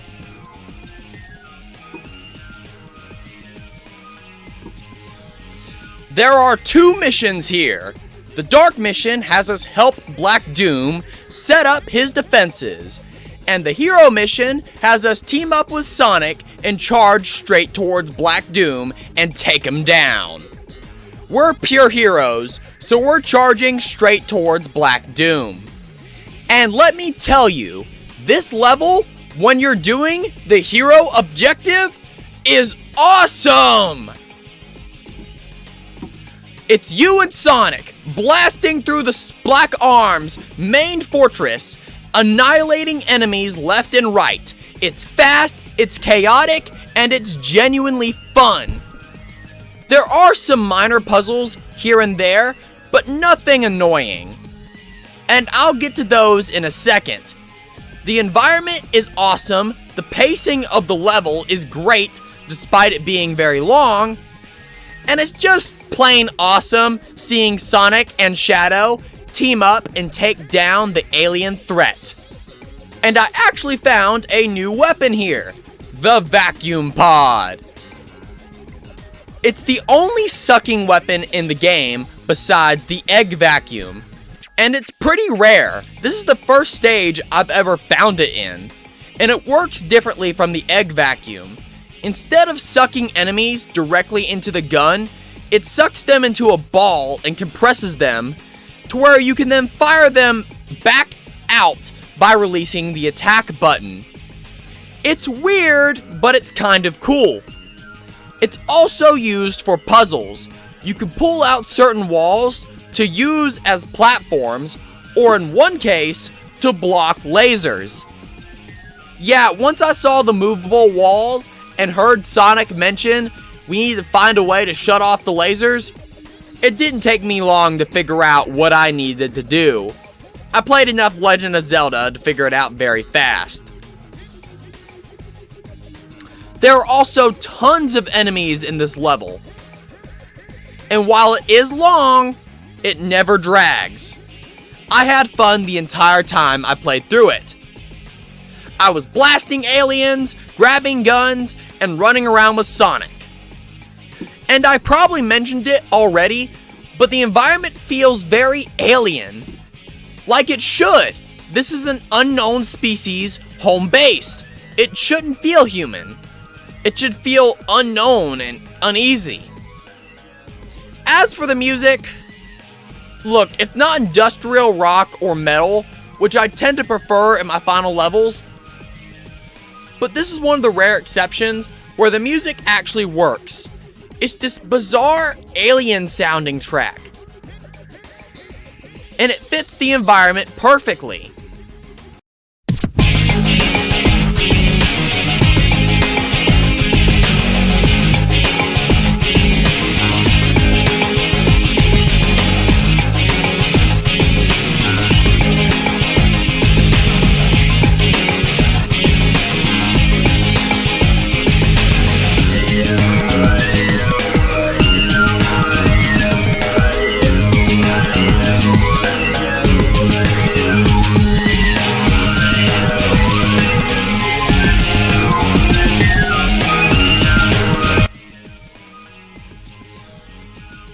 There's also an E3 demo version, and it's not great, but it's fine.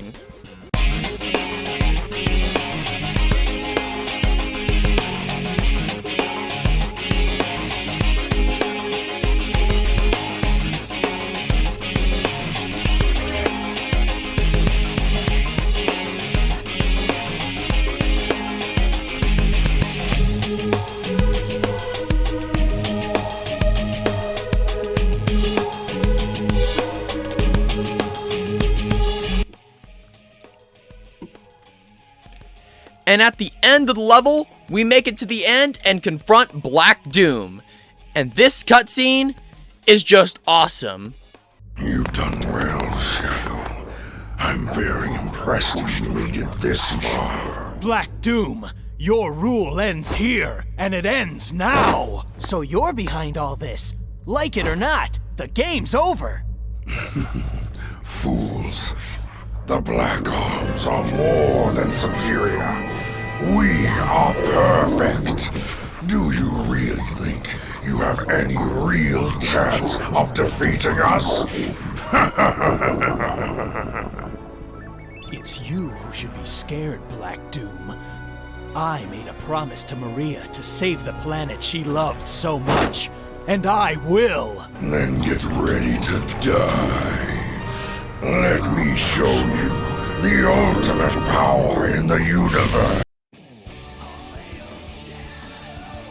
Yeah, I think it's badass that Shadow finally remembers his promise to Maria and is like, yeah, I know what I have to do.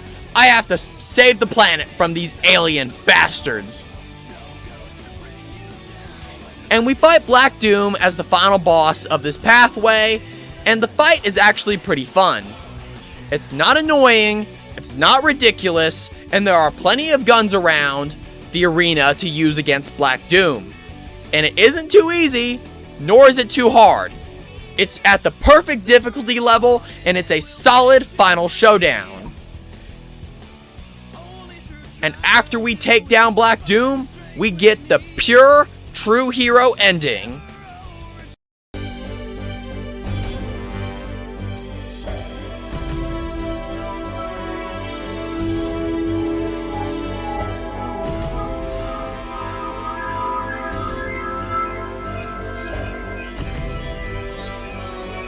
Finally, I've got all the Chaos Emeralds. Shadow. This isn't over yet.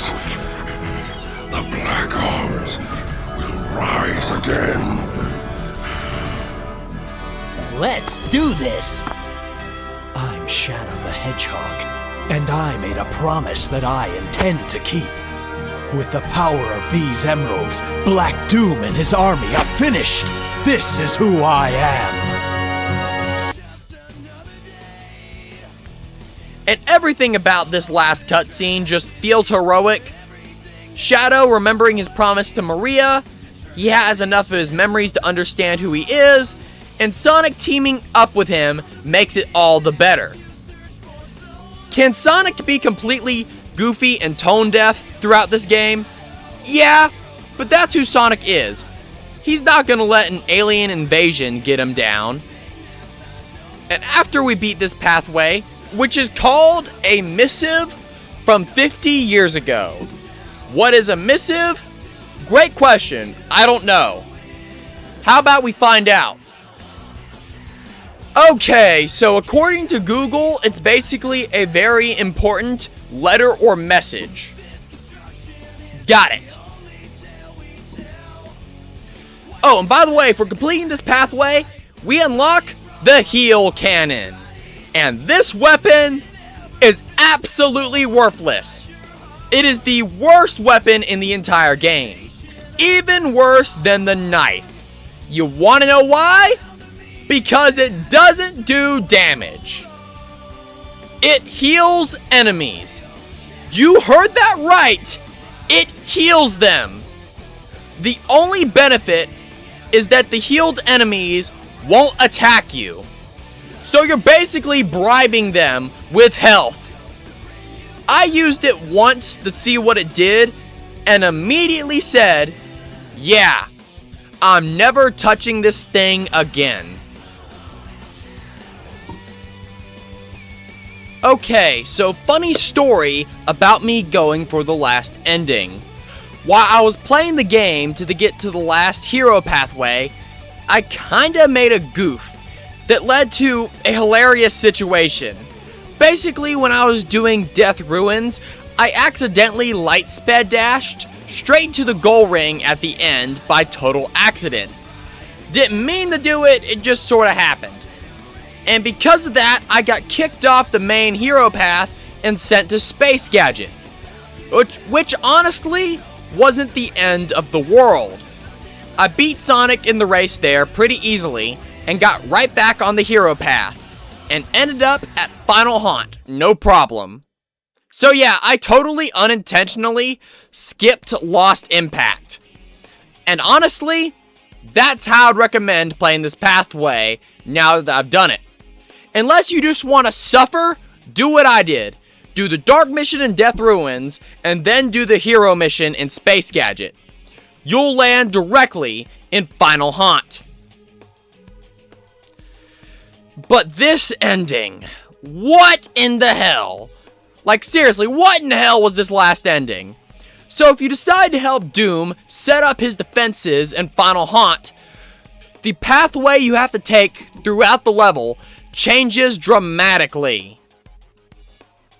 You get to ride black volts throughout the comet, and new areas open up and other areas close.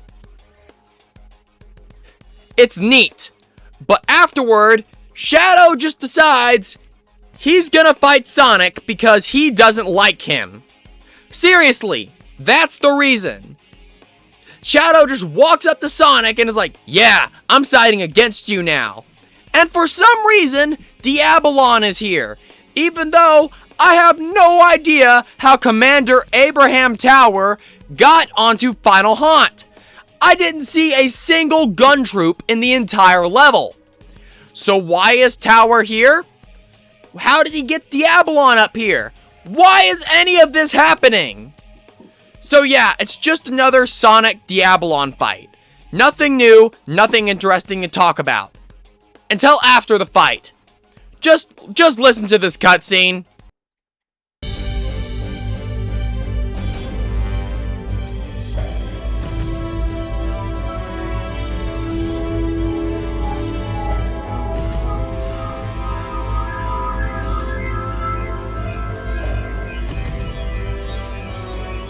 Finally, I've got all the Chaos Emeralds. Man, I didn't think you had it in ya.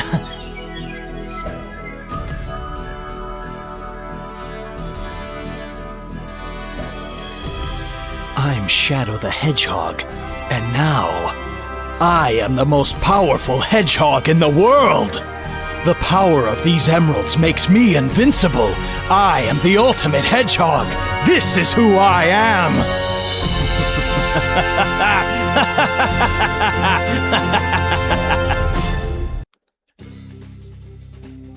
What the fuck? Why is the heroic theme playing after Shadow beats the crap out of Sonic?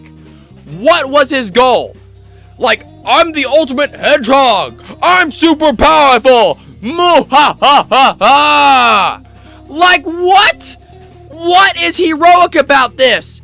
This sounds like a villain ending, yet the hero theme is playing over the cutscene, and All Hail Shadow plays over the credits, which is the hero credits theme.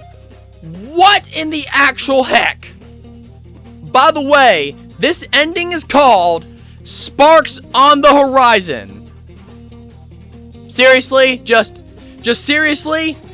This is easily the worst ending in the game, bar none.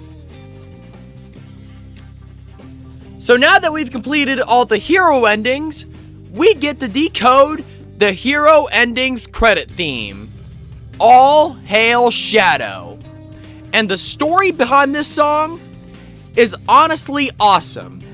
Now, according to a YouTube comment left by Mike Saltzer, the guitarist and songwriter for Magnify, here's what happened.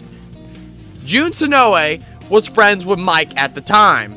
He contacted Magnify to create a song for Shadow the Hedgehog. Mike immediately started writing a track called Who I Am. When Jun flew from Japan to Las Vegas to record, Mike assumed Jun wanted to record guitar parts for Who I Am, since Jun is such a badass guitarist. But when Jun arrived, he said he didn't want to use Who I Am because he wanted to write a song together with Magnify. So they wrote a brand new song on the spot, and that song became All Hail Shadow, the pure hero ending theme. I actually hunted down the original YouTube comment myself. It took me a solid hour, and here is the exact text Mike posted. You can read it on screen right here, and if you want to check out the video the comment was posted on, I'll leave a link to it in the description. And honestly, this lines up perfectly with everything we know. And I also personally believe that Who I Am quite possibly would have been used in the final boss, as it fits the tone perfectly, but I can't confirm that. And while I definitely like the song Who I Am, All Hail Shadow is just awesome. It's one of the most iconic Sonic vocal tracks ever made, and it's wild to think it only exists because Jun Sonoe decided he wanted to collaborate instead of using an original song. So what are we waiting for? Let's analyze the lyrics of All Hail Shadow.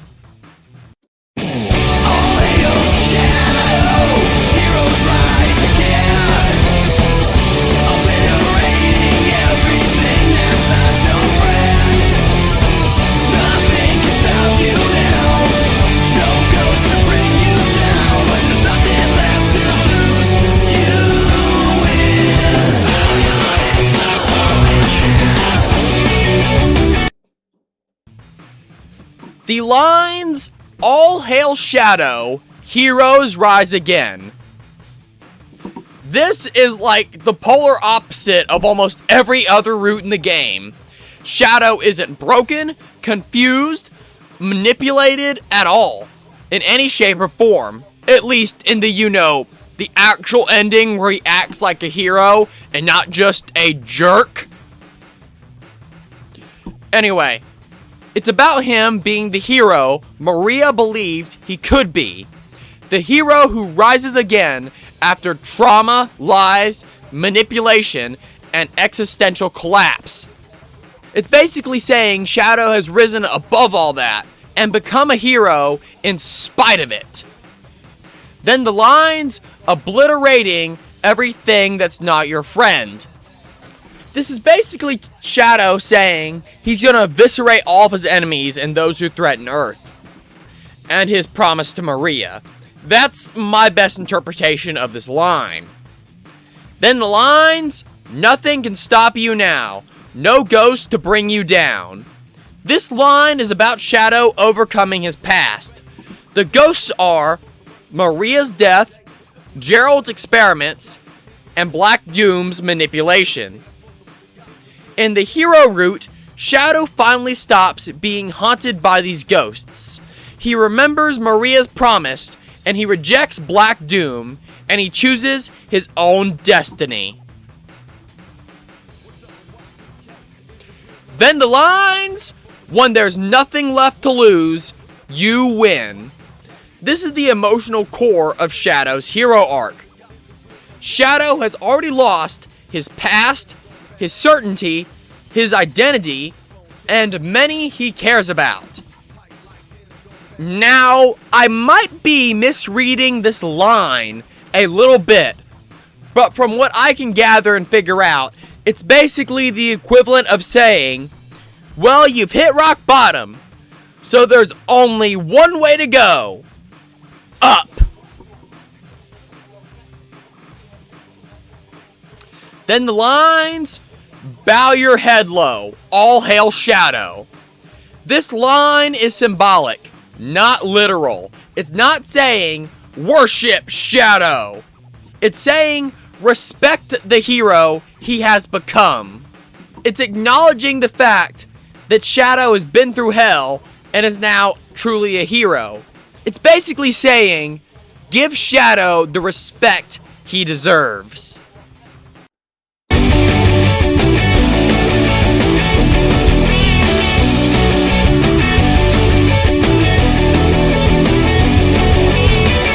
Suffer long and it will set you free. Only through trial do we find the strength we need. It's never over, just another day of hope and tragedies and everything that comes our way. Determination of the strong found the meaning that you searched for so long. The lines, suffer long, and it will set you free, is basically talking about how what doesn't kill you makes you stronger. Shadow is free because of his power. Free to live how he sees fit.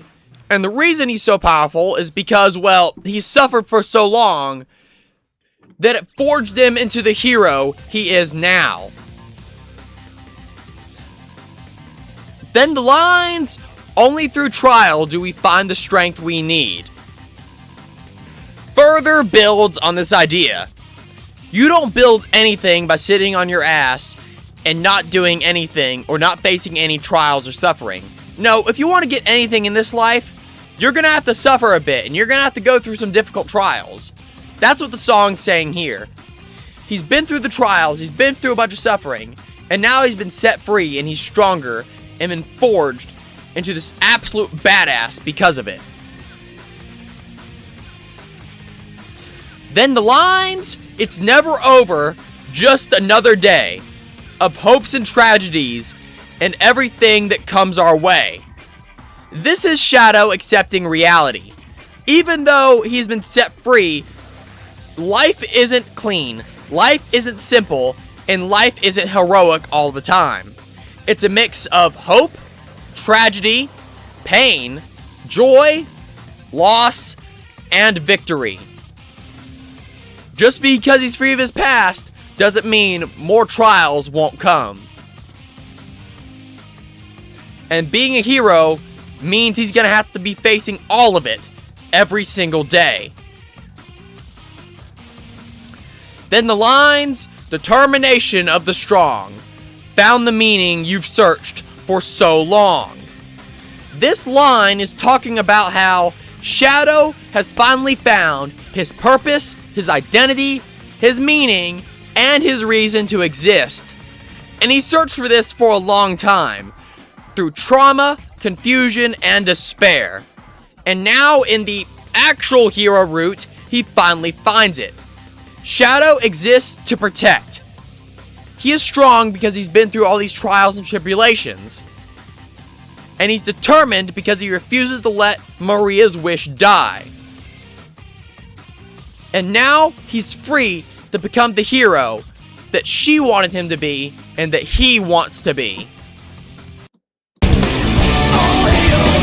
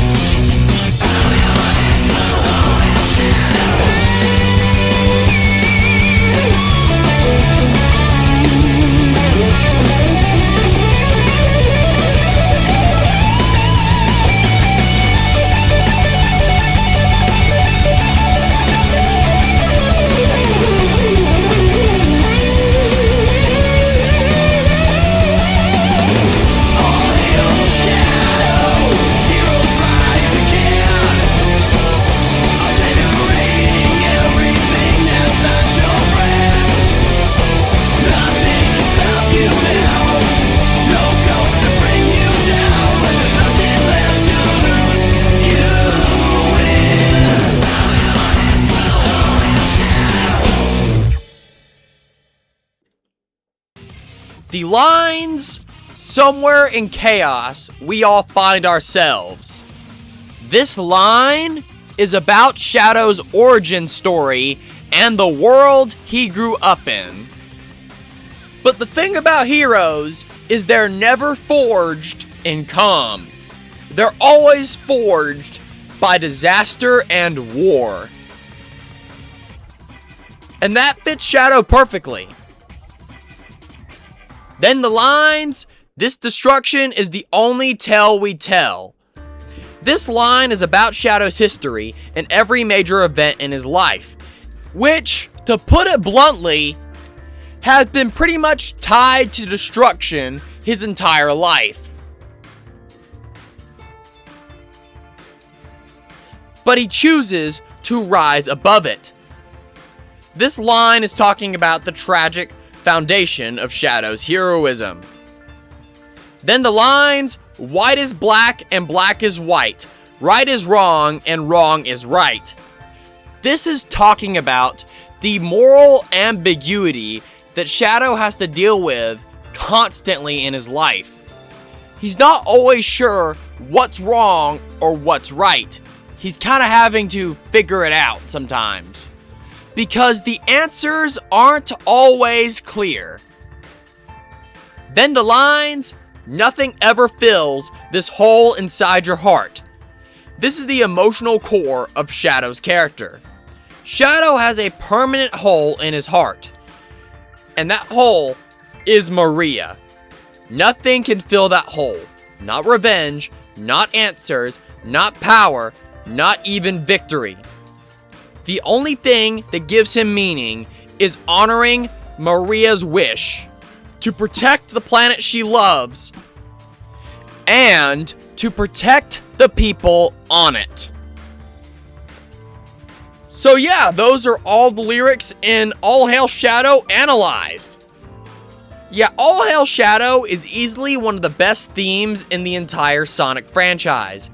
Crush 40 did do a better version of this song just a year later for Sonic the Hedgehog 2006. But the magnified version is far from bad. Their only problem is their opponent is Crush 40, and yeah, good luck beating them when it comes to music quality. There's also an early demo version of this song, which is just absolutely hilarious. Some of the lines. Like, seriously, listen to this verse and try your best not to laugh. There are so many ways that you can play this game. Make the wrong move and you'll never be the same. Searching for the truth is everything you got. You're meant to triumph over all the things that come against you.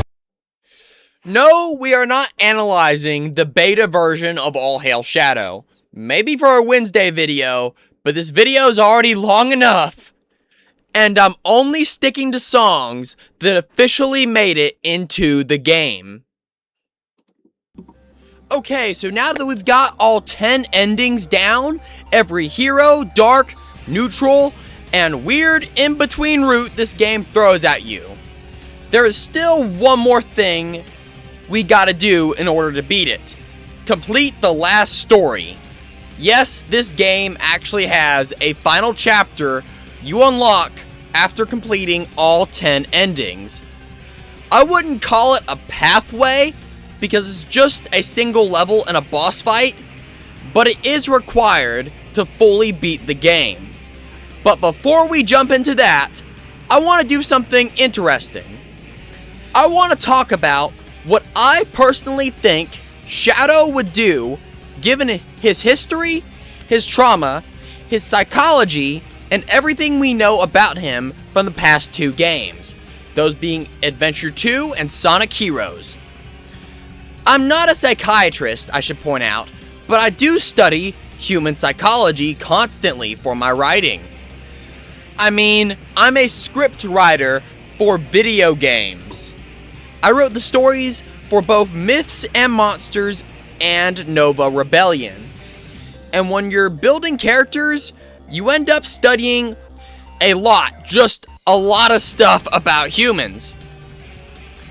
Even when playing games, I'm studying how the stories are structured as well as the game's design. So I would say I'm in a pretty decent position to talk about Shadow's story roots. And honestly, I think this will be fun for the video, just theorizing. And as always, you can leave a comment down below telling me what you think Shadow's true route would be. So without further ado, we're starting with Westopolis, the opening level. And this is actually very easy to pin down. What he would do here. He would do the neutral mission, full stop. Why? Because he actively says it in the opening cutscene. He actually says, the only way I'm going to get the secrets of my past is to get the Chaos Emeralds.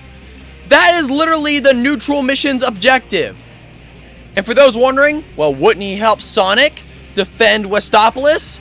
Well, at this point, Shadow doesn't remember his promise to Maria.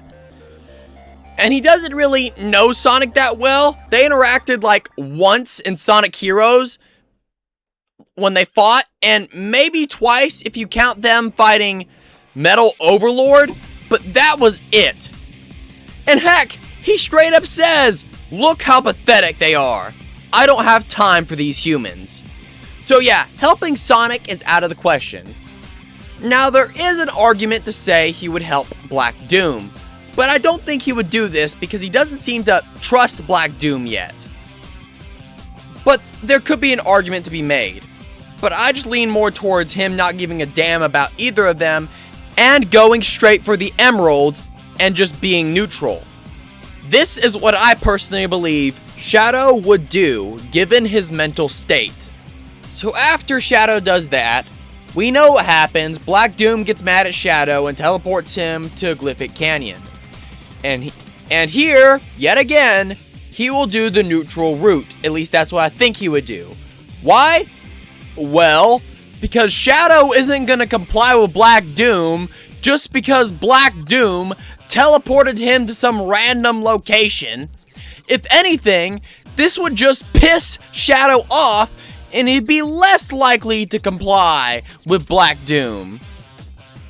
And what reason does Shadow have to help Knuckles? They have, to my knowledge, not interacted one-on-one once. Other than the time that Shadow fought him in Sonic Heroes, and the time that he saw him at the end of Sonic Heroes when they fought Metal Overlord. So in other words, he knows basically nothing about the guy and has no reason to help him whatsoever. So yeah, he's just gonna say, fuck both of you. I'm going to go get the Chaos Emerald. This would lead us to Prison Island, where the same story repeats. He does get some of his memories back though, like memories of Eggman freeing him in Adventure 2, and memories of Gun capturing him. So yeah, that happens. But even here, what reason does he have to help Charmy? Who wants to deal with Charmy? Charmy is an annoying bee. Like seriously, who would willingly want to deal with him? And what reason does Shadow have to go help him hunt down discs? And yet again, why would Shadow help Black Doom? Shadow's heading straight for that Chaos Emerald again. And then here's where the route gets a little weird. As we know, after this, Shadow ends up at Sky Troops. But as we also know, this level makes no sense because Shadow's now on good terms with Black Doom and is somehow on the air fleet that was from Glyphic Canyon, despite not helping Black Doom activate them. Yeah, this part is weird, but things get a little more interesting, as Shadow's objectives are to help Black Doom fight off Eggman's fleet, help Eggman destroy Black Doom's armada, or go straight to Eggman's flagship and demand answers. Now here, I think Shadow would go to Eggman's flagship and demand answers. Why? Let me explain. In Prison Island, he did get a flashback, which basically showed him having some memories of Eggman freeing him, but he doesn't know why. So he knows Eggman is tied to his past. He would likely want to confront Eggman about this, but he doesn't necessarily trust Eggman, so I don't think he would help Eggman destroy the Black Arms fleet. Instead, I think he would just charge straight for the flagship.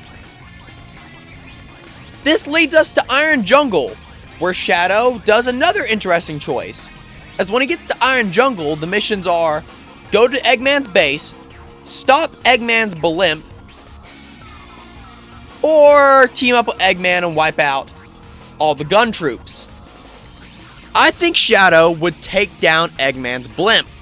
Why? Because Omega is here. And here's the thing, Shadow is friends with Omega. They had a whole adventure together in Sonic Heroes. So when Omega asks Shadow for help, and especially uses the logic of, you can confront Eggman when we take down his ship, I think Shadow would most certainly team up with Omega here. Then this leads us to Cosmic Fall, and yeah, Shadow's going after the Chaos Emerald. I mean, he dealt with it. This is also where he deals with Commander Abraham Tower, and has the whole story of the Ark told to him and is blamed for everything.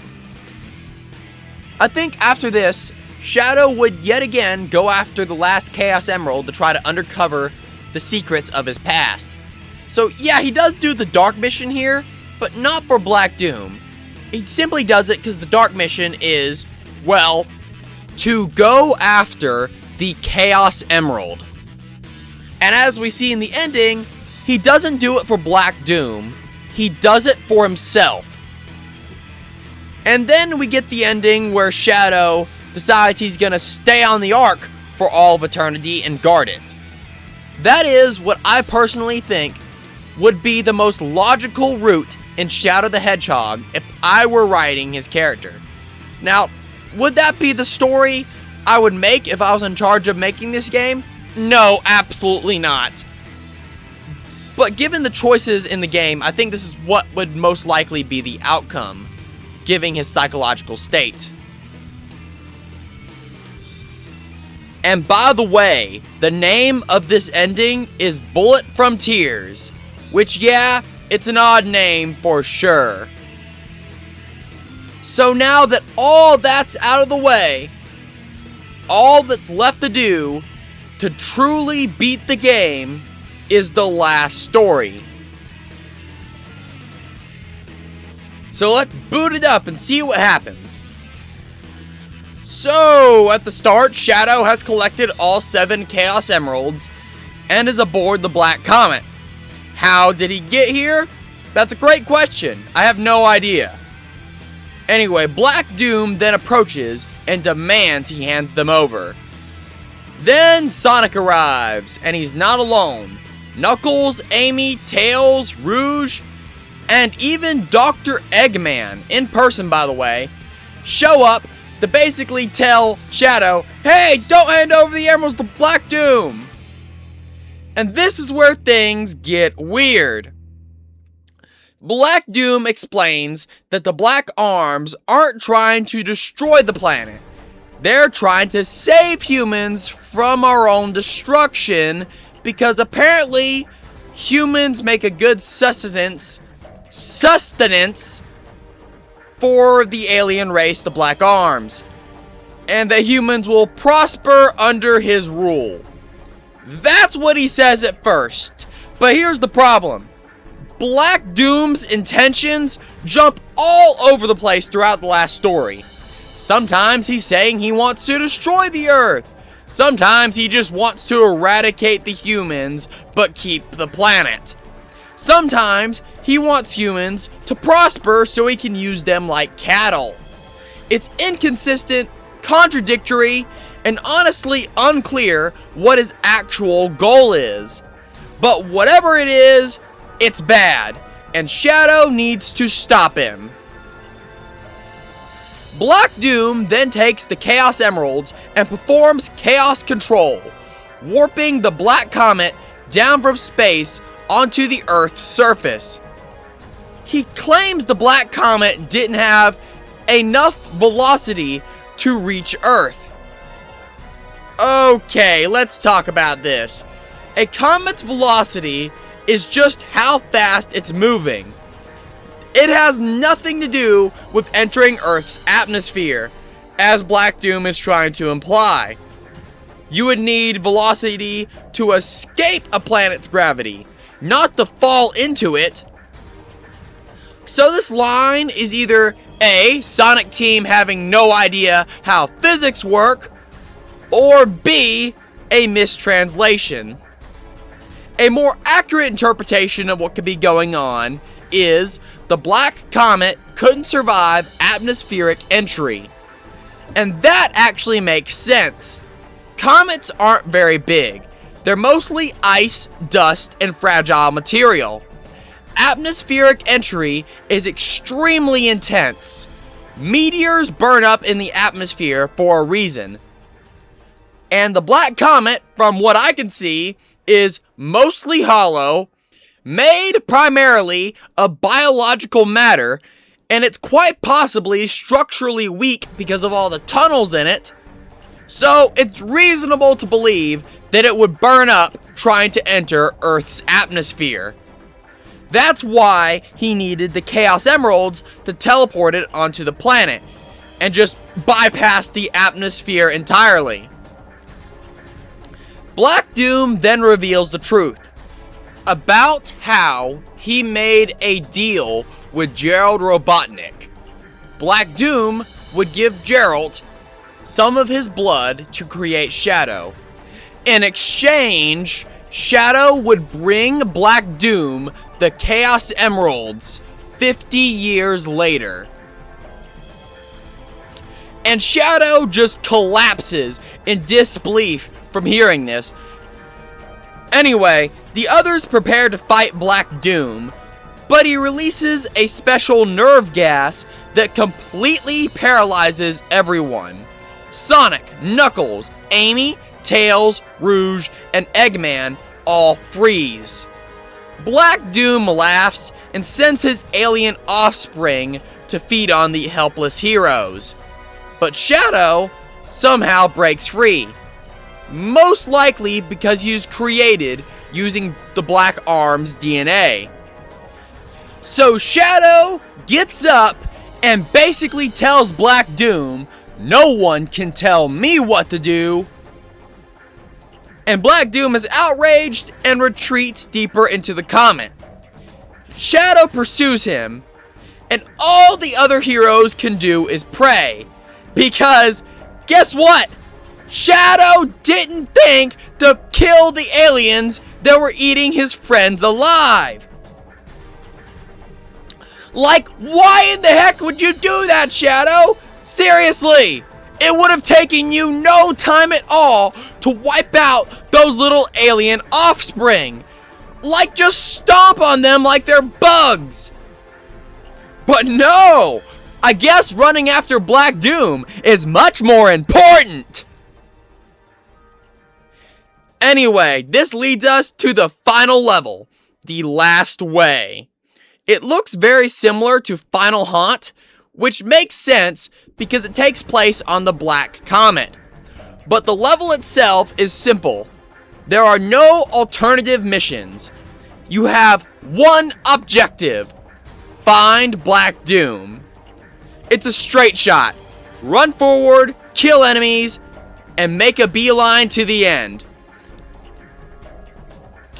And you occasionally have to use Chaos Control to continue.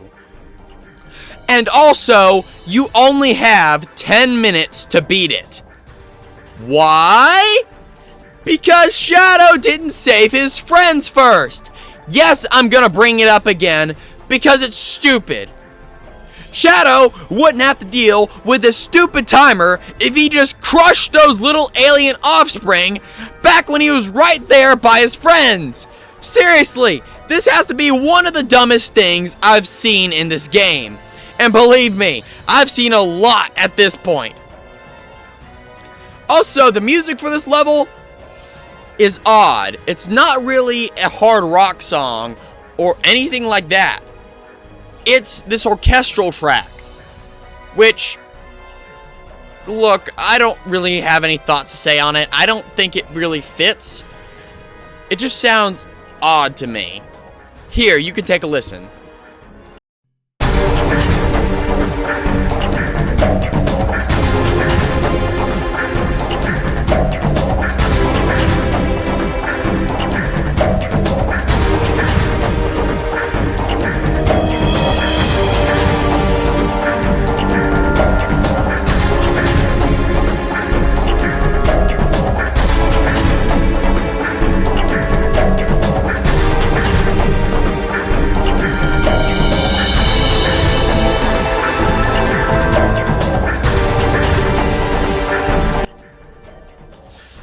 Eventually, Shadow reaches Black Doom, and we get this epic cutscene. Well done, Shadow. You've gone farther than I expected. I'm impressed. But you still don't understand, do you? The future we offer is the only option for these humans. I've heard enough. You're boring me to death, Black Doom. You're going down! Such bravado for a little hedgehog. I thought you were different from the rest, but maybe not. We are more alike than you think. The same blood runs through our veins. This can't be! Just... who are you? Don't you know? You were created from my blood. What? That's right. You are a part of me. Do you feel that? I can control you. You cannot escape me, nor can you escape your past. Damn you! No! It's not true! SBO? Are you in yet? Quiet, Charmy! SBO, we need you to focus, because if we don't hurry, all the data we recovered will be lost! Easier said than done. Who signed me up for this anyway? That's it! I'll do it! Get out of the way! Get back here, you idiot! Hey! It's working!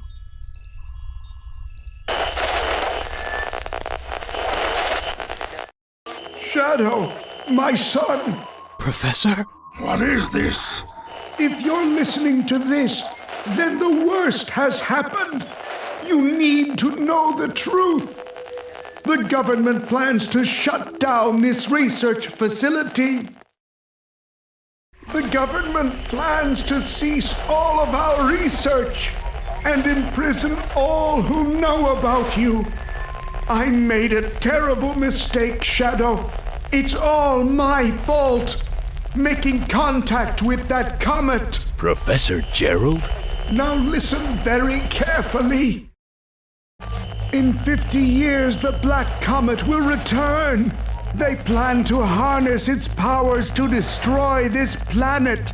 The only way to stop them was to develop a way to use the very power they intended to use against them. That's it! It's brilliant! Shadow, it's up to you, and only you can stop them. I developed the Eclipse Cannon. It's the only weapon that can destroy that Black Comet. Shadow, you are the only hope to save mankind as we know it.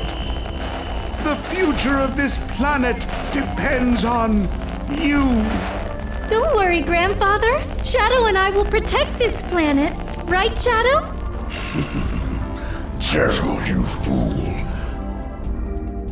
Shadow is already in my control. What's this? Well. Seems like you're immune to my mind control. You have no control over me, Black Doom. I now understand why I am here. I made a promise and I'm here to keep it. Today, I put my past behind me.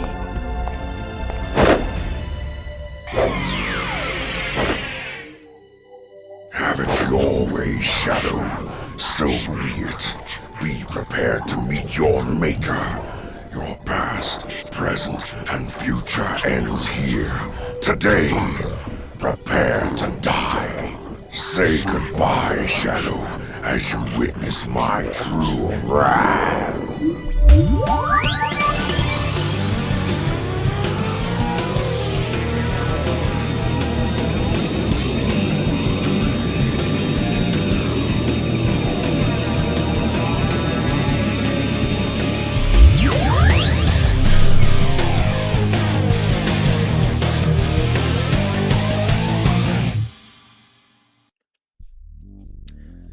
Three things I'm gonna point out about this cutscene which I think are funny, or awesome in one case.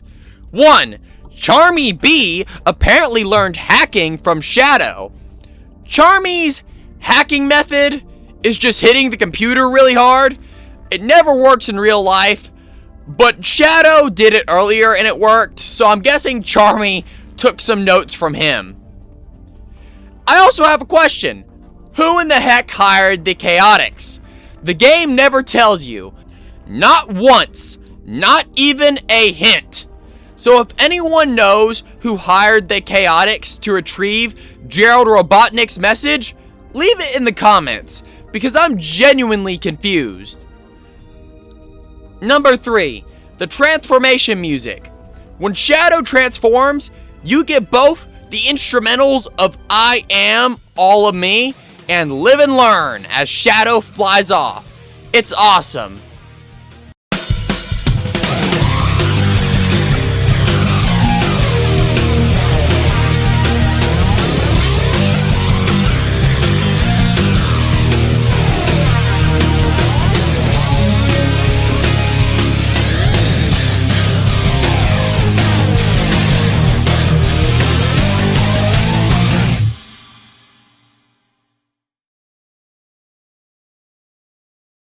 Okay, so this part was edited in while I was making the video.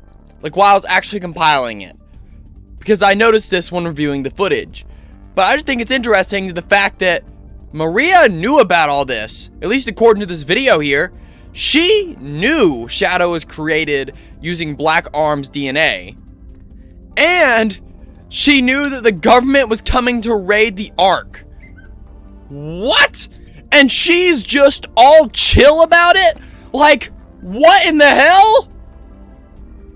I just thought I'd point that out because it just mind boggles me. She's just like, everything will be fine. Well, I hate to break it to her, but no, they won't be fine. Maria! And on top of that, how come we're just now hearing about the whole mind control thing?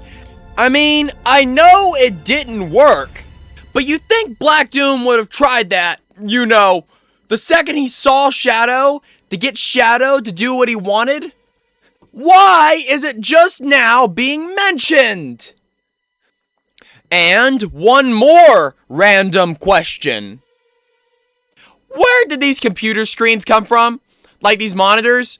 Seriously, does Black Doom just have TV on the Black Comet? Where did he get them from? Like, I know it's nitpicky, but where in the hell did the TV screens come from? Or computer monitors? Or whatever the heck they are? It's just so odd.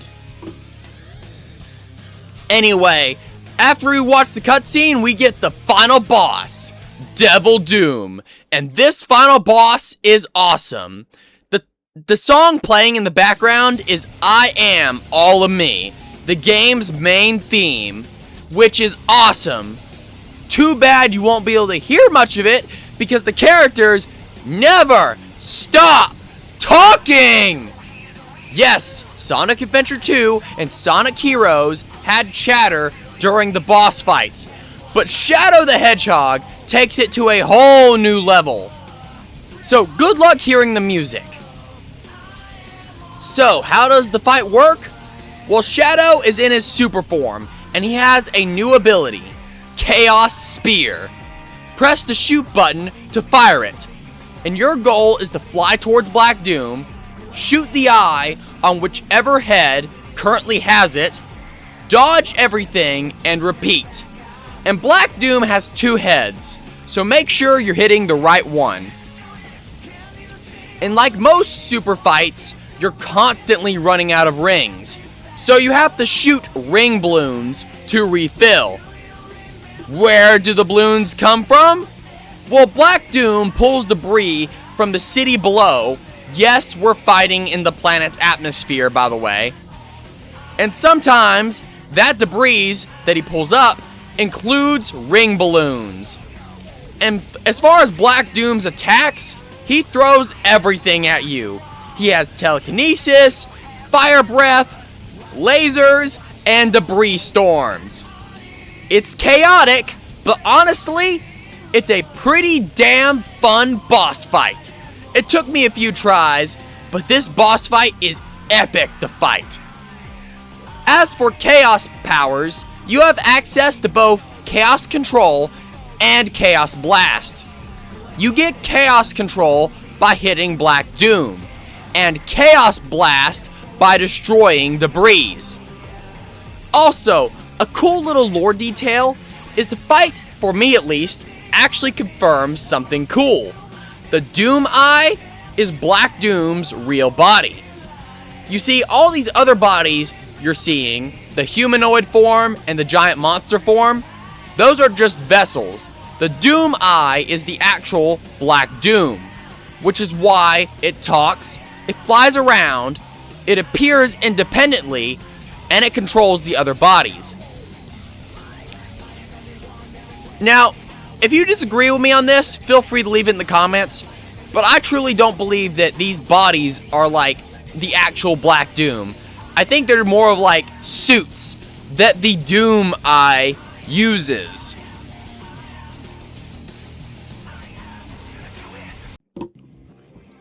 Now, before we talk about the ending of the game, I think now would be a great time to talk about the game's main theme, I Am All of Me, and analyzing the lyrics behind it. I'm gonna say this much. I don't think this song was originally intended to be the final boss theme personally. I think Who I Am was originally gonna be the last battle theme, looking at the lyrics of it. However, since Who I Am was scrapped, I'm pretty sure they just slapped I Am All of Me onto the final boss and called it a day. The reason I say this too is because I'm gonna say this much. I Am All of Me the lyrics don't really talk about the events of the final boss. They more not describe the states Shadow's in at the beginning of the game. So it does fit as an opening theme, but not necessarily as a final boss theme. But even though thematically it doesn't quite fit the final boss, the song is still an absolute banger, so I'm not gonna give it too much hate. So with that out of the way, let's analyze the lyrics of I Am All of Me.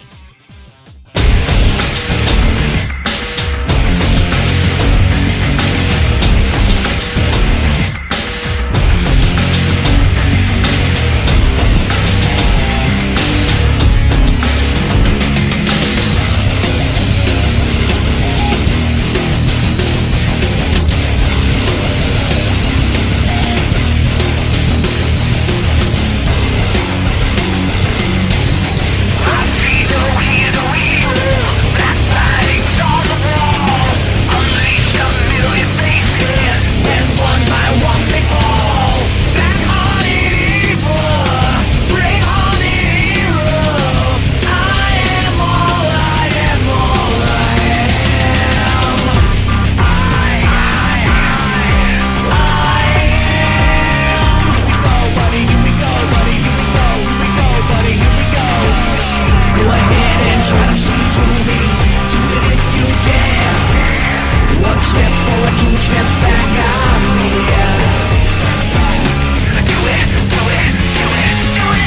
The lines, "I see no, hear no evil," is a twist on the three wise monkeys proverb, that being, see no evil, hear no evil, speak no evil.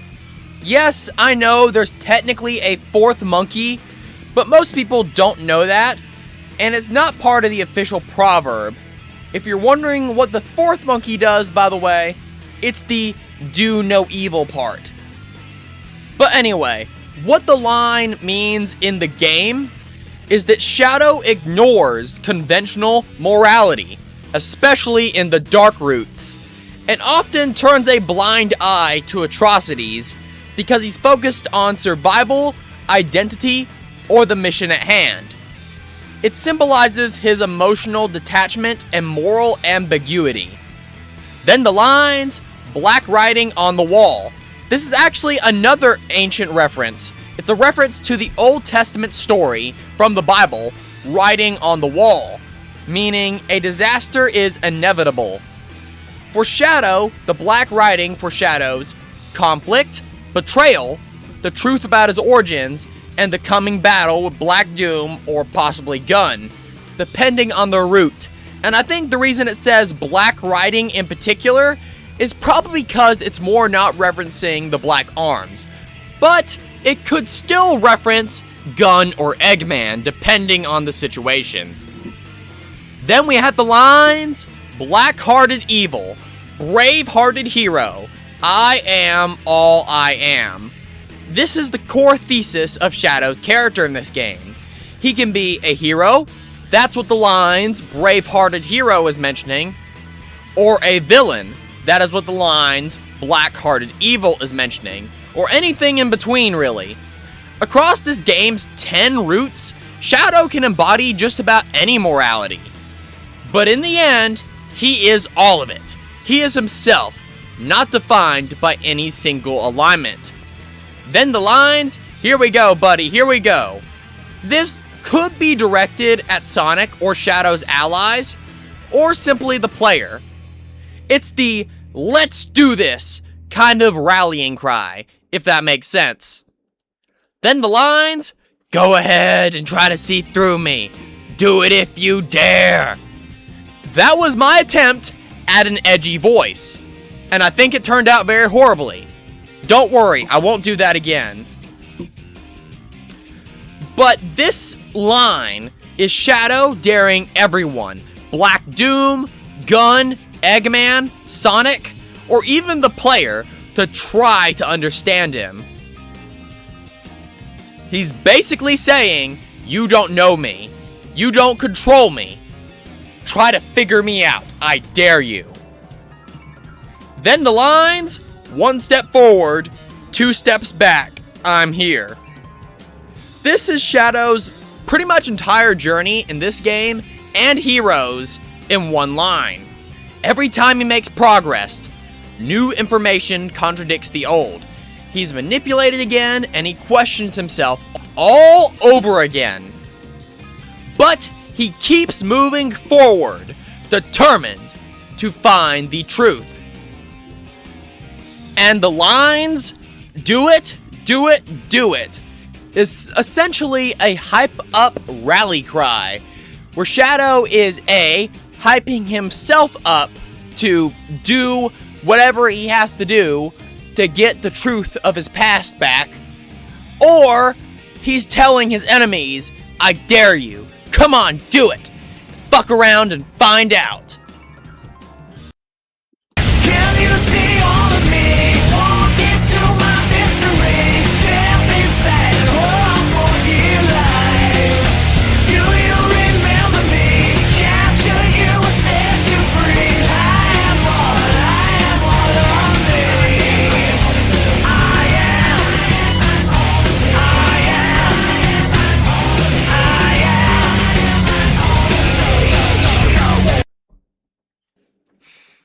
The lines, can you see all of me? Walk into my mystery, is talking about how Shadow's full self is a mystery, even to him. And he's challenging the player, or anyone else for that matter, to, can you understand everything I am? Can you understand the chaos of my past? And then the lines, walk into my mystery. Step inside and hold on for dear life. This is talking about how Shadow's full self is a mystery, even to him. He's basically saying, can you handle everything I am? And can you handle the chaos of my past? In short, the game is saying, you're about to enter Shadow's story. Now hold on, buddy, this is about to get crazy. The lines capture you or set you free. This is Shadow basically saying, I can be good or evil. That's literally it. It is simply him saying, he can be a hero or villain. And the lines, I am all of me, is Shadow basically accepting that he is, regardless of everything else, himself. He knows that for sure. He is himself no matter what side he chooses or what he does.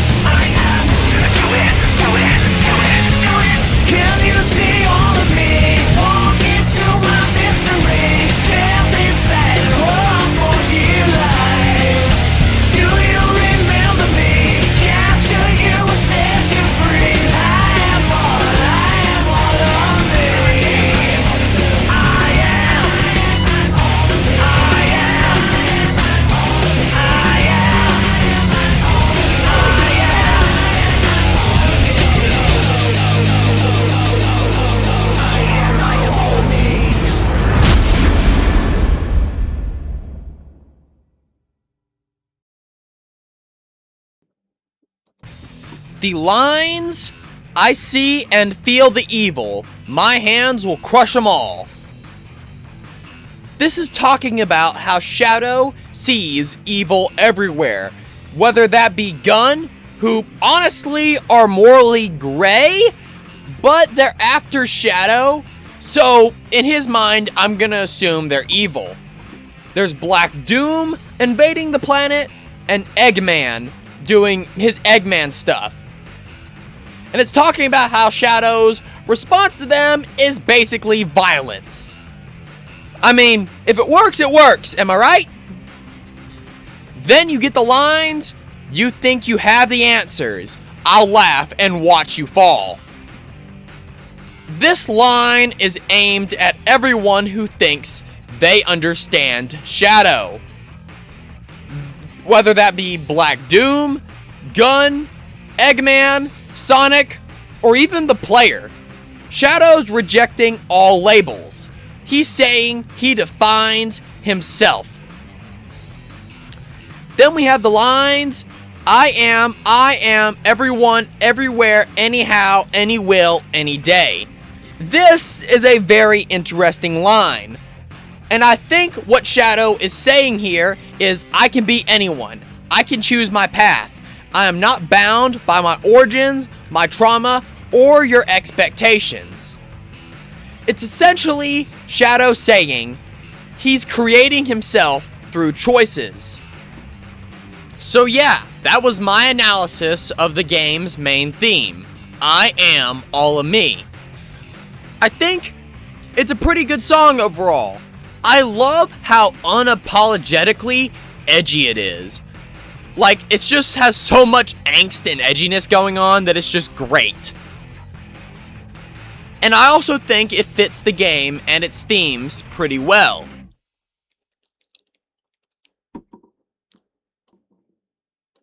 So, now that we're done with that, let's analyze the ending.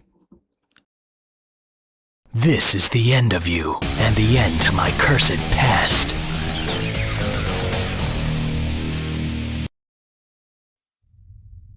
Only one thing left to do.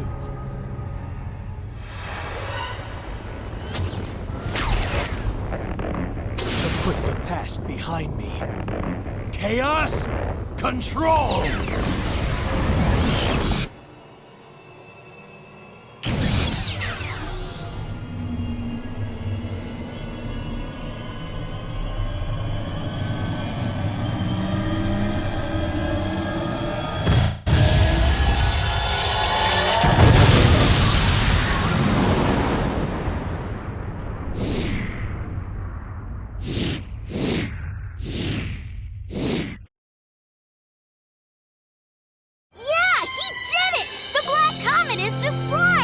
Shadow, that was sweet. I hope he's okay. I'm sure he's fine, Rouge. After all, he is Shadow.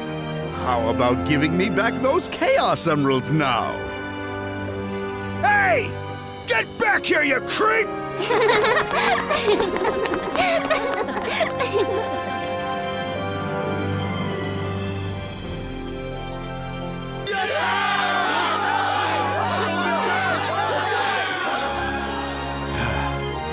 How ironic.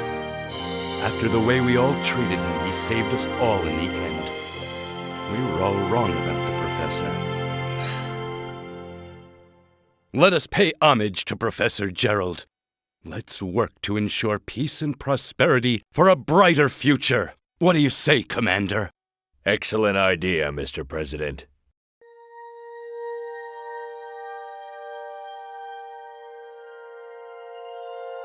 Goodbye forever, Shadow the Hedgehog.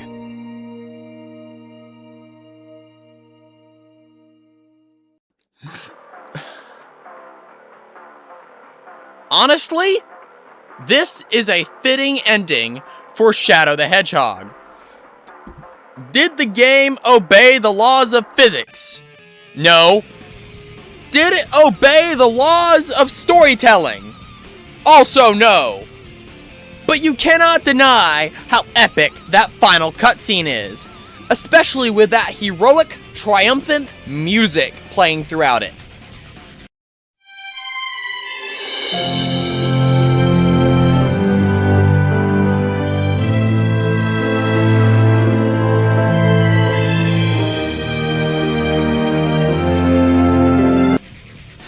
What a journey it has been. I also find it funny that Shadow technically commits genocide at the end of the game. I mean, he blows up the entire Black Comet with the Eclipse Cannon. Which, yeah, I think is pretty intense for an E10 rated game, but I guess the ESRB doesn't care about alien genocides. Also, I think this game makes some great additions to the Sonic lore. I mean, what other reason would Gerald Robotnik have to build a giant planet-destroying laser other than, oh yeah, to make this ultimate life form to cure my granddaughter, I had to take blood from this alien overlord and he's gonna be back in 50 years. So I better make sure I have a plan B for that, because I'm totally not fulfilling my end of that bargain. I actually do find it kind of funny that Gerald technically ripped off Black Doom. Like, he took Black Doom's blood and was like, yeah, I'm gonna vaporize your comet in 50 years. That's just great.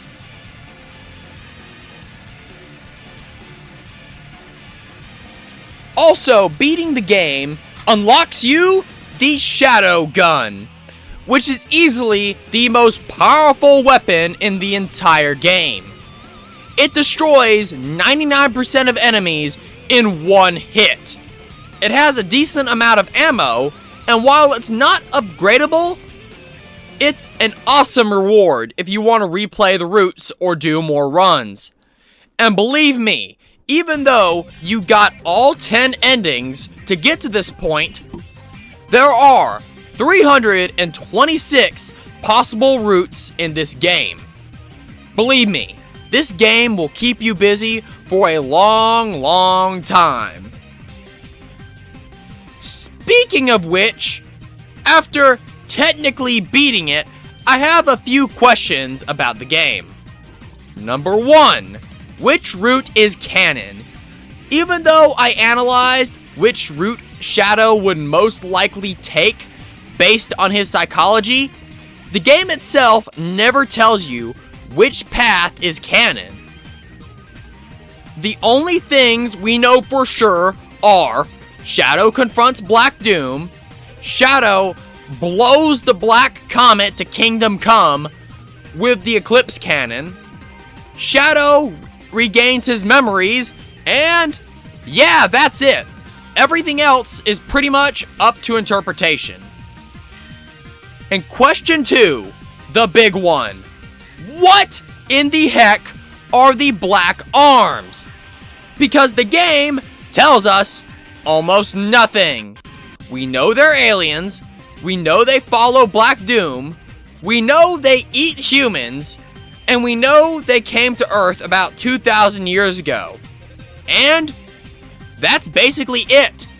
There's no lore about whether they're sentient, whether they're individuals or a hive mind, whether Black Doom is their king, their god, or their biological controller, how their society works, or what their actual origin is, and why they have multiple variants. The game gives us absolutely nothing. So let's break down what we can figure out, because this seems like it'd be fun. First, are the Black Arms sentient or a hive mind? Based on their behavior in the game, I'm leaning towards them being a hive mind.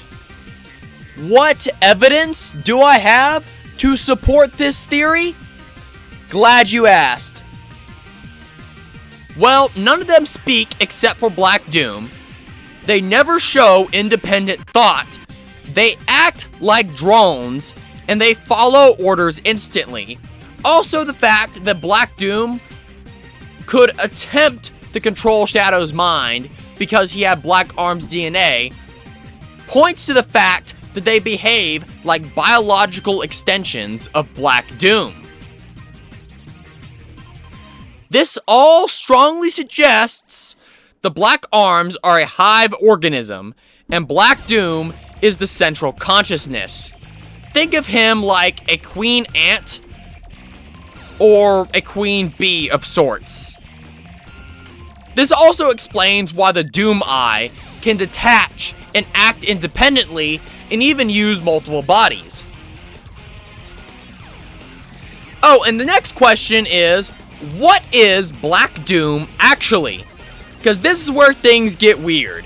Because the game drops one of the strangest lines I have ever heard in a Sonic game. Impossible. I am the supreme being that rules this universe. I am the immortal life form. I am the ultimate power.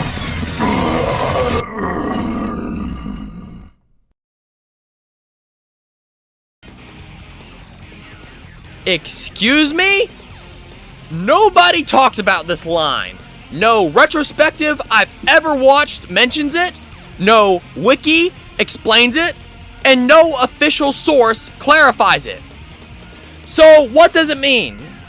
Well, there's a few possibilities as to what could be going on here. Possibility 1, it's a bad translation. And to me, this seems extremely likely. Because Shadow the Hedgehog's script has several mistranslations, awkward lines, and inconsistencies. It's possible the original Japanese line meant something more like, I am the ruler of my species, I am the ultimate being of my race, and I am the strongest life form. But without the Japanese script, we can't confirm. Possibility 2 is Black Doom is actually a cosmic entity. This is a wild interpretation, but it fits the line.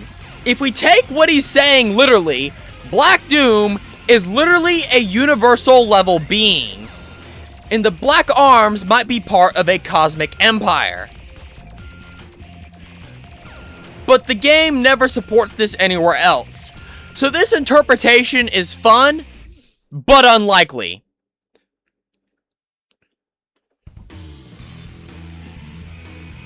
Another thing we need to talk about is the fact that the game does confirm canonically that this Shadow is the original, even though most players who have half a brain should have been able to figure it out by now. But if you didn't, the game does straight up tell you. But it's hidden in a piece of dialogue that plays after you fight Devil Doom for about 9 minutes. Shadow, can you hear me? This might be the last chance I have to speak to you, so what I said about having created you, it was all a lie. Everyone thought you died during that horrible incident, but I rescued you with one of my robots. You'd lost your memory, that's all. You really are the ultimate life form my grandfather created. And you're probably wondering, why would Eggman say this? Well, at this point, Shadow has been fighting Black Doom for almost 10 solid minutes. And Eggman is probably thinking, oh crap, we're all dead anyway. And honestly, Eggman does have some humanity. Even before Sonic Frontiers, which is a fantastic game by the way. I'll get to it eventually. We also saw hints of him having humanity in Sonic Adventure 2 in the last scene, when he was talking to Tails. As a child, I looked up to my grandfather because of all the great things he accomplished in his life. He was my hero, and I wanted to be a great scientist like him. But did he really mean to destroy us? I don't know, but what I do know is we all did it together! You're right. Eggman isn't just a mad scientist. He has emotions and he has attachments. And he does care in his own weird way.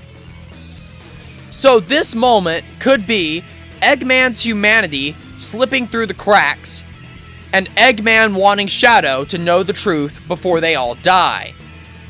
Or Eggman thinks telling him will give him the confidence he needs to take down Black Doom.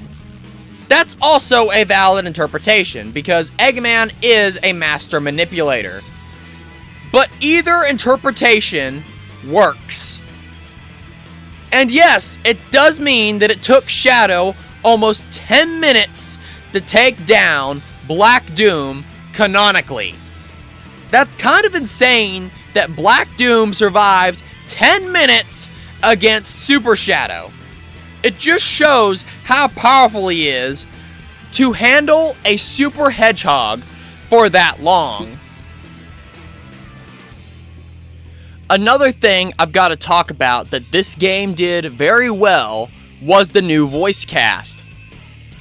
Shadow the Hedgehog brought in the cast from the Sonic X anime, and I love Sonic X, by the way. And these actors fit their characters perfectly. Jason Griffin as Sonic and Shadow, and later in the Sonic Riders games, Jet the Hawk. He's fantastic in all his roles. And I also think Kathleen Dealing as Rouge was a really good choice. Like, this is a really good Rouge voice. Mike Pollock as Eggman. Seriously, everyone just did an amazing job with their roles in this game. It is honestly my favorite voice cast of any Sonic the Hedgehog media. And even though the game took a lot of inspiration from Sonic Heroes, one thing I wish Shadow the Hedgehog kept from that game is the tornado spin. There are shielded enemies in the game, and while you can brute force them with a homing attack, it's kinda awkward, and you can't just shoot them. The tornado spin would have been a great addition to the move list, would have solved this problem instantly.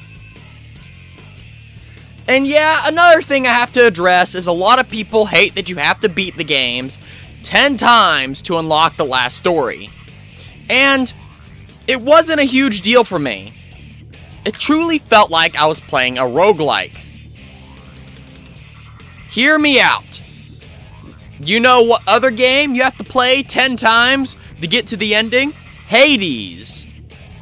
But in Hades, it's actually worse because you repeat the same basic areas, you fight most of the same bosses with little variation, and overall, I found that game pretty fun. And heck, I remember playing it on the Switch back in the day. To get the true ending, you had to beat it more than 10 times.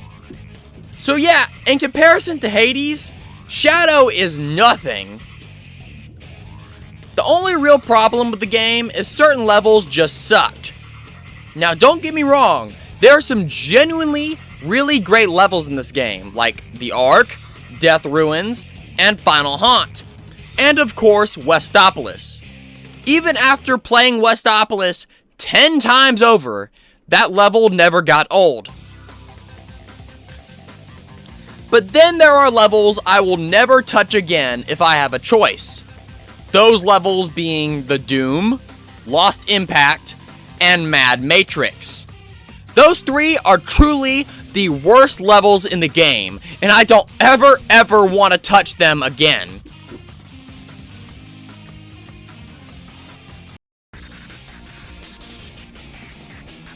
So, here we are, nearing the end of our Shadow the Hedgehog journey.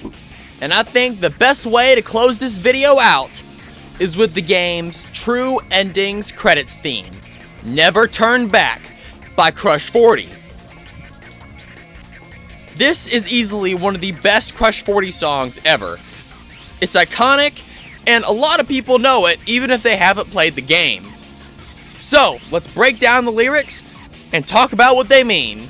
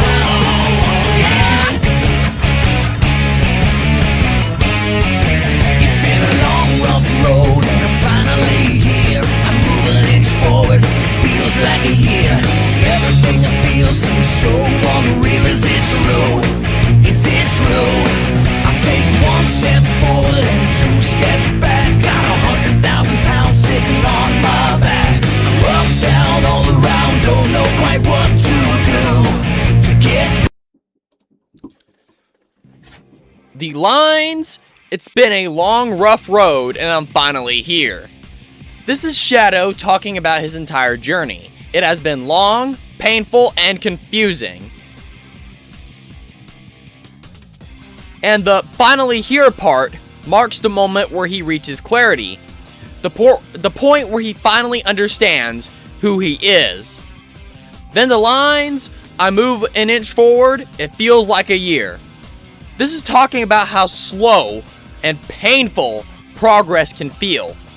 Every small step towards the truth feels like a monumental moment because of how much trauma and confusion it took to get there. And then the lines, "Everything I feel seems so unreal. Is it true? Is it true?" Shadow has spent the entire game questioning his memories, his identity, his purpose, and his past. This is him having a hard time believing. Have I finally figured it out? Is it over? Do I finally have the truth? And then the lines, "I take one step forward and 2 steps back." This is Shadow's entire story to this point, basically. Every time he learns something, it gets contradicted by something else. He gets manipulated again, and he doubts himself again. But he keeps moving forward. I also think it's cool that this line also comes from "I Am All of Me." So both songs share this lyric. I just thought that was cool. Then the lines, "Got 100,000 pounds sitting on my back." This is Shadow talking about how heavy all the trauma and everything he's been through is to him, and how much it feels like it weighs a lot. Then the lines, "I'm up, down, all around, don't know quite what to do to get through." This is Shadow's emotional turbulence. He's lost, confused, and overwhelmed, but still searching for a path. Then the lines, "Well, I'm on my way, on my way." This is the turning point. Shadow has finally found a direction, and he's moving forward in that direction with a purpose. Because at long last, he knows who he is.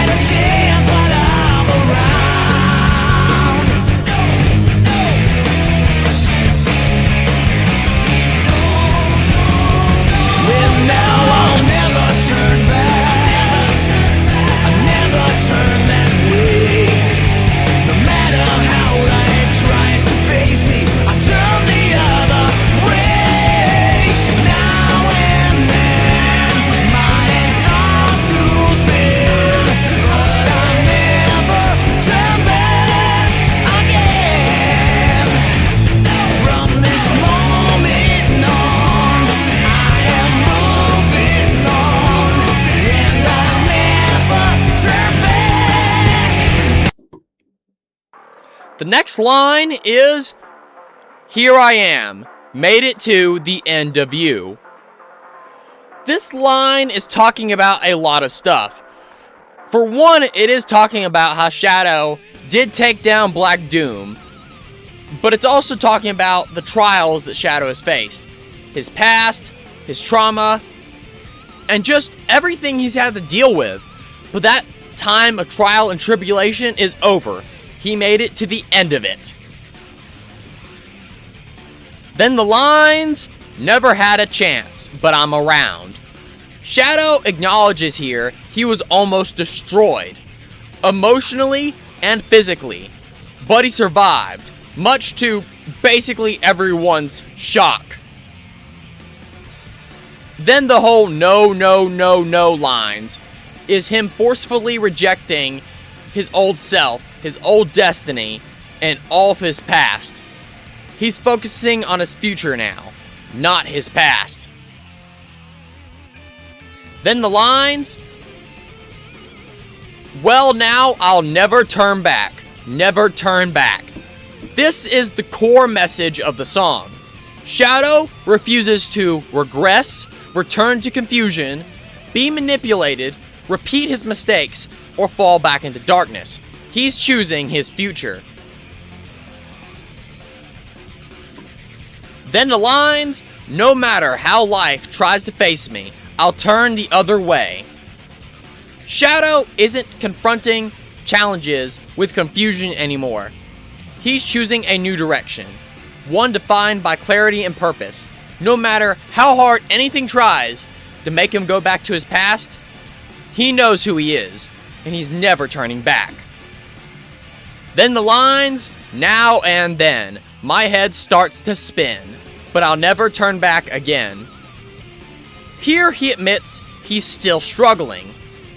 Speaking from personal experience, trauma doesn't magically vanish, but you can decide not to let it control you anymore. And this is what Shadow's doing here. Then the lines, from this moment on, I'm moving on, and I'll never turn back.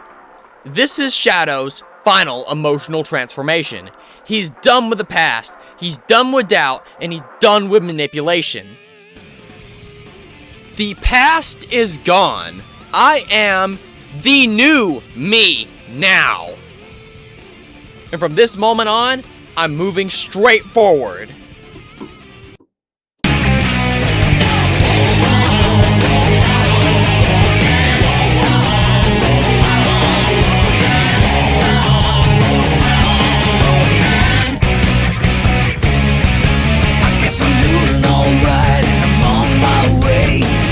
Every moment, day by day, take a chance, run by, got no time to answer why. Head straight, and what will I become if I don't look back? Give myself a reason for this and that. I can learn, no you turn, I'ma stay right here where I'm at. Where I'm at, but I'm on my way, on my way, on my way, I'm on my way. Here I am, made it to the end of you. Never had a chance, but I'm around.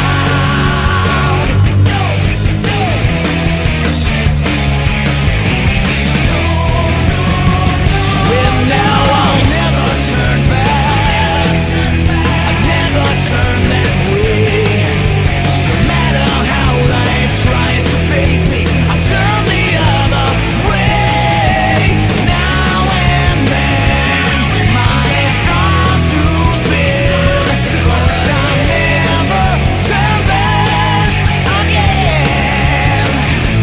From this moment on, I am moving on, and I'll never turn back.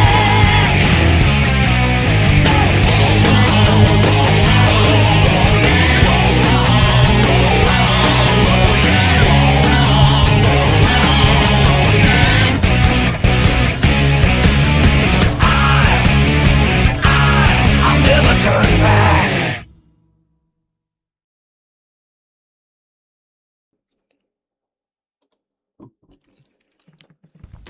The lines, I guess I'm moving alright, on my way, facing it alone day by day. Shadow is accepting here that his journey is solitary, but he's okay with that. He's confident now that he can move forward. Then the lines, take a chance with my mind. Got no time to ask why, head straight. This line is saying Shadow is not going to overthink, he's not going to question every memory. He's choosing his own path without hesitation, regardless of his past. Then the lines, what will I become if I don't look back?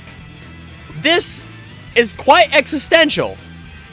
Shadow is forging a new identity, but not entirely sure what will become of that new identity if he doesn't look back at all. Then the lines, give myself a reason for this and that. Here, Shadow is motivating himself.